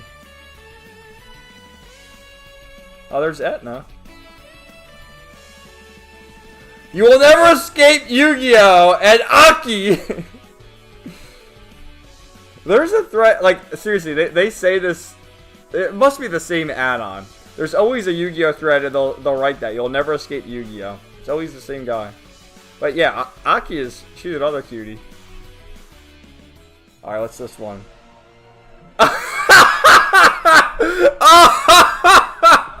Average Dark Magician Girl fan. Average Yubel enjoyer. Yes.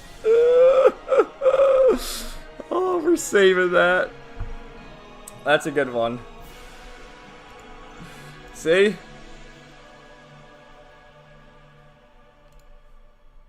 This is really a Gooner hour. This is a gift get. Well, I'm not gonna actually post that because that might be too much. All right, enough of that. All right. Why is Japan? No, we're not gonna click that either. That's about Fate Holotaraxia. Well, that's 4chan. There's nothing about Expedition 33 in here today, is there? No.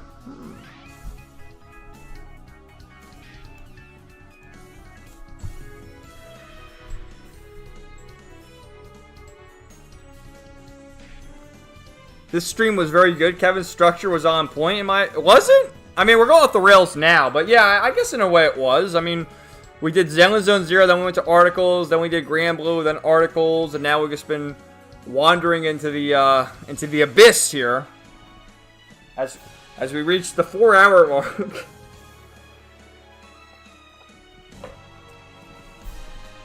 he could be a cowboy.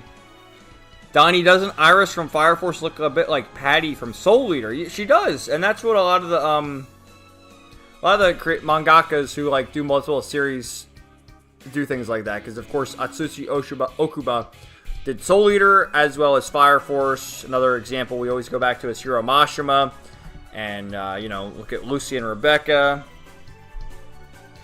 You'll get to Daybreak 1 next year. No, seriously, tomorrow I'm gonna start Fate Hollow Ataraxia. I have to. I'm going to. That's my next real game. I'll keep doing, you know, Zenless Zone Zero and all that. We'll do Fate Hollow Ataraxia. What's Fate Hollow Ataraxia? I think it's shorter than Fate Stay Night. Alright, so the main story is that, like, Fate Stay Night took me 100 hours. And it is true, I'll show you. Like, see, I'm the completionist. Not, like, the completionist, but it took me literally 100 hours exact to finish it. That sounds about right. But there's a bunch of, there's 20 different, 20 bad endings. So I wanted to do all the endings. I went back, and I got 100%. So I guess Fate Hollow Ataraxia is a little shorter. Yeah. So yeah.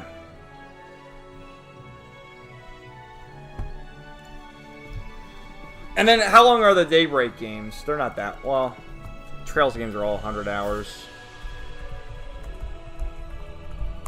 Not that it even matters, but just as a rough idea. Yeah, they're 100-hour long games too. I should have expected as much. But that's fine. I'll get to them. Any waifu Maki picks? Love me a woman with muscle. Yeah, you want, I mean, do I have I mean, I probably do.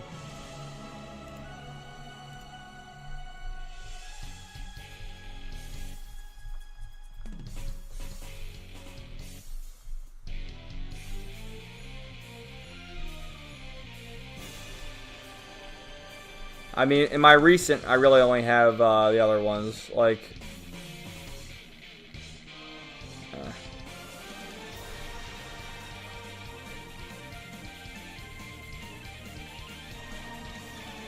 Here's a good one. I found this on no, that's actually not a good one. Alright, let me just read the rest of these comments and get out of here. I have to go to bed!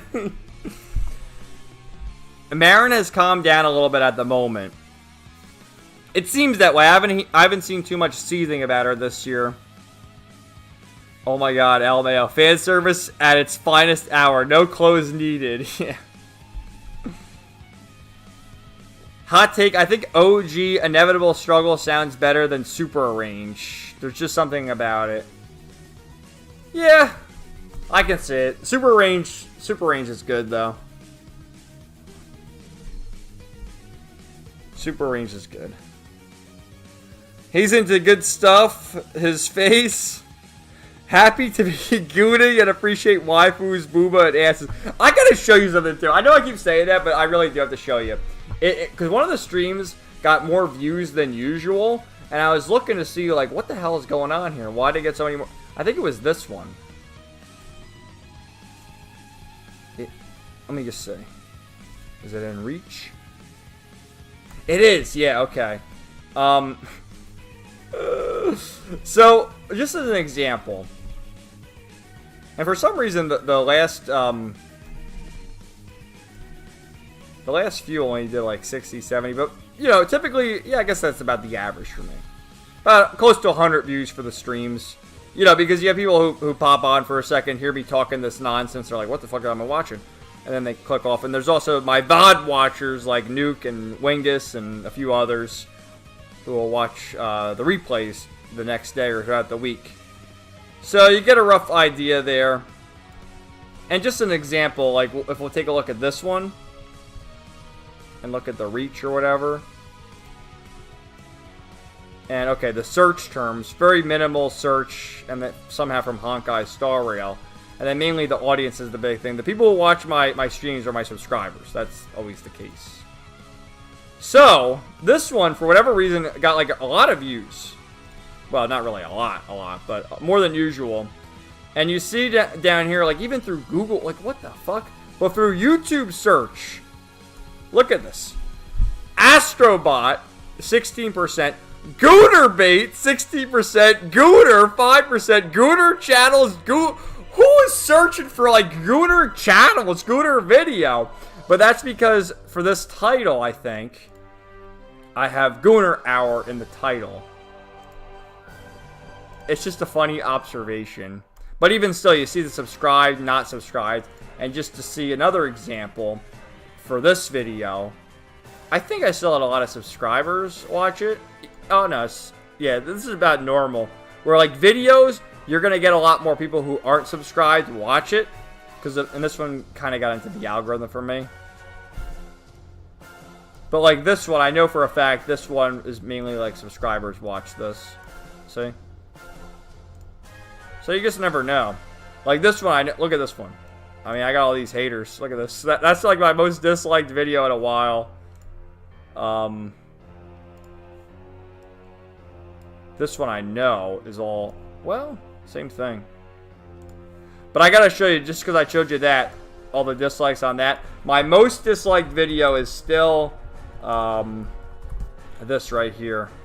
Oh, let me make it. I'll just do Final Fantasy. We'll scroll down. Here it is, right here. The Final Fantasy 1 through 6 pixel remasters are a disaster. July 2021. 29 likes, 59 dislikes. And the reason for that is because in this video, I talked about the pixel remasters were only releasing on Steam, and they were bad mobile ports. And my big problem was I wanted them on consoles, which they eventually did release them on PS4, PS5, Xbox, Nintendo Switch, and everywhere. But at the time, they were only on PC, and they were poorly optimized mobile ports. But I got a lot of shit for it. Even though I was right, I still got a lot of shit for it, which is just... I'm right, you're wrong.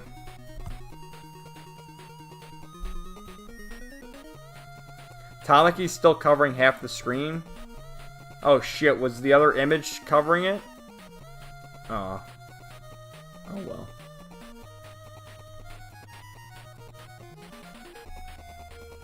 Oh, I guess I forgot about it. It's still... It doesn't matter. It don't matter. None of this matters. Gooner Hour at midnight. It's cool, Kevin. It'll be $20.99 by the time I get the Daybreak LMAO. You're close, man. You have, well, you already technically started Cold Steel 4 in a way. So you got Cold Steel 4, then you got Reverie. Reverie's going to take you 200 hours. It will take you 200 hours, believe me. I don't think it'll be that long, Weapons. Maybe 2097 LMAO. You need your own personal Morgana to let you know when it's bedtime. So true, Kevin. Make Kevin get off stream to go to sleep. I'm the Gooner. Yeah, I don't care. I'm the Gooner. Alright. The Final Fantasy Pixel games were not at launch. They got consoles. Yeah, they were better on the consoles. Alright, guys. Well, I gotta go. Thank you for hanging out with me this evening. Again, it was a lot of fun. Next week, we will be continuing our ranting and raving. And again, I really hope there's more drama to get into. Because it's fun. Like I said before, it's fun to just yell at them. So I hope there's that. But I'm sure we'll do another DSP update. There'll be something crazy with him. All the lolcows. Yeah, that's really all I got. And then as for games, we'll probably just do the ZZZ check-in. We'll do Granblue. We'll do some Master Duel.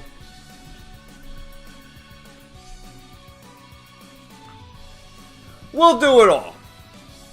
So let's see, who is our top fan tonight? Celestial, number 1. Weapons, number 2. Tide of Komanga at number 3. Then Cyrus, then Shinx. Then Donnie, Zoran, Tyran, and D. I gotta tell you, Tyran, he's probably not watching anymore, but he's a good guy. I've talked to him a bit on Twitter. He's got some funny posts. And Zoran. He's got a different name on Twitter, but he's another fun guy on Twitter. And Donnie. Donnie has, let me see if I can find some of his art. What did I have here? Real quick. I want to see if I can find Donnie's page.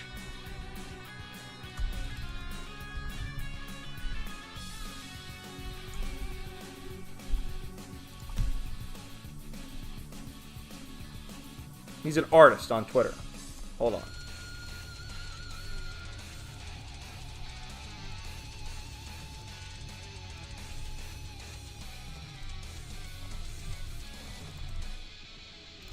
Alright. So, Core King Hiltz. Because he's got his face on. I don't know if I should really show all that stuff. But, he's got some cute little drawings here of Melfina from Outlaw Star. He's got Soul Leader. Some stuff from Sailor Moon. There's Lucy. And that's, is that the one from Cutie Honey? So, some cute little drawings. So that was Donnie in the chat there. Yeah, this is Cutie Honey. So there you go. And I got Melfina really is a great waifu from Outlaw Star. Kind of underrated, honestly. All right. I'm the only not normal. Why are you normal? I tell you, the drama is fun. I like the drama. But I felt I shouldn't have posted the ones, like, in the stream last week of Shinky JRPGs and the other rants I had. I felt like it, I don't know. It was fun for the stream, but it's not worth making a video about that. But anyway, guys, again, thanks for hanging out. Always a pleasure, and I will talk to you. Oh, that's Lucy? Oh, you're still here, Donnie, yeah. Lucy with Natsumi from Sergeant Frog. Yeah, I was showing some of your art on here. Great artist. Very good stuff. Alright. Well, seriously, I gotta go. Over 4 hours. That's enough. It's bedtime. Good night, guys. Have a good rest of the weekend. Check out the Astrobot video on Wednesday. It's a new video. It's not a clip from the stream. It's new, so check it out. Kind of a mini rant on Final Fantasy VII, too. And then we'll be streaming again next week. This is like the longest outro. I'm really leaving now. Goodbye. Good night. Peace out.